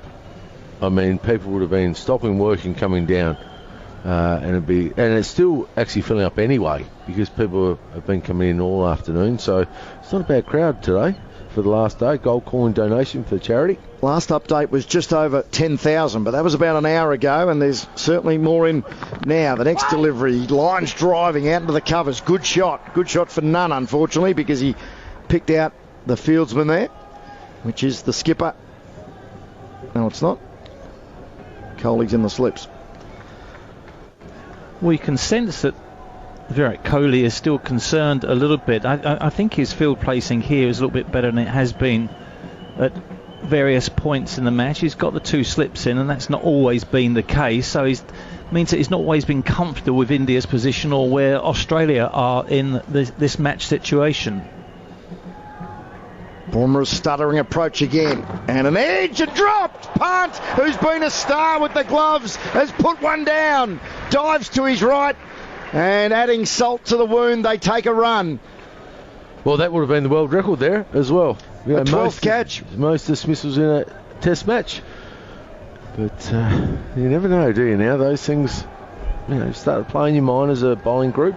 It's a long way to go, obviously, but Lyon hits a couple of boundaries and gets the total down. You just never know. 8 for 243. So Lyon given a life on 7.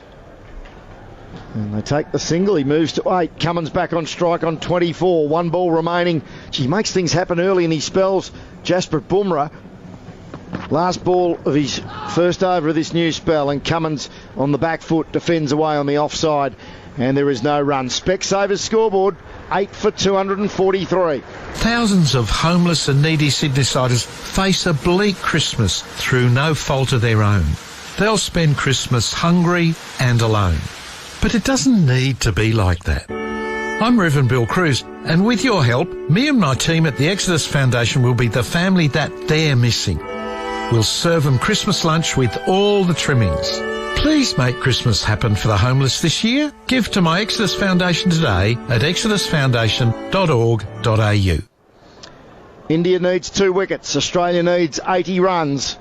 This first test match, the Domain Test Series, we're in the middle session, deep in the middle session on day 5. First ball of a new Ashwin over, and again an unsuccessful sweep attempt by Nathan Lyon. Down on one knee, replays the shot, as once again he struck high up on the arm, and the ball rolls away towards first slip.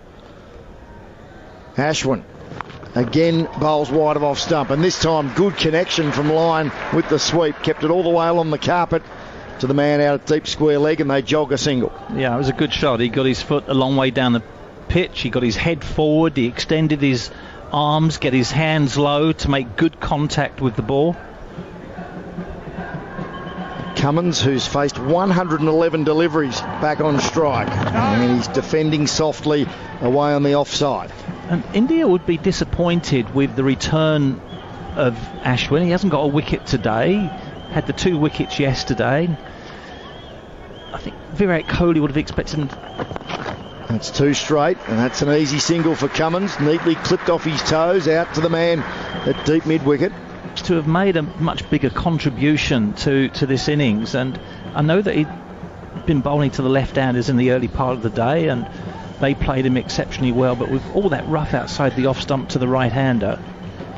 Ashwin in again, that's down leg side, a sweep from Lyon. There's runs here. They take the first quickly, will come back for the second.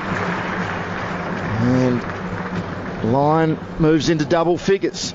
And I just don't feel that in Australian conditions he's as dangerous a bowler as Nathan Lyon is, who bowls slower, gets his finger over the top.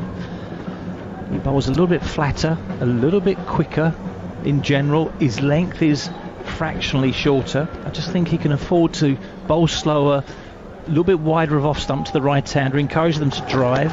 Changes to round the wicket, last ball of his over, and it was the arm ball, and Lyon played down the wrong line.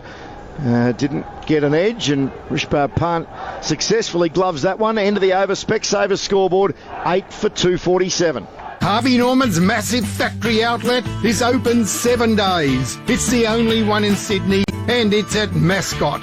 full of manufacturers' seconds, ex-display stock, scratch and dent, factory refurbished units and end-of-line run-out models. It's all cheap, cheap, cheap, cheap and priced to clear. Fridges, washers, TVs, computers, furniture, bedding and flooring and lots more. Harvey Norman's Factory Outlet, Gardeners Road, Mascot.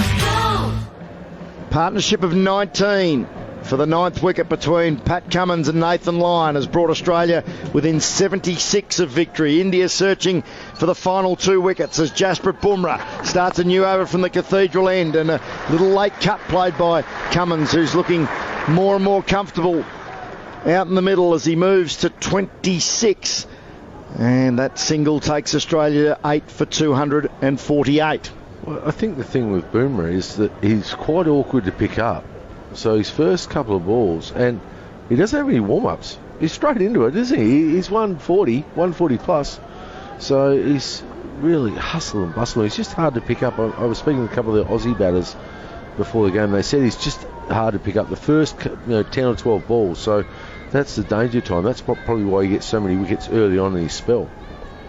Such a unique action with that stiff front arm. He's into line as he close to edging it through to the wicketkeeper. Replays the shot again. He was trying to force away through point, and he goes wandering out towards square leg to take a few deep breaths. Now, Australia resumed at 4 for 104. They've added 4 for 144 on day 5. Into the 107th over of the Australian second innings. Bumrah bowling his 21st. Lyon on strike on 11. 2 slips in place. Bumrah over the wicket, and Lyon uppishly over point, out for 4. Terrific shot. Shot of the day thanks to Westpac Home Insurance. Insurance you can count on. And Nathan Lyon with his first boundary moves to 15, and it brings up the Australian 250. 8 for 252. Cummins playing the supporting role here, and Lyon continuing on from where he left off in the first innings, being very positive in his approach, and Kohli drops back his gully or backward point now to deep backward point. Just means there's a few more gaps in the field for the Australians to pick up a single. Bumrah tries again. Lyon defends, hopping in defence to get over the ball as it rose around the ribcage area. You're right, Embers. He was left stranded in the first innings. 24 not out from 28 deliveries faced, with a couple of boundaries and a beautifully executed pull shot for 6. And you just get the feeling that Kohli follows the ball around. Wherever the ball goes for 4, he seems to want to put a fielder there, doesn't he? He does. But, you sort of can't say too much, can you? Because they're so far in front of the game. I mean, it's not the way certain captains do it, but everyone has their own way. Yep, absolutely. There's 4 men out on the boundary now as Bumrah bowls again to Lyon, who's punching out into the covers. There's a third man, a deep backward point, and 2 out for the hook. 1 on the rope just forward of square leg, and a deep backward square. Whereas most captains go for the throat, I think Kohli is sort of someone that sits back a little bit and just waits the things to happen. He's got the 2 slips in there. He's looking for his seamers to get that ball on off stump just outside. They picked up the outside edge of line a couple of overs ago, or in the last over, and he was put down. Bumrah charges in again, and Lyon uppishly, but there's no one in the regulation backward point position, so he picks up a single to the man out there on the rope. 8 for 253. That was the end of the over, and all of that is on the Specsavers scoreboard. Flexivital is a super concentrated form of curcumin, an active part of nature's wonder ingredient turmeric. The unique formulation of Flexivital means it has higher bioavailability than other turmeric brands on the Australian market, and it may help reduce the pain and swelling of mild osteoarthritis and help maintain your general well-being. Give Flexivital a try. Available at all good pharmacies or online at flexivital.com.au. Always read the label. Use only as directed. If symptoms persist, see your healthcare professional. 8 for 253 Australia. Pat Cummins on 26, Nathan Lyon on 16. They came together at 8 for 228, so 25 runs for this 9th wicket. Tea is 23 minutes away. Ashwin begins a new over. And Lyon is forward and picking up an easy single, just opening the blade and pushing forward of point. The wicketkeeper punt, in fact, has to charge away from the stumps to do the fielding. 8 for 254. Well played there, Nathan Lyon. They're sort of trying to stop his sweep now. He'll still sweep, he'll still take it on. He'll sweep anything, Nathan. But very well played there. Just pushed it in the offside, take the one, get down the other end. Changing the field for Cummins. Backward point becomes a cover point. Ashwin bowls. Cummins stoic in defence. Bat and peg close together on the front foot. Pushes away on the offside. There's a slip, a leg slip and a short leg around the bat. That cover point, a mid-off and a shortish mid-wicket. Ashwin again, pitching outside off, turning back into the batsman. Cummins presents the full face once more. Yeah, I just think, just for a little while, it may not be a bad thing to take Ashwin off here. Just change the bowling a little bit. Pat Cummins is playing Ashwin particularly well, getting a good stride in, playing with the bat. Ashwin again. Cummins defends again on the offside. What are you talking about, Embers? He's only bowling his 47th over. And he's got 2 wickets, that's what I'm saying. As well as he's bowled, he hasn't looked as effective as Lyon as a wicket taker. That's not to say that he won't pick up wickets.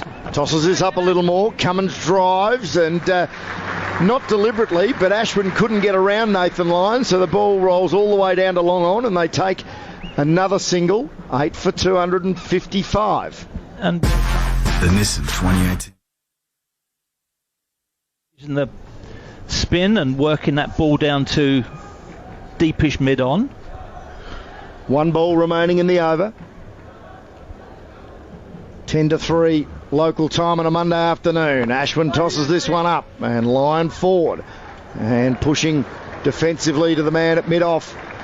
And the over is called by umpire Nigel Long. Specsavers scoreboard, 8 for 255. The Nissan 2018 plate clearance is on now. Save up to $5,000. Have you been exposed to asbestos or silica dust? The Asbestos Diseases Foundation is a not-for-profit organisation working to provide support to people living with asbestos-related diseases. For more information, call 1-800-006-196 or go to adfa.org.au.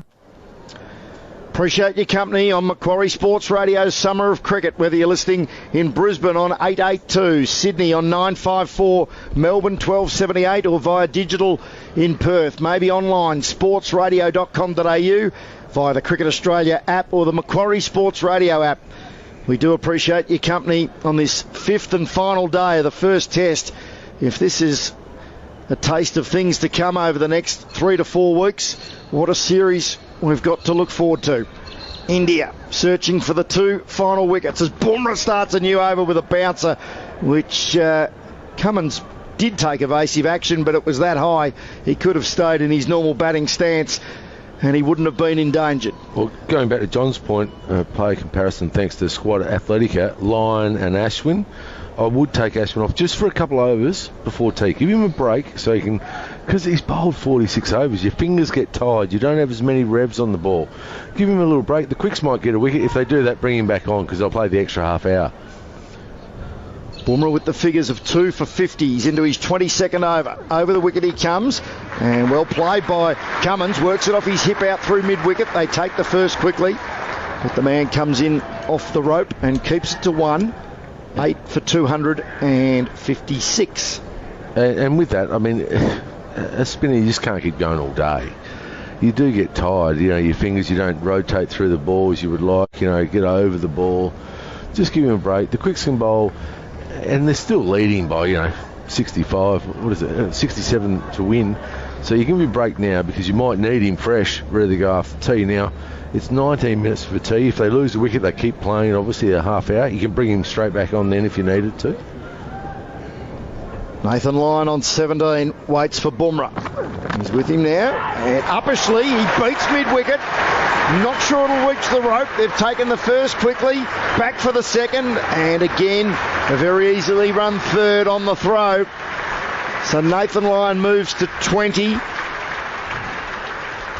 Australia now within 64 of victory. 8 for 259. I was a little bit nervous then, John. I thought it was straight to my wicket. And again, there's another good shot, well timed by Nathan Lyon. On the up, working the ball through straightish mid-wicket. And remember a little bit earlier on in our last session together, we were talking about, well, if the tailenders can each get 20, 25 runs each, well, we've got Stark. Stark got 28. Cummins is on 28. Nathan Lyon's got 20. They've played their part. Cummins settles over his bat. Bumrah past umpire Damascena. And an edge and caught at first slip. Virat Kohli's taken the catch. And Cummins is on his way for 28. India 1 wicket away from victory and a 1-0 series lead as Virat Kohli slams the ball into the turf. 9 for 259. Bumrah picks up his 3rd wicket. Cummins caught Kohli, bowled Bumrah for 28. Well, he's got the big wickets as in this session. Payne first up, comes back on, had a drop chance offline. He gets the wicket there. Kohli takes the catch straight forward, slip it, pressure catch. You've got to take him, don't you? So, that makes it very, very difficult now. But very good knock from Patrick Cummins. I mean, 121 balls for 28. Did his job for his side. Absolutely, and you'd be looking back now thinking that perhaps if 1 or 2 other Australian top order batsmen had done the same, then Australia would have got much nearer this total. But India have been patient. They've not always attacked. They've sat back a little bit and waited for things to happen, and I think they would have been expecting things to happen from Ravichandran Ashwin, but it's Bumrah that's made the inroads, taken the last 2 wickets and bowled extremely well. With pace, hit the deck and just made the ball rush on to the lower order batsman, and Stark playing away from his body, and there Cummins again playing away from his body, just picking up those outside edges. Good catch by Virat Kohli at first slip. Safe hands thanks to Protector Aluminium. Do-it-yourself pool fence panels. Fencing you can trust for life. Buff, see the range online or at Bunnings.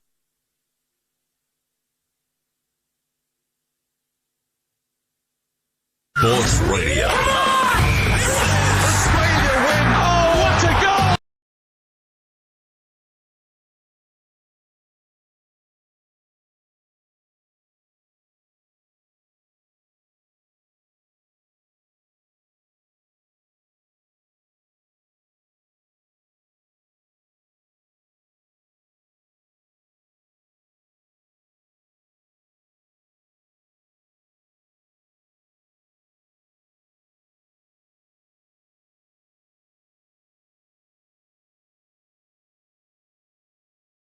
Only about 3 or 4 kilos.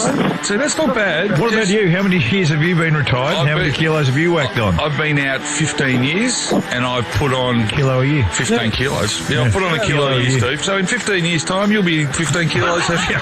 Drive with David Schwartz and Mark Allen on Macquarie Sports Radio. The Australian government is powering forward to reduce energy costs so you can take the right steps towards getting a better deal from your energy provider. To find out how you can save, search Powering Forward, authorised by the Australian Government, Canberra.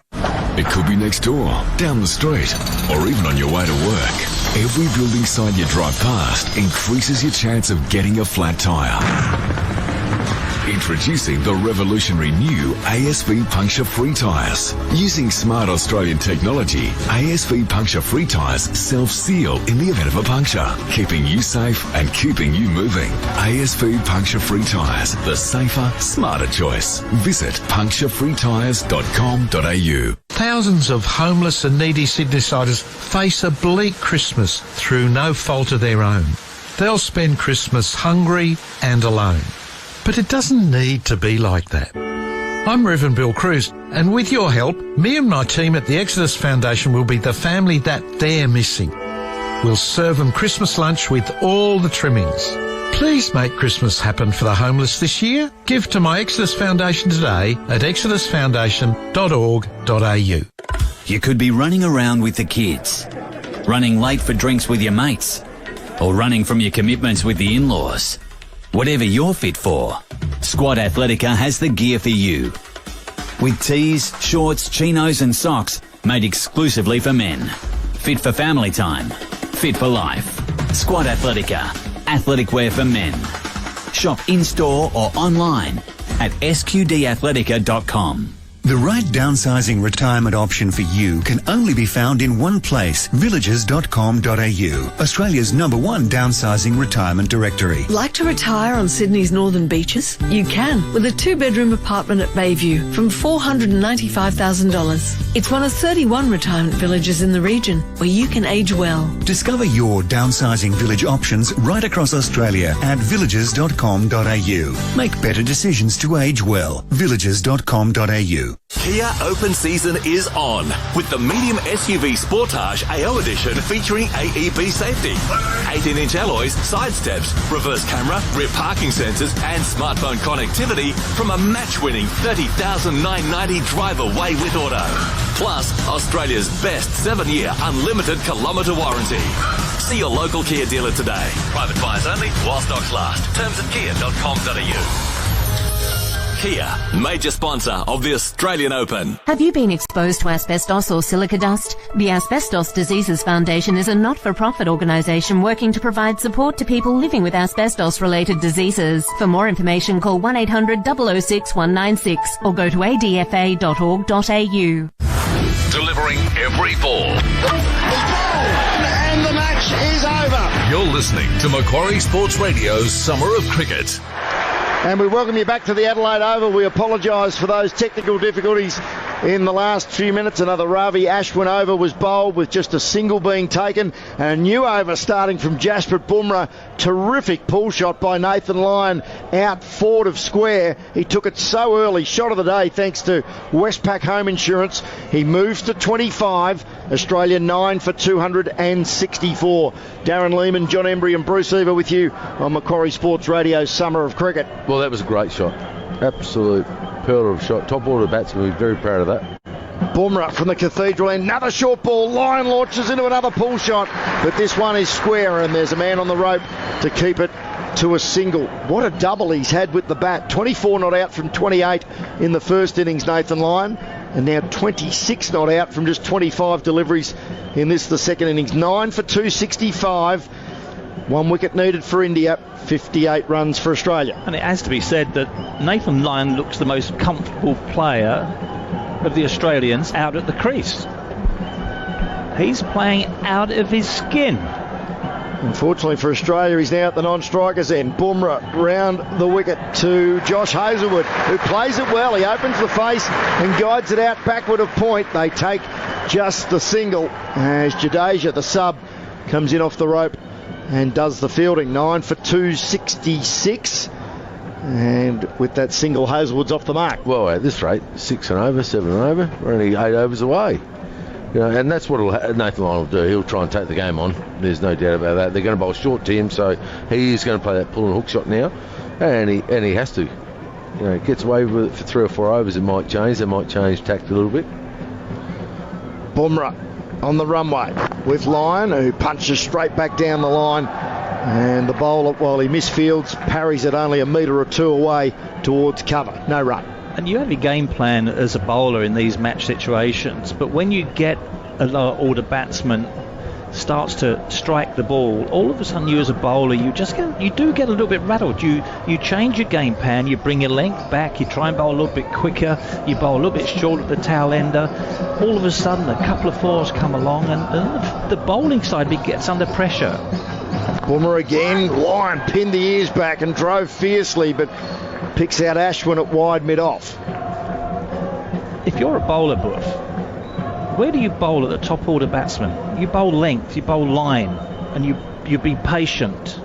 What happens to a tail ender when in fact you should be bowling line and length and just outside off stump because they haven't got the skills of a top order batsman? What generally happens is all of a sudden the bowler starts to lose it and he starts to change his length, which is the wrong way around. That's exactly right, John. Last ball of the over. Commentary change coming up as Bumrah bowls to Lyon, angle down the leg side. Lyon tried to help it on its way, played inside the line and punt did very well to grasp it low and to his left. Specsavers scoreboard It is 9 for 266.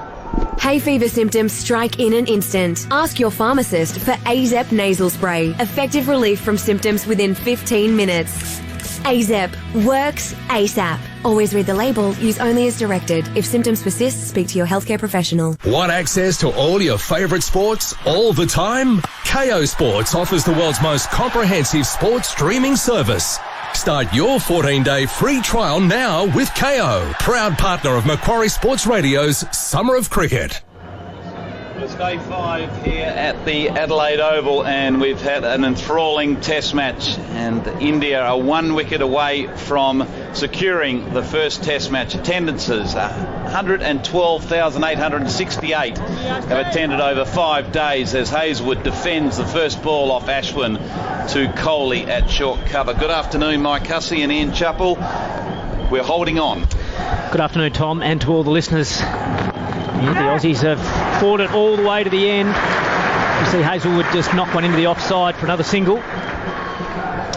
Yeah, good afternoon, Tom, Michael, and listeners. Yeah, it's been a commendable fight from the Australians. I would think that India would be a little disappointed with what they've got out of Ravi Ashwin today. He's been steady, but nothing much more than that.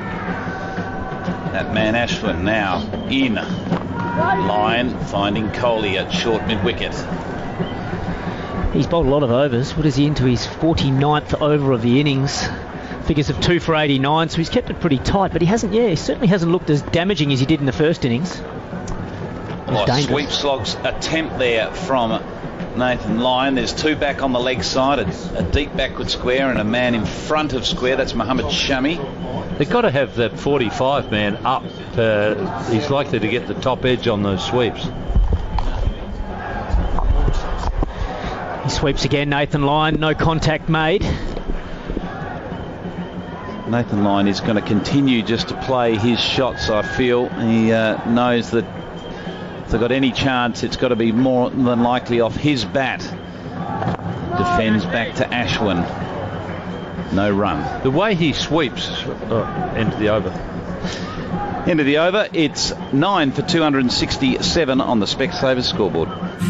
At Isuzu Ute, we're turning up the heat with these flaming hot deals. Pick up the Isuzu MUX 4x4 LSU 7-seat auto for just $48,990 drive away, which comes standard with a 5-year warranty and 5 years roadside assistance. Plus, enjoy 2 years free scheduled servicing and $1,000 free accessories across the 4x4 range. For terms and conditions, see isuzuute.com.au or head down to your local Isuzu Ute dealer today.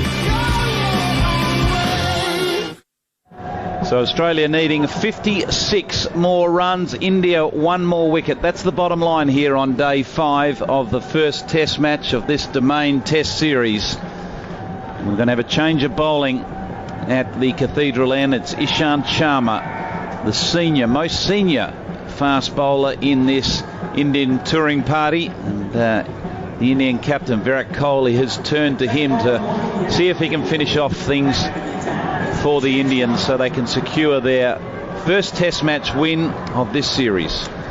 Strike me a ray. He's got a deep backwards, well, just in front of square for Josh Hazelwood. You've got to get him up to save a single. Keep Hazelwood on strike as much as possible. Third man in place too. Hazelwood it is, on strike. First ball, defends into the offside. No run. In fact, I'd be tempted to put the guy who's at deep square leg on the boundary, bring him in and put him at bat pad and try and get Ishant Sharma to repeat that bouncer he bowled Travis Head. If he repeats that, it could well be game over. Well, even if he's put in there, Chappelli, at least it sends the signal to the batsman that there might be something happening halfway down. But at the moment, Hazelwood could ride the bounce and knock it into the leg side and get off strike and get Lyon on strike, who's on 26. So Ishant Sharma is round the wicket. Back of a length, and Hazelwood gets across his off stump and just pushes it into the covers. Well, I've certainly been impressed with all of the Indian fast bowlers throughout this test match. They really have bowled well as a unit. They've just been relentless with their line and length and build-up of pressure. as we can see Virat Kohli going over and having a long chat to the square leg umpire Nigel Long. Not exactly sure what it's about. Probably about the extra half hour, just making sure exactly what does happen. So he makes his way back to first slip. Hands on knees, Sharma in. Full and a little outside edge, and that's where third man comes into play. The gully was in position. I'm sure it would have kept Hazlewood on strike. So interesting tactics from the Indian captain. Conservative to say the least.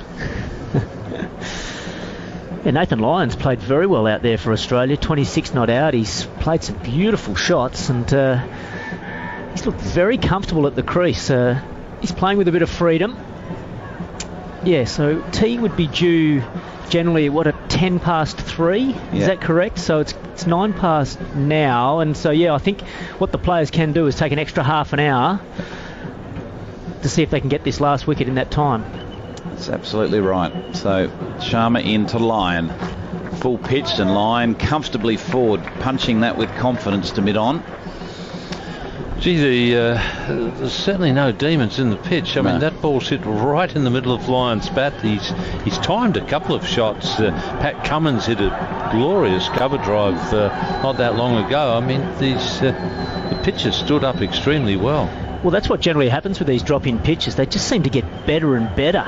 Okay, there's a little bit of rough for Ashwin to work with outside the line of the off stump for the right-hander, but even to the lefties, he hasn't turned the ball as much as I thought. No.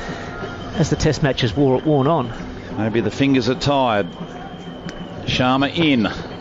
Full and driven past cover, and a wonderful save there. I think it's Murali Vijay there diving away to his left, getting a hand on it.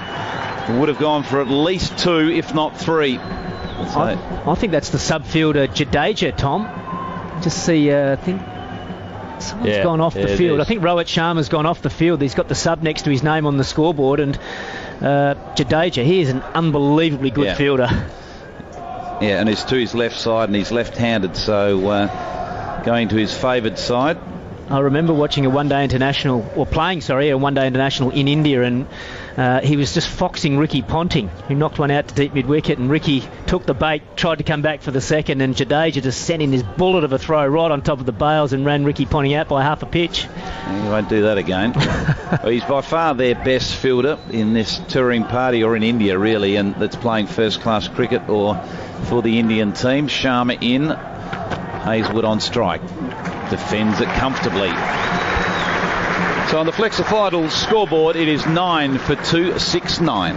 I am fired up this morning because I've realised the cricket. Everyone else on the station's getting the day off. 5 days off. What were we thinking when we agreed to breakfast radio? We had to take a later shift. What were we thinking? Everyone else is off and we're on. Well, how can we fix it? Cricket need to introduce, not day-nighters, dawn-dayers. Breakfast with Mark Levy and Mark Riddell on Macquarie Sports Radio. So Ravichandran Ashwin is coming up to his half century of overs. It's his 50th over of this innings. Mohammad Shami's bowled 20 overs, Bumrah 23 and Ishant Sharma 17. So he has carried a huge workload, not only in this innings but in the first innings as well, where he bowled 28 overs. He comes in now to Lyon. Lyon sweeps it and sweeps it fine. It's going to run away. He's going to look for 2, but he decides against it. So it leaves Hazlewood on strike for 5 balls. That looked like the carom ball from Ashwin, but he's got the direction wrong. It was down the leg side, and Lyon sweeping it away nicely. So Hazlewood on strike. The field changes. There's a silly point. A slip in place. There's no one in on the leg side, which is surprising. There's a catching cover where the captain Virat Kohli has positioned himself. He's just squaring up the field on the offside for Hazlewood.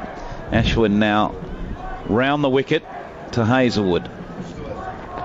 Tossed up wide of off stump. He defends that comfortably to Kohli at short cover. I think I'd have a short leg as well, Ian. I'm not sure about you, but one that just skids on a little bit, catches an inside edge, easily spit out towards on the leg side towards a short leg position. Ashwin now top of his mark. Comes in, tosses it up a little bit slower. Hazelwood just pushes it square. I think he's been seduced a bit by the footmarks outside on the offside, the right-handers. I think he's just been putting the ball there, thinking the footmarks will do the rest rather than actually bowling it into those footmarks. Ashwin again. This is off the glove and just falls safely wide of the slip fielder, and backward point comes in. No run. That really did bounce and turn. Ripped the glove off Josh Hazelwood, and luckily for him it went wide of first slip. As you can see the spinal ease replay, he was pushing forward, and the glove, perhaps some of the handle of the bat, went out towards gully. So that's prompted a field change, but the horse has bolted, I'm afraid. But mid-wicket comes into that second slip where the ball went. So Ashwin in again, tosses it up, and Hazelwood lets this go outside the off stump. Yeah, it's a good point you make there, Ian. At times it's a bit like when the ball's swinging, you can just put the ball up there and expect it to do all the work. Ashwin comes in a little bit quicker, and an outside edge found, but no runners. Backward point comes around quickly. It's the end of the over. It is 9 for 270 on the Spinal Ease scoreboard. Introducing New South Wales Trustee and Guardian, the state's largest will maker. Our experts can help you make or update your will and then store it for you too. With our flexible consultations, you can start the process online, call us, or simply drop into one of our 9 offices throughout New South Wales. We make preparing a will easy. While some things have changed over the years, others remain the same for a good reason. New South Wales Trustee and Guardian, writing wills for ages. Start your will today. Visit tag.nsw.gov.au or call 1300 10 20 30. For fees and charges, please see our website. So it's going to be Ishant Sharma to continue. Australia 270, and they've shown plenty of fight and spirit, but I'm sure there's a number of that Australian top order will be watching today's play and thinking, if only I could just get through those difficult periods and kick on a little bit further, because as we have been saying, batting has been not that difficult. It's been pretty tame, the surface. One single figure score. Hazelwood is still in single figures, but he's not out. But you've only got Khawaja. The rest are all double figures. 160, I suppose you could say that's going on with it, but disappointing board to have that many double figure scores and someone not going on and getting something really decent. Absolutely. Even Khawaja with his 8 faced 42 balls. Lyon on strike. Punches it out to point, where Jadeja does the tidying up, throws back to the keeper. Yeah, they'd definitely be looking and seeing how placid it is, and Ashwin's tired. They'll be thinking, I could have really kicked on when you got the likes of Finch 11, Harris 26, Hanscom 14, Head 14, Marsh 60, Payne 41. And I know the test match isn't over yet, but it looks like India will go on and win this test match, and that's probably the difference between winning and losing for Australia. Just one of those players going on and turning that start into a 100. Yep. And if that had been done, they might have won. Nathan Lyon coming forward comfortably, pushing that to mid-off. Perhaps I shouldn't speak too soon. It's not over yet. Nathan Lyon looks very comfortable at the crease. He's played really well. Hazelwood looks pretty composed at the other end, and I'm sure they won't go down without a fight. I'd be playing some of the cover fieldsmen in a bit shorter. Point is also a catching man with Nathan Lyon, but he's got mid-wicket on the fence. Okay, if you're going to bounce him, keep the bloke back, but if you're not, I'd be having him up in a short, fairly straight mid-wicket catching position. He does hit a lot of balls in the air in front of the wicket, Nathan Lyon. You've got to try and get as many catching men in those positions as possible. So 2 slips of the 2 catches, and it's short ball pulled away comfortably. It'll find the fine leg fielder. He will return the ball to Rishabh Pant, who's had a very good game behind the stumps. I agree, Ian, and I think the other thing about putting some catches in front of the eye line, it might just make Nathan Lyon change the way he plays a bit. He's looked so confident just pushing hard at the ball and driving. Suddenly there's a couple of catches either side. He might become a little bit more tentative. If he wants to keep pushing hard at it, then he just has to miss time one, and the test match will be over. hasn't had a lot of catches in place for a lot of the Test match, Virat Kohli. Very conservative. 115th over of this second innings, so huge workload for the Indian bowlers as Hazlewood gets ready to face the Sharma delivery and defends that into cover. Does it comfortably. It's interesting thought. I mean, Bhuvaneshwar Kumar, if the next test was being played at the Wacker, I would have thought Bhuvaneshwar would be a certainty. You're into the wind bowler to take advantage of the Fremantle doctor. But am I right in thinking that the doctor's not going to have much effect at the new stadium? Yeah, the doctor won't arrive. Because it's enclosed. Totally enclosed in the new stadium. It'll be a little bit like the MCG where you can get a swirling breeze. So it doesn't mean the ball won't swing. It just won't be that classical Fremantle doctor where you push into it and get a nice away swing. Sharma in. And Hazlewood defending out to cover. Yeah, Bhuvaneshwar would have been the perfect bowler for into the wind at the Wacker. Which one would you have left out, though? They've all bowled pretty well. Well, they could think of not playing Ashwin. They might play the all quickies. And, you know, it'll be also a matter of one of them perhaps being a bit weary after a big effort here. Yeah, you'd have to review. They're the last team to bowl. It's a pretty quick turnaround. The test in Perth starts on Friday. So the Australians, at least bowlers, have the advantage of that extra day recovery. You just need to lose the toss and have to bowl again first in Perth. Exactly. Sharma in again. Short ball. Hazlewood with ease, just leaning back and playing a little tidy late cut down to third man. And it's the end of Ishant Sharma's over. It's 9 for 272 on the Flexifital scoreboard. Oh, I just love clearing my blocked ears. Don't you know Cottards can make your earwax problem worse? But I need to clear the wax. Well, why don't you try using Waxol? It's safer and it actually works. Remove wax from blocked ears the better way. Clear your ears with Waxol, Australia's #1 earwax remover. Ask for Waxol, available in all leading pharmacies. Always read the label. Use only as directed. If symptoms persist, see your healthcare professional. So Australia requiring 51 more runs. India just the one wicket. It's the partnership of Lyon and Hazlewood currently out in the middle. Hazlewood is on 4 and on strike. Ashwin bowling. Quicker, shorter, and work to the leg side. He set off quickly. He's looking for 2, and he's going to go for 2. So Hazlewood more than happy to take the strike. Well, he's got to, with so many runs still required, you can't get there by refusing runs. That was horrible ball from Ashwin. Gave Hazlewood plenty of time to work it into the onside. It was a tired delivery, wasn't it? Ashwin again coming in. Slower, fuller, and turn and bounce away from the left-hander. Well, that was a good comeback there from Ashwin. Tossed up nicely, straight, but that turned sharply away from the left-hander. I'm not sure he's going to hit that very often in his career, Josh Hazlewood. No, needs a barn door. Again, Ashwin slower, a little bit fuller. And Hazlewood manages to cover that and defend it to Kohli at short cover. Looks like he's just spinning the ball up there now rather than putting it up there. Ashwin a little bit quicker on that occasion and punched to mid-off. Confidence from Hazlewood. So Ashwin 2 for 92 off 50.3 overs. Comes in again, tosses it up wide of off stump, and that was the Curran ball that just comes in off the rough. I don't think Hazlewood picked that. Wasn't too far away from the off stump. Was the Curran ball.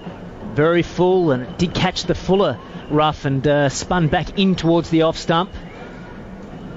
Again, Ashwin slower, tossing it up, and Hazlewood comfortable in defence to finish the over. It's 9 for 274 on the Flexifital scoreboard.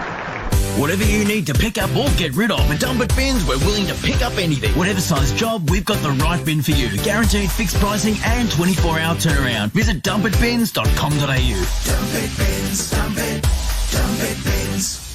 Isuzu Ute are turning up the heat with these flaming hot deals. Pick up the Isuzu D-Max 4x2 LST Crew Cab Ute for just $42,990 drive away. For terms and conditions, hurry to your local Isuzu Ute dealer today. Well, we're having an extended half an hour before we hit the Gillette Fusion Pro Glide tea break. Australia 9 down, so the players have opted to take the extra half hour to see if they can finish things off. Ishant Sharma from the Cathedral end to Lyon. Full and flicked away to the leg side comfortably from Lyon. He looks like a number 6 or a number 5 batsman the way he's going about his business.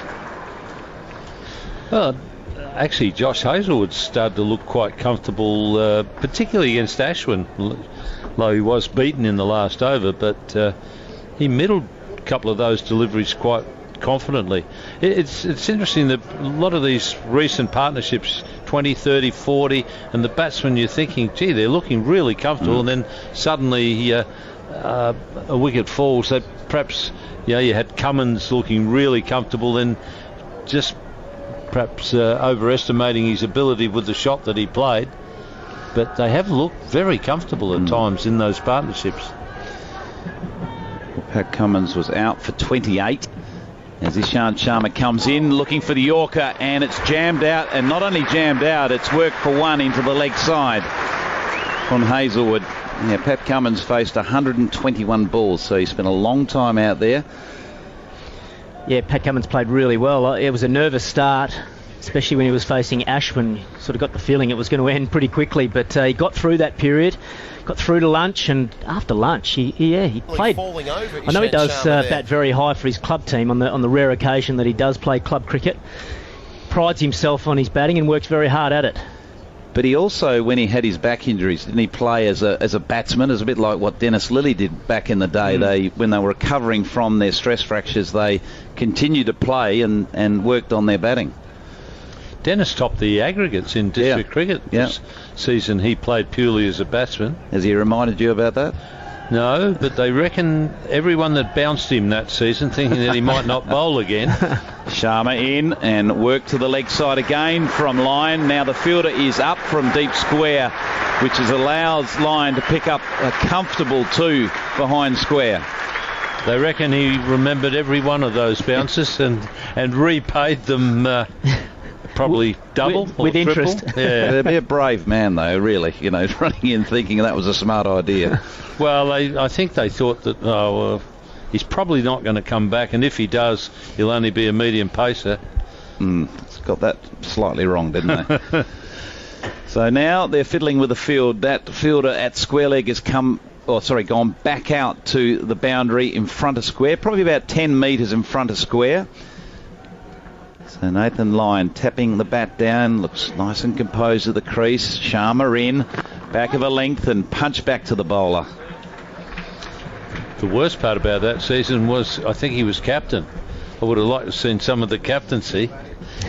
Yeah. There wouldn't have been too many defending fielders. They'd have all been attacking positions. Well, I know a funny story about the time he was captain in club cricket at the toss of the coin, but it's not appropriate for radio, unfortunately. Maybe if I catch any of you listeners in a restaurant or a bar somewhere, I might be able to share it with you. But you can clean it up. Yeah, well, very difficult. So Ishant Sharma into his 5th delivery of this over. Nathan Lyon poised, ready. Big LBW appeal, but it's a no ball. It's a no ball. Can you believe it? A very full delivery from Ishant Sharma. It appears to have caught Nathan Lyon right in front. We'll be having a look at the replay, but I can tell you what, it looked good from here. Well, the reaction of the wicketkeeper Rishabh Pant suggests that would have been absolutely plumb. He almost kicked the ground in disgust as we watched the Spinalese replay. Ishant Sharma, it's tight, but yep, I think it's a fair call, just overstepping the popping crease. Well, more drama here at the Adelaide Oval. Oh, the expression on Virat Kohli's face tells 1,000 stories. I'll tell you what, he's not happy. Hands on hips. He's standing at first slip, shaking his head, thinking, what have you done?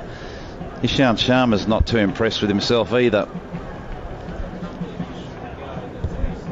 He's back to the top of his mark. Comes in again to Nathan Lyon. Back of a length and driven on the rise out to cover. No run and no ball. He's hit pretty well everything else right in the middle. Would have been an umpire's call. Yeah. So we're seeing on this final ease replay. Yeah, just clipping leg stump. But of course the umpire didn't have to make a decision. The only decision he had to make was the no ball call. Yeah, exactly. Well, from all accounts, Ishant Sharma throughout this whole game has pushed that front line. He's been there's been a number of occasions where no balls, I'm led to believe, haven't been called. Comes in again for the last ball of this over. Line edges and edges wide of second slip, and this is going to run away for a 4. Yes, it is. So 4 more to the Australian total.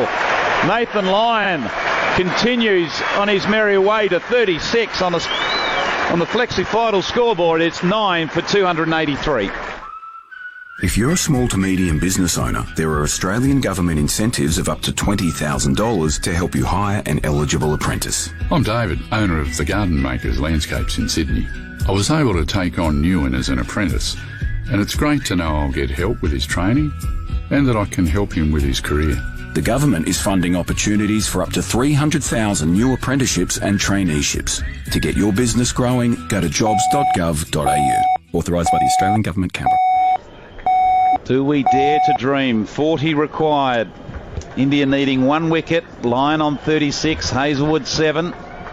It really has been a fighting effort from Australia, particularly after losing Travis Head so early in the day, and then Sean Marsh also before lunch. I think everyone thought that India would run away and win the test match quite comfortably, but it's been far from that. Every one of the players have fought hard. Tim Payne played well for his 41, Stark 28, Cummins 28, and now Nathan Lyon 36 not out.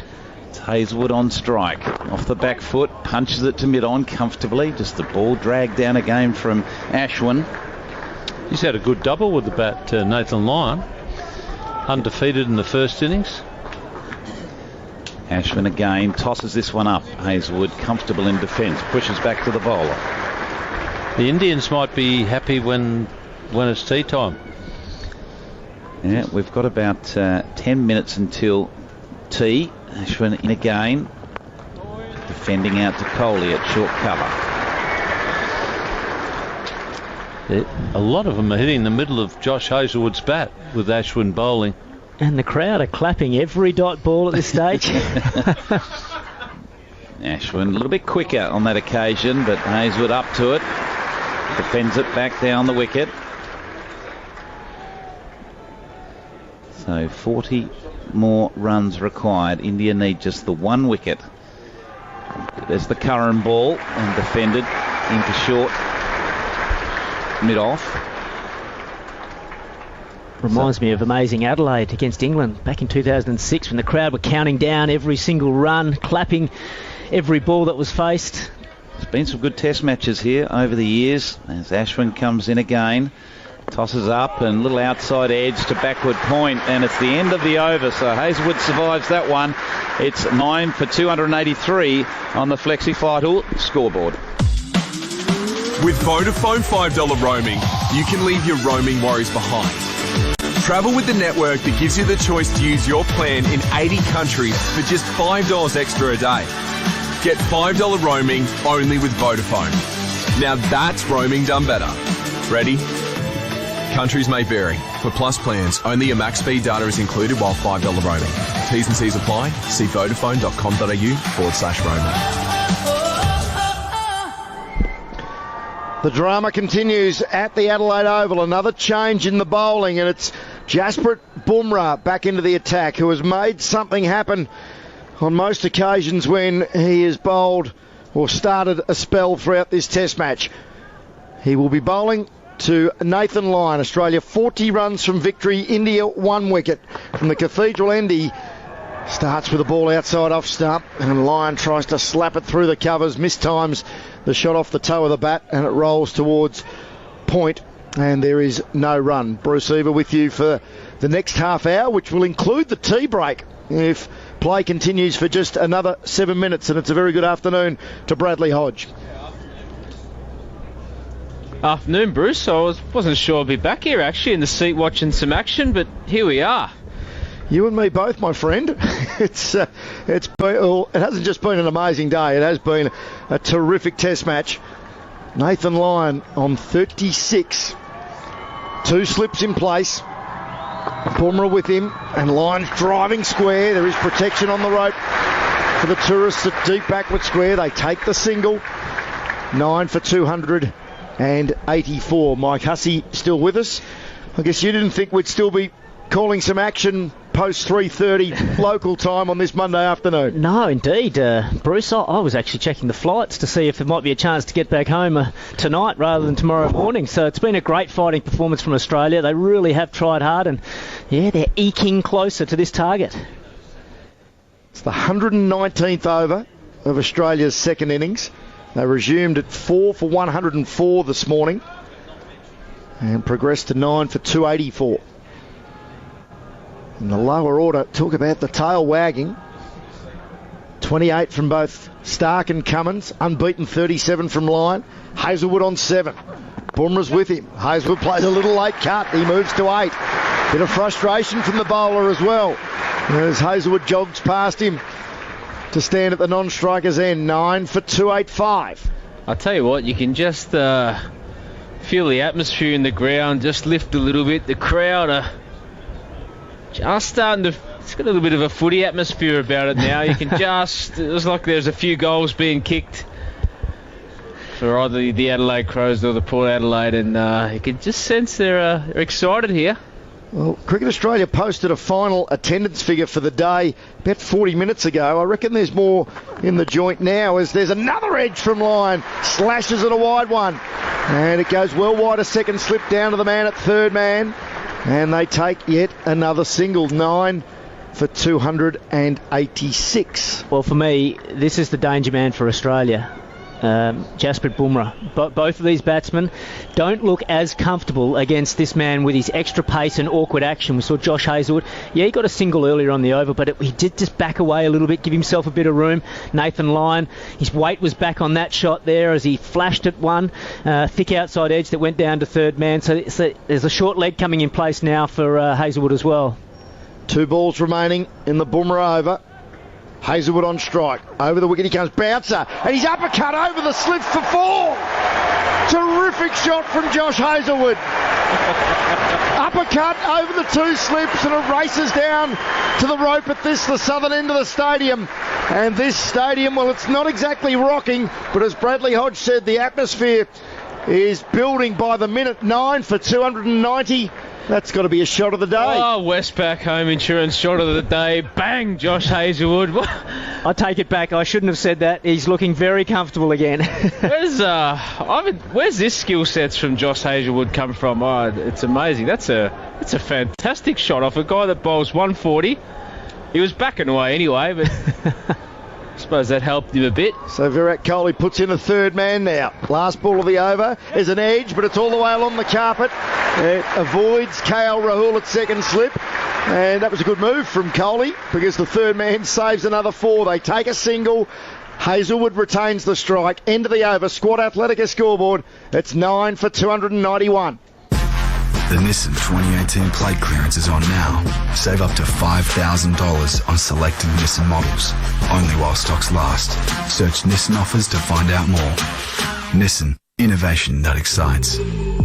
Have you been exposed to asbestos or silica dust? The Asbestos Diseases Foundation is a not-for-profit organisation working to provide support to people living with asbestos-related diseases. For more information, call 1-800-006-196 or go to adfa.org.au. The Australian second innings continues. Over number 120 about to be bowled, and we're 3 minutes from the extended half an hour elapsing or expiring, and therefore if Australia is still batting, tea will be taken in now about 2 3/4 minutes time.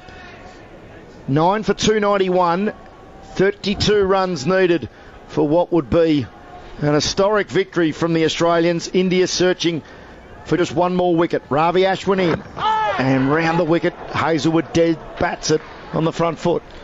Well, as quick as Ashwin gets through his overs, you sense that they're pretty keen to get into the dressing rooms, India, and protect these runs and reassess after the break. 2 slips and a man under the nose on the offside. Next delivery from Ashwin. Hazelwood plays it gently back down the pitch again on the front foot. Yeah, I agree. I think they're definitely looking as though they want this to be the last over, to get back in the sheds, have a chat to the coach, have a bit of a rest, and look to come out and try and win it after tea. Ashwin tosses this one up. Hazelwood isn't tempted. He pushes away to that man. Pardon me, under the lid. Short on the offside. Well, I think Nathan Lyon just had a word to Josh before the start of this.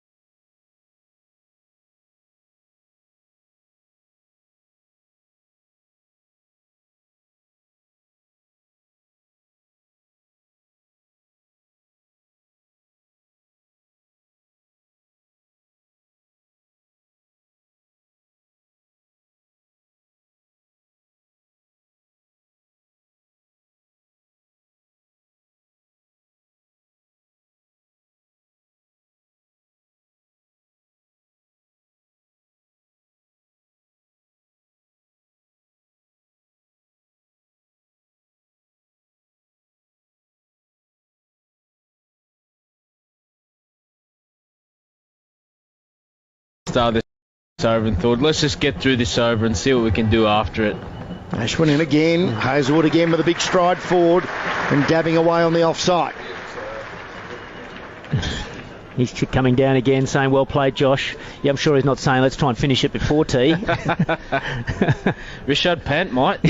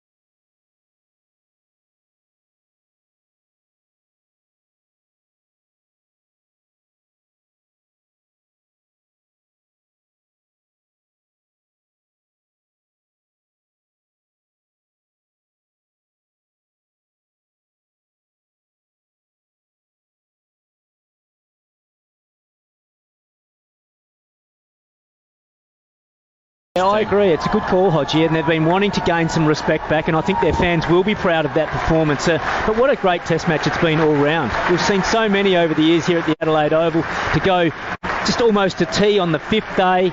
It's been a great battle between bat and ball throughout the whole test match. The bowlers have dominated at various times throughout the test. Pujara's innings, for me, personally, he's my man of the match for a nice double, a century in the first innings and a 70 in the second innings. That's probably the difference at the end of the day between the two teams. One player being able to go on and get that big 100 and give India the lead they needed. But yeah, awesome advertisement for Test match cricket, and I think that's due to such a good pitch and two good teams going head to head. We'll just quickly run through the card in terms of what happened today. Day 5 of this first test match. Australia resumed at 4 for 104. There was 98 overs available in the day with the earlier start due to the time lost on day 3. The first wicket to fall was Travis Head. Caught Rahane bowled Ishant Sharma for 14. He added only 3 runs to his overnight score, and Australia had added just 11 runs. The 5th wicket falling at 115, and many thought that maybe a collapse was imminent. Sean Marsh then, who compiled an excellent 60 from 166 deliveries, was out, caught by wicketkeeper Pant off the bowling of Bumrah when the score was 156. So 6 for 156, and then Australia went to lunch at 6 for 186 with captain Tim Payne 40 not out and Pat Cummins on 5. Australia had added 2 for 82 in the morning session from 34 overs. Tim Payne was out to the first ball. Jasprit Bumrah bowled after the luncheon break, which was the start of the second over, out for 41. It was 7 for 187. Another catch to Rishabh Pant off the bowling of Bumrah. Then Mitchell Starc with a breezy 28 from 44. Caught Punt, bowled Shami, and it was 8 for 228. That was the 12th catch for Rishabh Pant, 6 in each innings, breaking all sorts of records. And then from there, Pat Cummins, wonderful 28 from 121 deliveries faced. He was out with the score at 259. So another significant partnership, this time with Nathan Lyon. And then Josh Hazlewood, the last man out after a partnership of 32 for the last wicket. Caught Rahul, bowled Ashwin for 13. Should have said Cummins was out. Caught Kohli, bowled Bumrah at first slip. And then it was the slips in the action again to end the match. KL Rahul at second slip. A good catch, low to his left. Safe hands thanks to Protector Aluminium. Off the bowling of Ravi Ashwin, out for 13. And that was all she wrote. Australia all out for 291. India winning by 31 runs. Quickly, the bowling figures. Ishant Sharma, 19 overs, 4 maidens, 1 for 48. Jasprit Bumrah, dangerous right throughout. 24 overs, 8 maidens, 3 for 68. Ravi Ashwin, marathon spells, and finished with 52.5 overs, 13 maidens, 3 for 92. 20 overs, 4 maidens, 3 for 65 from Mohammad Shami, and Murali Vijay bowled 4 overs of his part-time off-spin and none for 11. But Test cricket, as we so often say, it's alive and well. The drama, the tension, stretching out over the 5 days. Next Friday at the Perth Stadium, in many ways, can't come quickly enough. Oh, it's going to be brilliant again at the new Perth Stadium. The players are going to have to use that time wisely to recover, because it's been a pretty brutal test match. Very hot conditions here in Adelaide on the first 2 days. But then it's been a war of attrition after that, and so the players have got some work to do to rest and recover. Getting to Perth, well, for me, there's so many questions. What's the new pitch? Well, they're going to love the new stadium because it's an incredible stadium as it is. But what's the pitch going to play like? Will it be able to last the 5 days? How will it play? Will Pritt be fit again to play? I think we all want to sort of see him go out and play. Will the Australians make any changes to their team? Where will Aaron Finch bat? There's just so many questions that I think will get answered in the lead up, but also over the next 5 days in Perth. Well, it's so exciting, isn't it? I mean, I think for the Indian team is to go over to Perth, which will be a foreign place for them, but it's also foreign for the Australians as well with this new ground. Yeah. So it's not like there's any home ground advantage for the Aussies. It's fair game for everyone, and those questions will be answered, Huss, and I can't wait to find out. There is so many questions, but what we do know is that India are number 1 or up there for a reason. They're a super cricket side, and they've finished off the Aussies and done it in style. Yeah, no, you're exactly right. India have played a brilliant brand of cricket here in Adelaide. They've shown us why they're the best team in the world at the moment. I think they're ranked number 1, aren't they? Is that right? Yeah. But it'll also be interesting to see how Australia react to this. Being behind in a series in Australia, that very, very rarely happens. You know, generally we start up in Brisbane, and Australia haven't lost a test match up there for nearly 30 or 40 years. So how will they react to being behind in a series is going to be interesting as well. Well, that was a talking point in itself, the fact that the first test match of this series is being played here in Adelaide, or has been played here in Adelaide, the past tense now, as opposed to Brisbane. Let's go down now, courtesy of Fox Sports, and we'll be able to take the on-field presentations with Isha Gua, and we'll be hearing from both captains and also the man of the match. So we should be able to pick up the on-field presentations now. Grim is alongside me with the presentation trophy for the player of the match. He is a director of the Ray White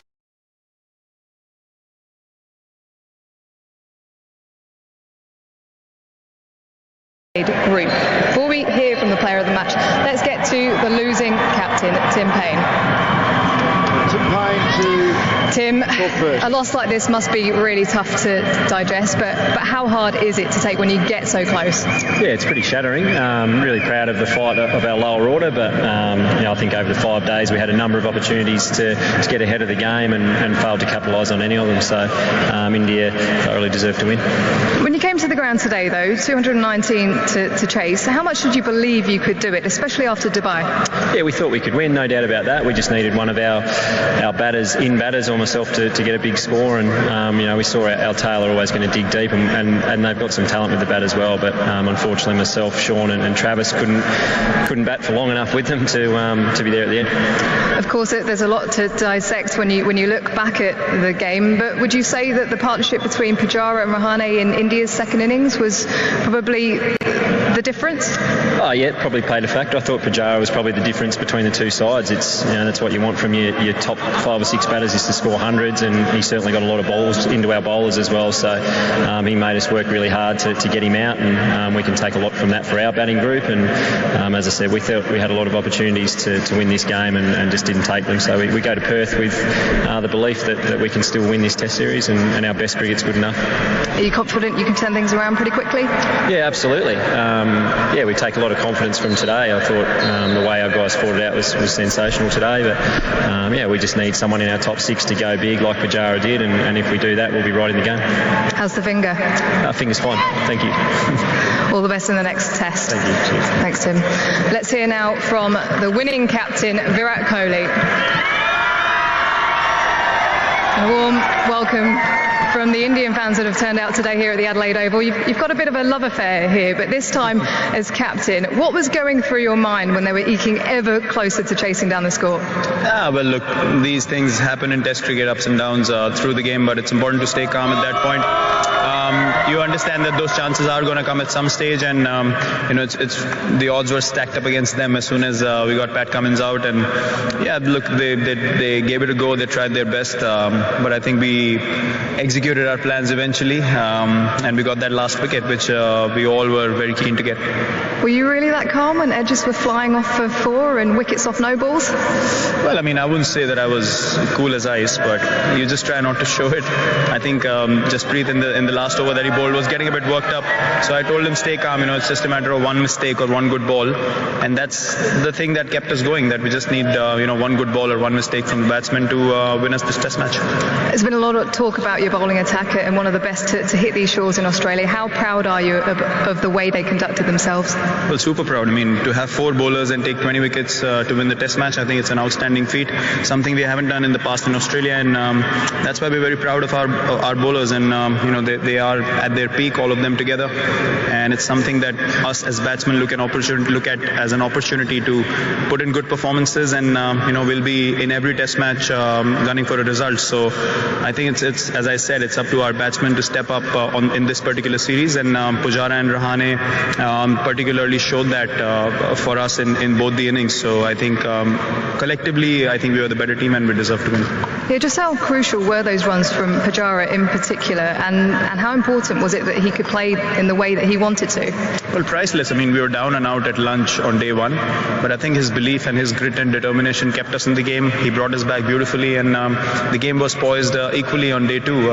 We knew runs on the board, opposition playing at home, they'll obviously be a bit tentative, and we cashed in on that. I think any lead would have been gold. We got 15 runs, and we just built on that. And as I said, a couple of partnerships in the second inning, especially Pujara and Rahane together. I think that when they bat together like that, they're our most solid pair, and they gave us that safety for the bowlers to go out and get 10 wickets again. So I think it took a lot of grit and determination from both of them to put us past Australia, where it was very hard for them to chase that total down. Just how difficult was it to judge how many runs you needed, given that the pitch didn't change too much across the 5 days? I think our lower middle order and lower order still could have done better. We lost 5 wickets for 25 runs. That's not really acceptable when you're looking to win Test series away from home. So I think if we put up a better show with the bat, lower down the order, we could have added 30-35 runs more. That would have been beyond Australia totally. And these things are the things that we need to keep in mind going ahead into Perth. But yeah, look, if someone told me it would be 1-0 up as soon as we come to Australia, I would have taken it with both hands. So very happy right now. How much are you looking forward to that Perth Test match? Well, really looking forward to it. It's a short turnaround as well, so very good for our team. We're in a good zone. We have momentum with us, so we just want to get to Perth, start the Test match, and start it well. Congratulations once again. Thank you very much. Let's hear now from the player of the match, and it was a pretty easy decision in the end. 194 runs in the Test match and a wonderful 100 in the first innings. Cheteshwar Pujara will receive player of the match trophy.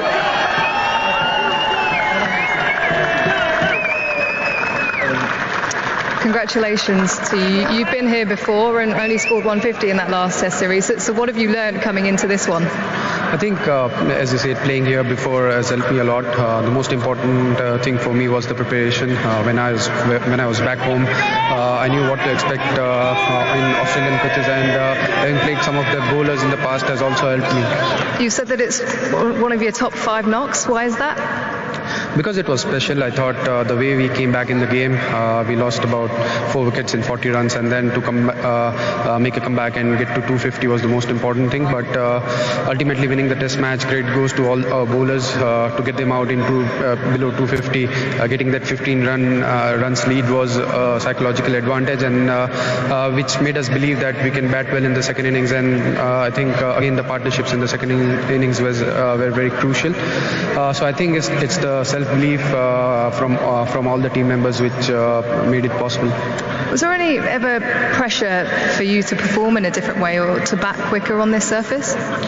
Not really. I think I always back my ability, and I have got enough experience playing for the Indian team. And when we play overseas, obviously there is always an extra pressure to win the Test match and perform well as a batsman. And as a batting unit, I still feel we have a lot to improve on. But we learn from our mistakes, and I think we put up a better show in the second innings. So going forward in the second Test match, hopefully we'll bat well as a unit. Now, I understand your dad is pretty proud of the 100 in the first innings. Someone who's been there with you from right at the beginning. What does that mean to you? It means a lot. I think he's someone who has started coaching me when I was 8 years old, and he's very passionate about the game, so he'll be a proud father at this stage. But he believed in my ability more than I do, so I would obviously like to thank him for his support throughout my career. Congratulations once again. All the best in the next Test match at Perth. Thank you very much.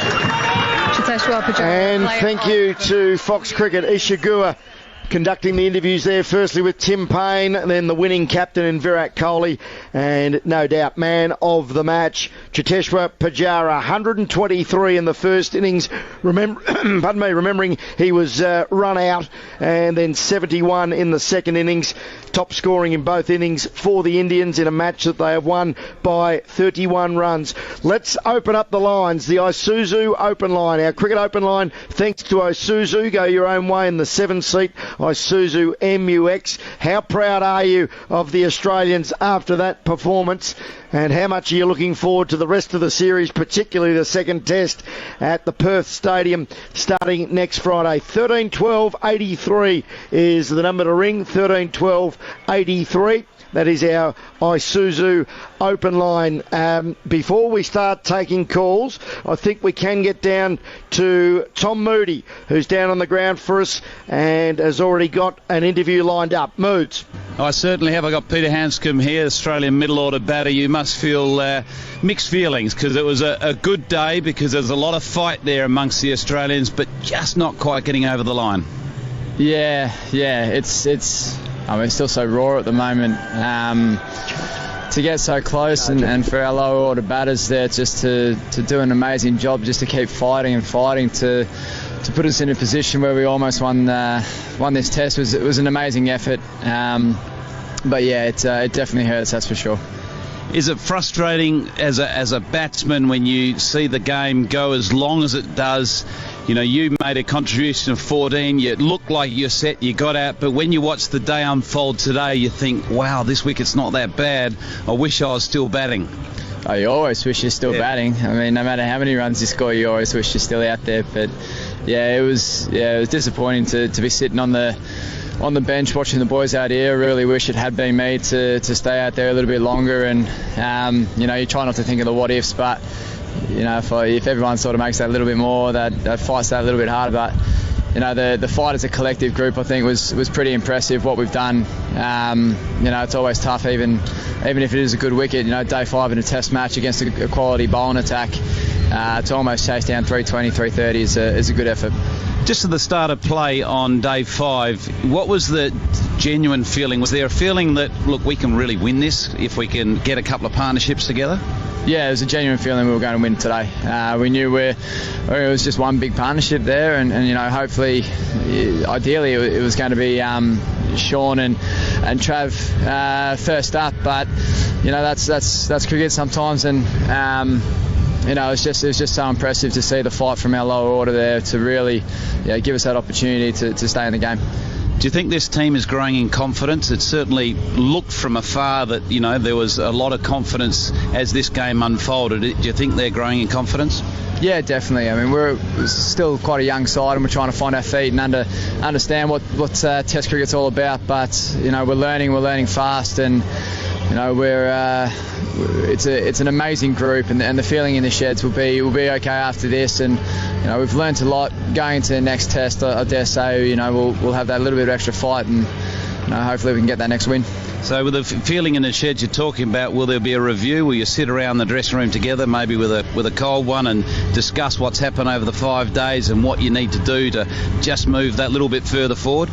Oh, there's always a review, whether it's formal or informal, but we'll be talking about it, that's for sure, and trying to find those little moments. But you can't concentrate on all those little what ifs. And I think if we just keep backing what we're doing, we're going in the right direction here, and this team can do something special if we just keep backing our own ability and our game plans. And when does the team travel to Perth? Because the game starts Friday. I'm pretty sure we go tomorrow, but I'll live day by day and just wait for the manager to tell us where we need to be at what time. So I'm pretty sure we're off tomorrow. Well, we certainly hope you're on that plan. I'm sure you are. And thanks for spending time with us. Appreciate it. Yeah, cheers. Thanks, Moods. Thank you, Tom Moody, and thank you, Peter Hanscom. Clearly disappointed, but very proud of his teammates putting up a tremendous showing. Australia, but going down by 31 runs to India in this, the first Test of the Domain Test Series. This is our post-match review, thanks to the Gillette Fusion Pro Glide. The Fusion Pro Glide gives you the extra edge every day.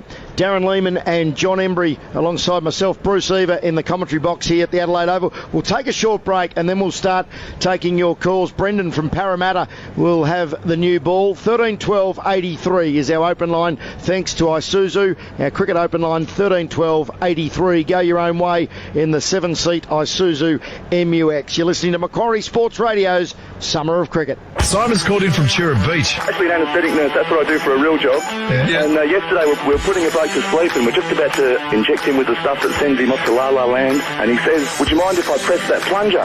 So you know what I said to him, Mox? What did you say? Knock yourself out.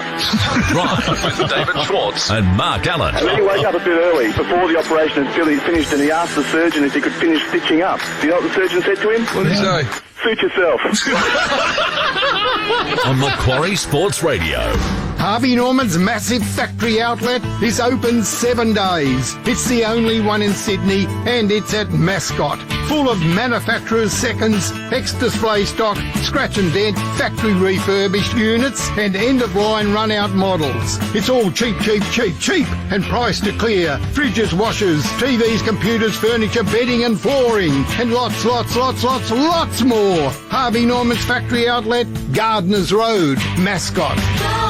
Lano, where do great Christmas gift ideas come from? Me? No, but close. Bingley? Yes. And here's just a few of them. The powerful new JBL Flip 4 portable Bluetooth speaker, JBL wireless headphones, or a Ring video doorbell. It lets you answer the door from anywhere in the world using your smartphone and to talk to who's there. That's really a great idea. Or the gift that's perfect for everyone. A Bingley gift card. For great gift ideas, talk to me. Talk to Bingley. Unwrap Christmas at Bingley. Thousands of homeless and needy Sydneysiders face a bleak Christmas through no fault of their own. They'll spend Christmas hungry and alone. But it doesn't need to be like that. I'm Reverend Bill Cruz, and with your help, me and my team at the Exodus Foundation will be the family that they're missing. We'll serve them Christmas lunch with all the trimmings. Please make Christmas happen for the homeless this year. Give to my Exodus Foundation today at exodusfoundation.org.au. Today, many major infrastructure projects are still standing after a natural disaster due to the structural bearings and expansion joints supplied by Magiba. Magiba is a Swiss specialist and manufacturer of high-end structural bearings, expansion joints, seismic protection and structural health monitoring systems. Magiba has successfully equipped well over 20,000 structures with sustainable and reliable solutions. Magiba, solutions to every challenge since 1963. Magiba.com.au. Christmas Eve is coming and Santa wants a munch. Our Christmas gift to Santa, the Blue Banner Pickled Onion Crunch. Pickled to perfection in Tasmania and selected for Christmas Day. Blue Banner, a perfect snack for Santa as he delivers gifts and rides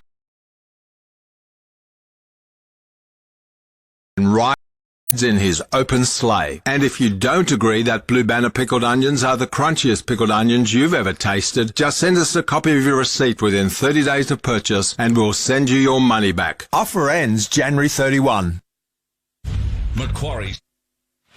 Finally, a destination for all sporting fans. Macquarie Sports Radio. And welcome back to the Adelaide Oval. It is our post-match review. Thanks to our good friends at Gillette Fusion. The Gillette Fusion Pro Glide gives you the extra edge every day. John Embry, we're going to have with us for just a few more moments before he heads off to the airport. Darren Lehman with us as well. Taking your calls on 13 12 83. That is our Isuzu Cricket open line number, 13 12 83, to have your say. Go your own way in the 7-seat Isuzu MUX. Just before we start taking calls, Buff and Embers, some initial observations on what was an unbelievably good game of cricket. Well, firstly, we've got enough time, I suppose. Mate, I'll go. I've got about 10 things down here, so we've got a bit of time, I know. Give us your first two, and then we'll take some callers. Okay, that sounds good. Always good to speak to callers. Pace attack, India out-bowled Australia in this test match. For a start, with the pace attack, they bowled Fuller. And that's not, Australia bowled well, to be fair. Let's be honest, it was probably only the second new ball where we got that wrong in the first innings, and probably too many extras.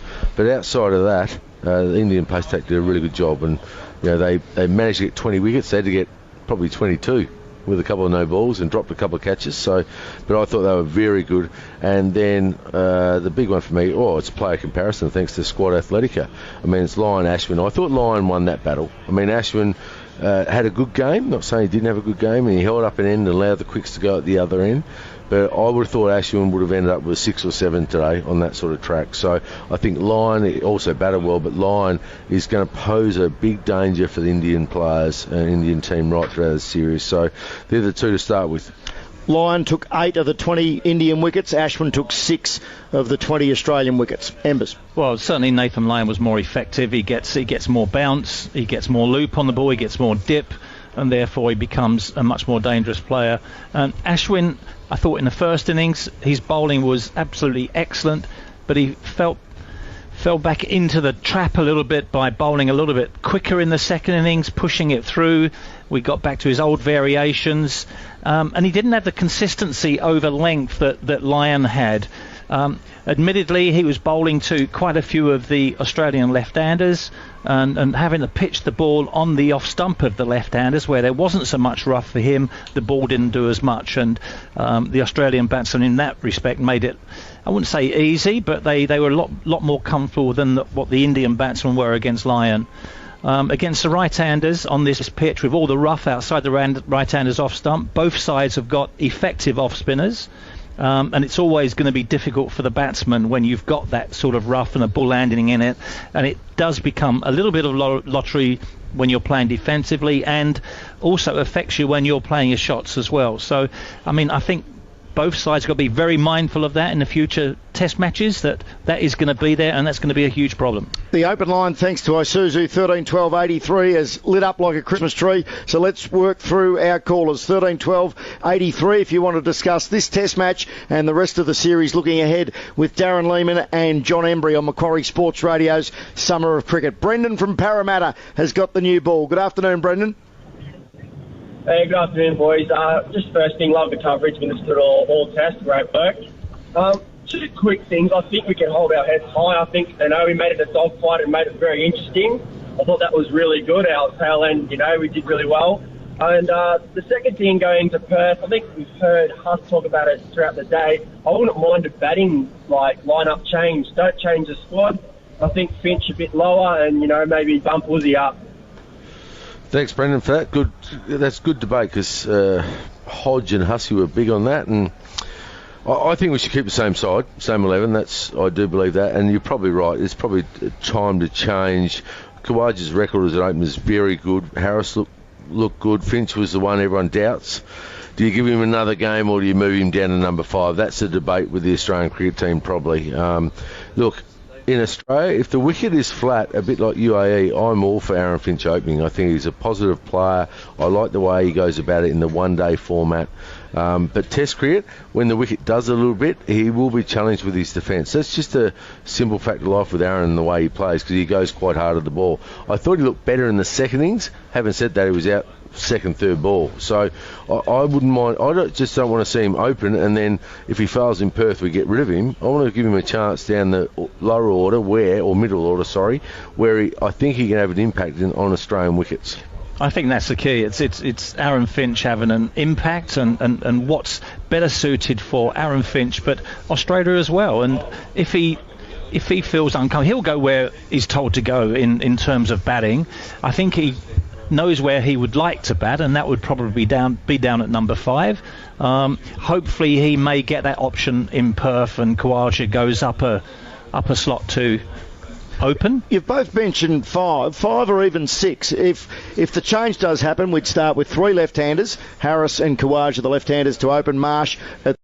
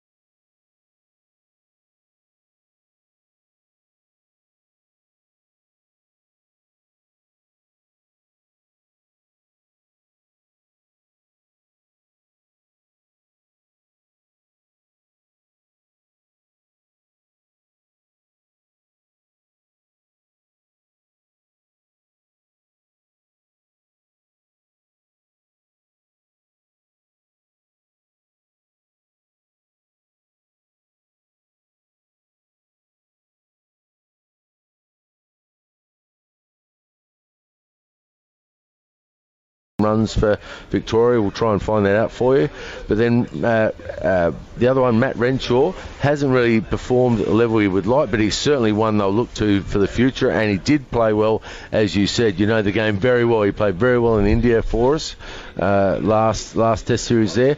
So those are the guys they'll look at, but the first 2 tests have been picked, so they'll keep it the same. I can't see Mitch Marsh coming in. He only got 28 and 10 in the Shield game, so I think they'll stick with the same 11, but that's a great call. Thanks for your call, Vera. Thanks for listening in online via sportsradio.com.au or the Macquarie Sports Radio app or the Cricket Australia app. Glenn Maxwell, 57 and 34 not out. Victoria declared their second innings at 5 for 208.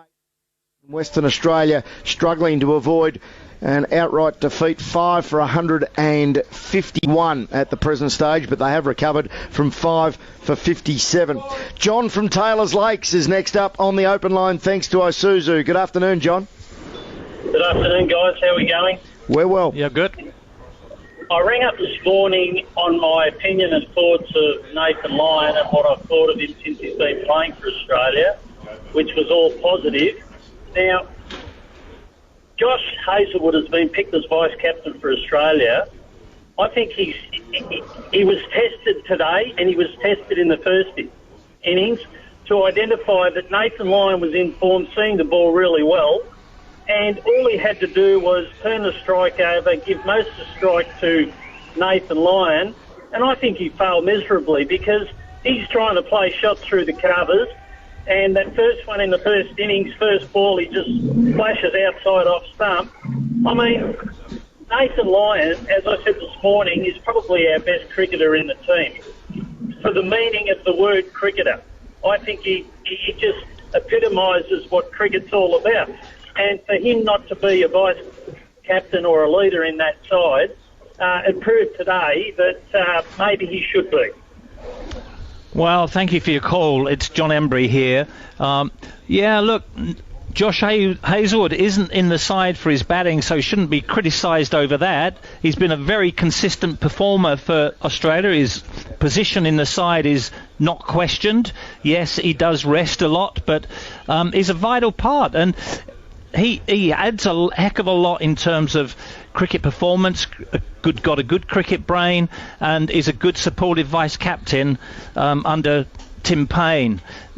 Nathan Lyon would be an option going into Perth, but that Tim Payne is in that position at the moment. We don't know how bad his hand is. I presume that will be okay and he will participate. So the vice-captain issue really doesn't come up at the moment, and I don't feel at the moment there needs to be change either. Darren, is Nathan Lyon a natural leader, or is he clearly one of the senior members of the group? His test record, he's the fourth highest test wicket taker in Australian history. He's had a mighty match here this week. Has he got natural leadership, or is he a quieter soul? Oh, he's quiet, but he's working on that. I mean, they're all going to work on it. They're a young group. Well, Nathan's played a lot of cricket, so whatever happens with Tim Payne and fingers crossed, pardon the pun, he's okay. But the leadership would discuss that behind the scenes, and then the captaincy always has to be ratified through a board process anyway. And we're talking about the vice captaincy role. Well, they had the whole interview process, and Nathan was a part of that. So you'd have to ask the board and the people that ran that process why he didn't get the role, I suppose. But he's always working hard behind the scenes on that. And a brilliant match, John, as you said, 24 not and 38 not with the bat, and 8 wickets, including 6 for 122 in India's second innings. Thanks for your call. Paul joins us, and he's going to tell me whether I'm pronouncing the town that he comes from correctly or not. Is it Narangba or Narangba? Yeah, Narangba, and it's a northern suburb of Brisbane rather than a town, but that's all good. Look, guys, for me, I think the disappointing part, it was a great test match in the end, but the disappointing part and the critical part, I thought, was the Australian top order allowed the Indian bowlers to actually make the pace in the game. And what I mean is we didn't turn the strike over enough, not enough singles, not enough twos. And they just kept, and especially the spinner, he just got into a rhythm.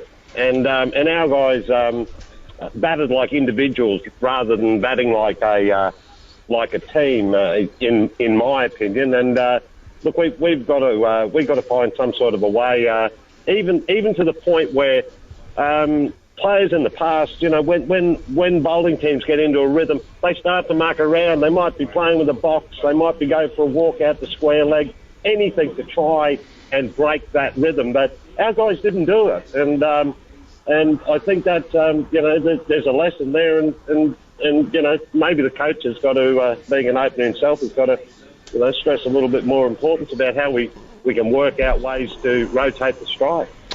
Yeah, great thoughts there, Paul. The thing for me with rotate, it was evident today when Tim Payne came out to bat. And he was batting with Sean Marsh and then obviously Patrick Cummins, and they rotated the strike really well with that intent you're talking about. And if we look at Usman Khawaja a little bit, he got stuck with Ashwin in the first innings and got bogged down, and you need to be able to rotate the strike. And if we start doing that as a top order, as a collective group, a real hunting as a group mentality to rotate the strike and make India close. There's a lot of gaps. Virat Kohli likes to spread the field, so as a batter there are gaps to hit singles, and I don't think we're being proactive enough with that. I totally agree with what you're saying there. They won't be batting like individuals, mate, I can assure you of that. They're trying to bat the best they possibly can for the team, and the simple fact, batting against the bowler is a very individual contest. So even though you might think that, that's not the case, I can assure you. But what they've got to do is have those partnerships. Now, our partnerships today were 28, 16, 16, 24, 31, 41, 31, 41, 31, 32. That means they're getting in, but they're not staying in their work. And by that, Paul makes a good point. If they're rotating the strike like the lower order did, they'll actually get them up to 50 and 60, and that's the difference in the game. So that's a great call. Thanks, Paul. Paul, thanks for your call. We'll have to hold our callers there because we do need to clear a break on Macquarie Sports Radio's Summer of Cricket. We'll be continuing through until the top of the hour in Melbourne, Sydney and Brisbane and Perth. Of course, it is coming up to 4:20 here in Adelaide on a Monday afternoon. India has won the first test by 31 runs. Man of the match, Cheteshwar Pujara, for his fine double, 123 in the first innings, the only century maker in the match, and 71 in the second innings. We'll try and squeeze in a couple more calls on the other side of the break, and we'll close off from the Adelaide Oval. You're listening to Macquarie Sports Radio's Summer of Cricket. At Isuzu Ute, we're turning up the heat with these flaming hot deals. Pick up the Isuzu MUX 4x4 LSU 7-seat auto for just $48,990 drive away, which comes standard with a 5-year warranty and 5 years roadside assistance. Plus, enjoy 2 years free scheduled servicing and $1,000 free accessories across the 4x4 range. For terms and conditions, see isuzute.com.au or head down to your local Isuzu Ute dealer today. If the NRL are going to be so strong in their support for white ribbon and domestic violence against women, then they cannot give players who are found guilty a second chance. There are thousands and thousands of kids who would love to be in your position. It is a privilege to do what you do. If in the long run they are convicted of domestic violence charges, see you later, ta-ta. Domestic violence, zero tolerance. There are no second chances whatsoever. Breakfast with Mark Levy and Mark Riddell on Macquarie Sports Radio. Introducing New South Wales Trustee and Guardian, the state's largest will maker. Our experts can help you make or update your will and then store it for you too.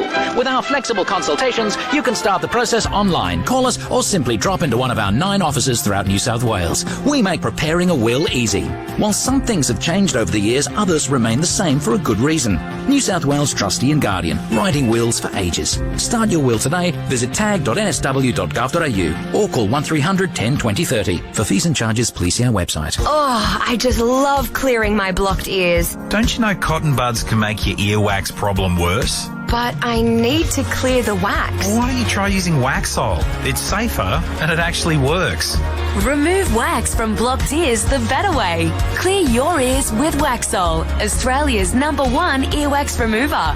Ask for Waxol, available in all leading pharmacies. Always read the label. Use only as directed. If symptoms persist, see your healthcare professional. Whatever you need to pick up or get rid of, at Dump It Bins, we're willing to pick up anything. Whatever size job, we've got the right bin for you. Guaranteed fixed pricing and 24-hour turnaround. Visit dumpitbins.com.au. Dump it bins, dump it bins. Isuzu Ute are turning up the heat with these flaming hot deals. Pick up the Isuzu D-Max 4x2 LST Crew Cab Ute for just $42,990 drive away. For terms and conditions, hurry to your local Isuzu Ute dealer today. If you're a small to medium business owner, there are Australian government incentives of up to $20,000 to help you hire an eligible apprentice. I'm David, owner of the Garden Makers Landscapes in Sydney. I was able to take on Ewan as an apprentice, and it's great to know I'll get help with his training and that I can help him with his career. The government is funding opportunities for up to 300,000 new apprenticeships and traineeships. To get your business growing, go to jobs.gov.au. Authorised by the Australian Government, Canberra. Is it long for 6? It is! This is the Test Series, Australia versus India, right here on Macquarie Sports Radio. And welcome back to the Adelaide Oval, wrapping up our Gillette Fusion Pro Glide post-match, and we'll welcome Laurie Colliver to the Macquarie Sports Radio Summer of Cricket microphones, the master statistician. Loz, good afternoon to you, and you've got some key numbers from an amazing Test match. Yeah, well, obviously, Pant taking 11 catches as a wicketkeeper was the third time that's happened in Test history. He dropped what would have been his 12th catch late in the day. The other ones, India's speeds in this game, their average speed for their pace bowlers, 141.6 kilometres per delivery. That is a record since Crick Viz have been keeping those records in 2006. And I would say, given the nature of the Indian pace attack before that, it would definitely be a record. And 35 catches were taken in this Test match. It is a record by one. And Buff was coaching the Test match previously. I think it was in Cape Town. There were 34 catches. Finally, the attendance, 10-8, 6-8. It was 1-1-2, 8-6-8 for the match, and that is just short of what there was here last time in 14-15, about 1,000 less. And, of course, the second Test starting Friday in Perth Stadium. Could be some catches in that match too, Beaver. Look forward to seeing you over there. Laurie Colliver, master statistician, joining us there. Buff, we've got to close off in about 20 seconds. Can't wait to see you in Perth as well. If the last 5 days is anything to go by, it's going to be terrific. It'll be fantastic. I think Laurie made a good point too. Pace attacks going out on a faster, bouncier track. Well, that's what we think we're going to get in Perth, so I'm looking forward to that coming up. Great stadium. India win by 31 runs in the first Test match. Billy and Meek are driving you home next. You've been listening to Macquarie Sports Radio's Summer of Cricket.